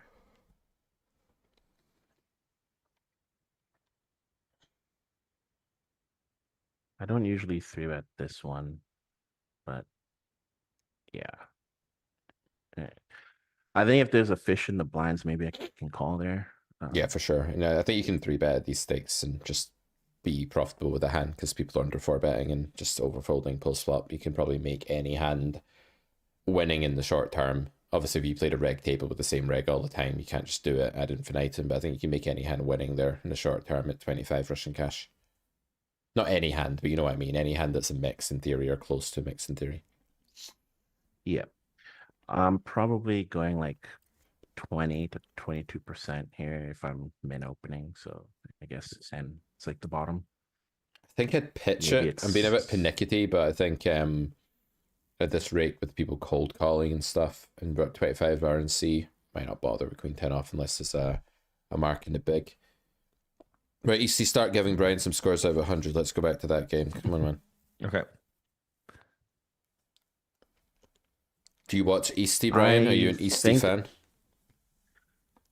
I honestly don't watch any poker at all. Like, I'm not really connected to the poker community. You don't have posters of Easty in your bedroom? I have seen him in some of your videos. though. Some like photo shoots and Uh, stuff. Yeah. So I don't know. Like for me, I would be checking this flop a lot, like even with pretty strong hands. So maybe I shouldn't project that on them, but because of that, I'm not going to over probe. And then river, I would just bet. So I think you'd be a bit greedier. Oh wait, Easty, give him a score first. Sorry. Yeah, I agree. I'll go for 70. 70 out of 100. Okay. It's out of 1,000, Brian. It's out of 1,000, mate. Just kidding. It's out of 100. Yeah, no, that's fair. That I think that one could be over bet for sure. I think when they check the flop, like the main exploitative consideration is just that they're not checking enough flushes, right? Like they might be checking semi-protected, but you have trips and they're not checking enough flushes. So you need to ask, like, in theory, like you can check or you can bet, and in practice you have more equity than you should, but not because they have like tons of air or that they're going to bluff with that air, but because they have like to cap the range, if that makes sense. So because of that, I'm just leaning towards like B75 turn, B75 river there as a standard. And I think as played, you have a bit of a deficit now against that capped condensed range to make up when you don't lead turn, and then I would just B150 river with my hand to try and make that up a bit. Mhm. East. I actually don't really like that I see bet this flop versus small blind. Like Yeah, I have mean, a lot of like these middling pairs, so I don't think it's like getting much full. yeah, I think you can go range check UTG small blind on that board if you want and go from there. It's an okay way to build. 60. 60 out of 100. Yeah. I got a 24 earlier, and then it got upgraded to 25. No, it's actually 22, upgraded to 23. Sorry, yeah. You know, Stop I trying to feel steal like points. I feel like a 60 could win at 25 rush. I think so. Well, I must be playing at fucking 40 then. So when's Bean coming back to take on 500 again? I mean, it'll be next year, like probably next year, like end of next year. I want to say We should have. it's not going to be. We should have me coaching Bean. Do you think that would work? It would, but I don't want him to be good. Like when we play. No, I'll coach him. I'll coach him terribly. I'll tell him all the wrong stuff. Yeah, yeah. I think Ben suggested he might give him a little bit of help before next time. Fair enough. But if he doesn't do that, then I'm sure there's a big queue of people. Imagine a that want series Bean. though. Like, can I get Bean Yeah, I know. beating 25 NL or something? Imagine the YouTube Yeah. series, right? Yeah, I just don't think he has the time to play that much. Where do we get those? I actually haven't made any Easty posters. I made one bit of merch ever.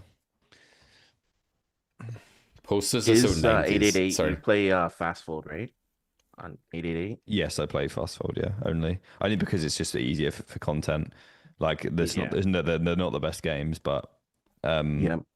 I'm not interested in. I'm more interested in having like a smooth content experience and Right. getting as many hands in as possible. I don't think I would ever stream. Like this is the first time. I don't think I could do it because I mean I just take so many weird lines. Yeah, you can't do that. Get away with it. Yeah. Well, it depends how big the pool is, of course. And I mean Ontario, we don't have any fast fold. Yeah, fair enough.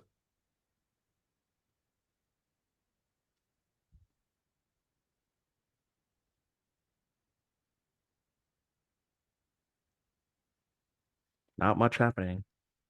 This is the nature of streaming. Sometimes you just have to do nothing. Yeah, that's why I play 4 tables, just trying to spam things Yeah. to get them to happen. Mm. While I autopilot the 3 tables until I find a spot. I find streaming on my own like terrible. This is why I like to stream with guests, because it's so tiring when it's just you and the chat. It's like they're sucking the life out of you for hours and hours. You know what I mean? Like, it's terrible. Yeah, Love you and guys. the players on the table. Yeah, them too. Ace King. So it looks like we have a 3-bet hand, I would say, or an open, or a 5-bet, or whatever happens. So Yay. that.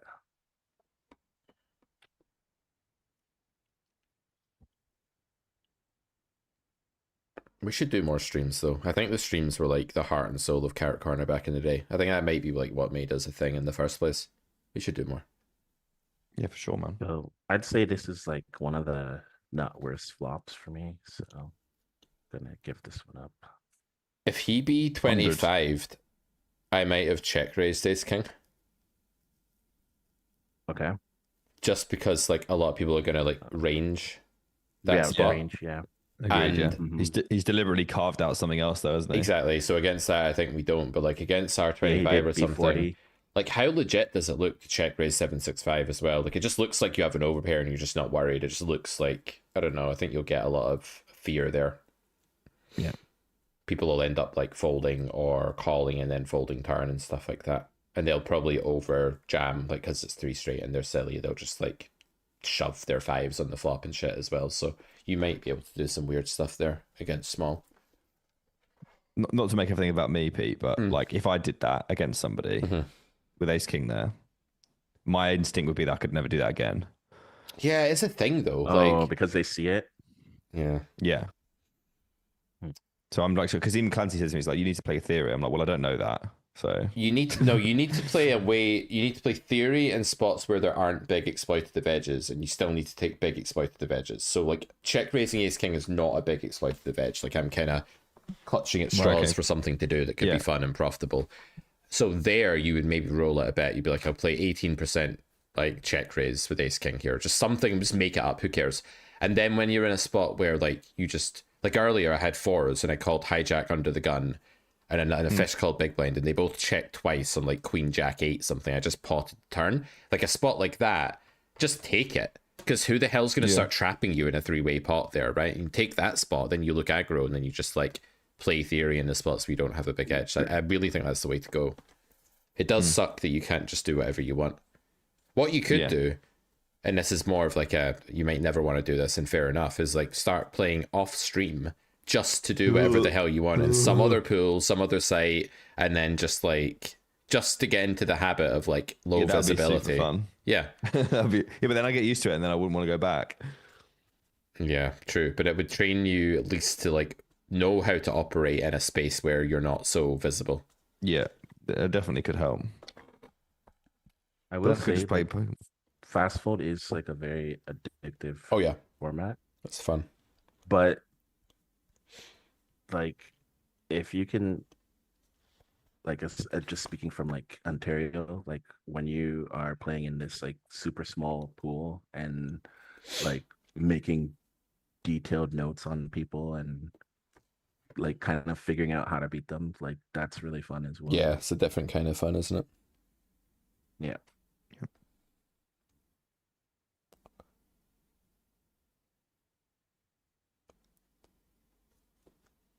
Maybe I should get one of your boys on for a stream and see if they'd be interested in doing that. I think you should. I think I like you should get a coach on that's like really experienced with cash games and can just chill beside you and just like take what you're saying about that environment and put it through a filter where they're like, yes, but also like here's the bigger picture type thing. Definitely. I think like Sam or Akshar or James or like someone like that would be good. Which James? You got a James, have you? Yeah, I've got a James. I've got a James. Same James? No, wouldn't be. No. Yeah, how tall is he, mate? How tall is he? He's not that tall. Right, No, neither's my James. my James is a retired poker player, so Mine isn't. It's not the same James then. can't be the same James. Yeah, funny that they're both called James. Yeah, It's not the same person. So unusual, isn't it, to have the same name Yeah. as someone? Yeah, yeah.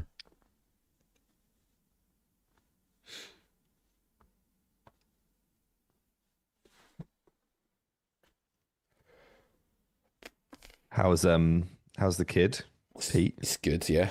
He turned 1 Yeah. yesterday, had his birthday. Oh, that's crazy! Happy birthday to him. I don't know his Ruben, name. yeah. Ruben. Yes, I did know that actually. He got a lot Forgive of me. ties, new ties. Did he? Now the living What a room guy. is just an absolute mess. He's just like, it's funny, I got him out of his bed this morning in his crib, carried him through to the living room, and he sat there, took his little sleeping bag thing off, and he just sort of like woke up. He was just like sort of looking about, and then he was just like, oh yeah, that's right, I got all these new fucking toys, yes. And he just started wriggling off me to get to all the new toys. I was like, the magic of being a kid, man. Like, remember when life felt good? Do you remember the before times? Jesus, when did it feel good? Like, A long time ago. maybe? Like, I don't know. Yeah, that was class. 2001. That was so class. This isn't fun. I feel like we live in like Oh. 1984 sometimes, where like we remember the before world. Yeah. You're getting put in the This is shittest spots, Brian. a Like, holy good shit. spot. Cause like But these shit spots, this is my entire life. No, these are definitely shit spots. I don't know. I kind of just have to hope he gives up on the river. Damn. Okay. Called a half pot. He's not jamming like over pairs. So I don't know. There's not that many bluffs available. Is it like an under bluffed like configuration? I don't know. Yeah, I'm gonna pitch. I love it. Yeah, I think this is a clearly. Lick it in the mark. Clearly 99. under the spot. Doctor point for not folding quicker. I would dock more points for not folding quicker because it's out of 100. Man. Yeah, fair enough. James, the MMA guy. Yeah, that's right. Crazy times. The Lamb Stockmix character still float around. He does still float around. He was here earlier with Easty, advising Easty. Axe Sharber's here too, trying to get me cancelled as usual. Here's a fun question. What's on everyone's Christmas list? I fucking hate the presents part of Christmas these days, man. Like, I like Christmas. I like the food part, the drinking part, the seeing people part, the taking time off work part. And I like the fact that, like, my kid is now, like, last Christmas he was a newborn, so he just screamed and, like, ruined it for everyone. You know how they are. And this year he'll actually, like, enjoy it and stuff, and so will we. So that's what I like about Christmas. What you gonna get, like, this person, and this person's asking you to tell them exactly which present to buy you, and it's just like, fuck off. Like, I hate it. Hate it, man. We just open hundreds of Pokemon cards. Ah, so cool. Just sit there with drink and crack open a bunch of packs. You found the right one. That's how me and my wife got together, actually. Well, not how we got together, but when we first got together, we got into Magic Gathering for a while, and we were opening like nice packs and stuff. Yeah, that's sick. Yeah. Then we discovered Bridge, and we just sat in a room with dying people instead. It's fine. Right, I'm gonna go and have some lunch before my stream this afternoon. I'm gonna take my inspiration for the day, and it's gonna last 3 minutes, and then I'm gonna revert to form. Well, don't be a stranger. You know where we are, and I'd love to get someone man, let's do to something. help you in some way or whatever, man. So just shoot me a message, and we will figure it out. Happy to come on your show as well at some point. Nice It's been meeting you. ages. Yeah, take care. Yeah, we should sort something out soon. Right, Good luck, Brian. Nice to meet you, buddy. Thanks. All the See ya. best. Thanks for having me, Pete. No worries, mate. Catch you there.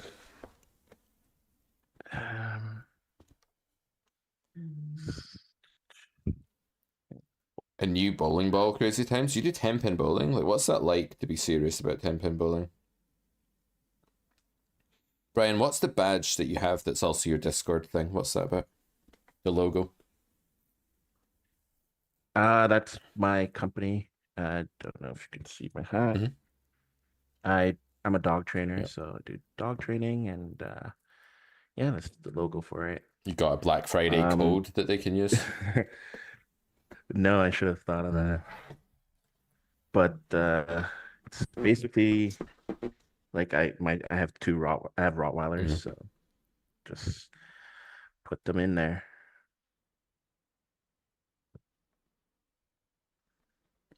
Okay, so this one I will be checking a lot. Seems like a decent candidate to check. It could defend like most turn bets. Could turn it into a bluff if he like, yeah, like well, I meant if he bet and I called and then he checked river, but I think I could showdown. But yeah.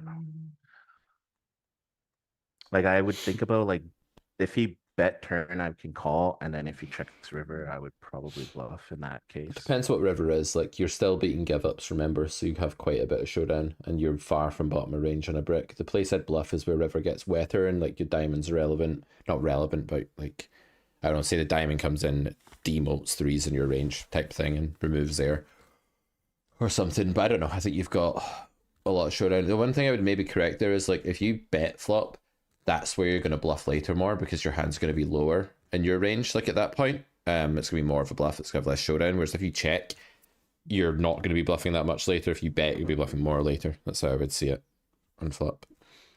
You bluff threes more often after you start with a bet line than if you start with a check line, basically. Mm-hmm. Oh, do an impression. Crazy Times, where have you been all day? Like, this is what we need, this kind of content. Do an impression of new Clanty versus old Clanty. Okay. Abel Speaks says, any more guests, Carrot Corner? No, we're wrapping up for the day. Why did you want to come on? Come on another stream. I'll do this again. We're going to do a Christmas party as well. I've decided this is fun. Old Clanty. I don't live in a cupboard. I don't know why everyone's saying I live in a cupboard. It's clearly not a shed. It's just my bedroom. I don't know why they're saying that. New Clanty. So what is the story with Clanty? He used to play high stakes, and then he stop playing, or he just moved down? And No, now he still plays high. Well, he still kind of plays high stakes. He had kids and stuff, and he became like a stud. He became like an absolute Chad, and now he's this like bronze Adonis of the poker world. And he used to live in a shed. Not actually, but that was the joke on stream. New Clanty impression. I don't know, man. He's just a normal guy now. I don't really know how to depict New Clanty other than saying he's a Chad. No, I mean, I don't know. I think he's a lot more confident now, man. I don't know what's happened. I think he's just kind of like he's found himself. He's really happy with who he is in his life, and it's good to see. Good to see when people sort of go through that metamorphosis. I prefer doing old Clanty impressions. There was a time when we did a stream and he was battling at high stakes, and I made a bet with chat where I had to like pour water over my head every time something happened. And I was just drenching myself in water and shivering, and he was losing loads of money at like 1k. It was quite a weird stream.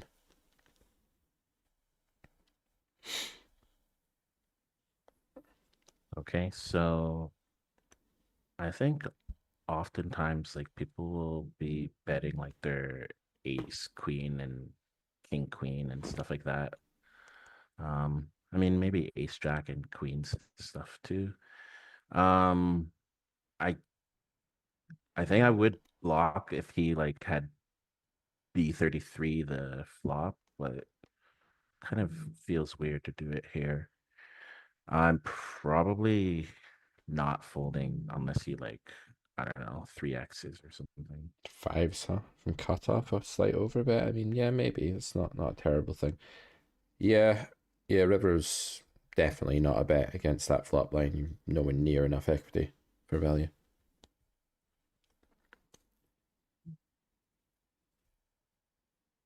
Yeah, I haven't studied the like facing B10s, but so I'm gonna 4-bet here.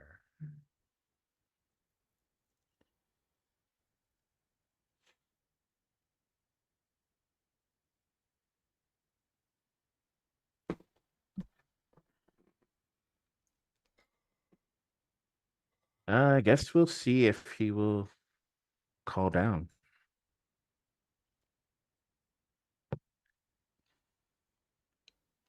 mean, I suppose ace queen it's not gonna fold. Oh, okay, interesting. I was looking forward to 3-barreling. Oh well. Yeah.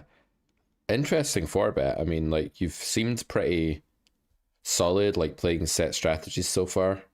It's Jack 10 off. And that was like an outlier. Yeah, it was a little bit like, what's the expression? Left field? Is that the expression? Left field. Yeah.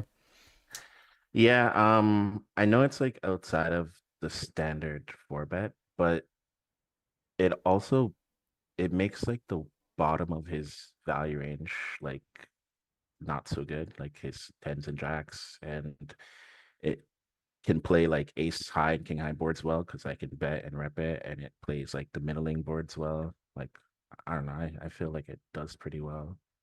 I don't think it's like that bad a play. I've just never really seen anyone 4-bet Jack 10 off button versus blinds. It might be like fine in practice. I don't know. Yeah, I find it's really good. Like, yeah, because it just has pretty good playability just because like you have more boards that you can rep the the boards that you miss, and you can hit the boards that you're thought to not hit. Yep. Okay. And you have pretty good blockers for some of his value. But it's definitely off brand. Yep. But then we're all for free thinking at Carrot Corner. Yeah. I guess I would call versus if he made it like 26 or something. Let's play one more meaningful hand, Ryan, and then I'm gonna have to go because I have to Sure. go get some ducks into their enclosure, and it's getting very dark. So let's talk about the dogs as well. Do you ever get mad at the dogs? Like, sometimes my dog's belligerent and defiant, and I get kind of mad at her. I'm like, I'm sick of you not moving when I tell you to move. How do you deal with being mad at the dogs? Try not to. I mean, they almost always mean well. Yeah, it's true. And usually if they do something wrong, it was either they didn't know better, Yep. or it's like a mistake, or it's kind of like if you have like a poker student and he intentionally does like the wrong thing, like you told him, hey, like always 3-bet this hand, and he's like never 3-bets it. That could probably be frustrating, but if they make a mistake, they didn't know better, it's kind of hard to be mad. I'm mad at poker students as well, so it's all good. Kind of, I don't know if I should give this up. Okay, well, okay, I don't know if I should be over betting here. I'm gonna do that. I don't think he's like checking too many queen X. Yeah, so it's check, bet, yeah? Yeah. We could end it there. I mean, yeah, it's fine. It's an interesting hand. It's an interesting hand. Yeah, it's a bit weird. Like, I just don't think he's gonna check down like a hand with a queen in it. And if I bet, just sit out. I like the If I size. had bet like 3/4, 2/3, whatever, like he could be checking down an ace high. Yeah, they river a lot of Like, one pair snap aces it on off. this node for sure. They have a lot of under pair that like is clearly folding. Like, even if they don't really have any 2-pair sets, and they don't have straights for the most part, they do have the odd rivered straight. Like, I do think sometimes people will check like a queen, but not a showdown valueless queen. It would be more like queen 10 or something. It's not many combos. Queens, it's not many combos that might bet turn. Yeah, I like it. I think it's a really good overbet on river. I think it's very believable that you just have a queen. Yeah, and I didn't think like starting on the turn would be that good because it's just it horrible. doesn't feel yeah. like a board that's gonna get too over. No, it's horrible to start on turn with that hand. You need something on that node, theory-wise, to bluff. You cannot bluff there with 6-5 in theory at all, so not worth it exploitatively. Yeah, I love that hand. Well played. Okay, cool. So on that note, guys, we will wrap up there. I'll remind you one final time that the Black Friday sale is ongoing until the 4th of December. 33% off is the biggest thing we've ever offered on all courses and bundles. Head over to carrotcorner.com, top link in the description. Check it out. And yeah, Brian, I'll talk to you next week, I guess, and we'll get you back on soon. Yep. All right, man. All right. See ya. Peace out. Bye, chat.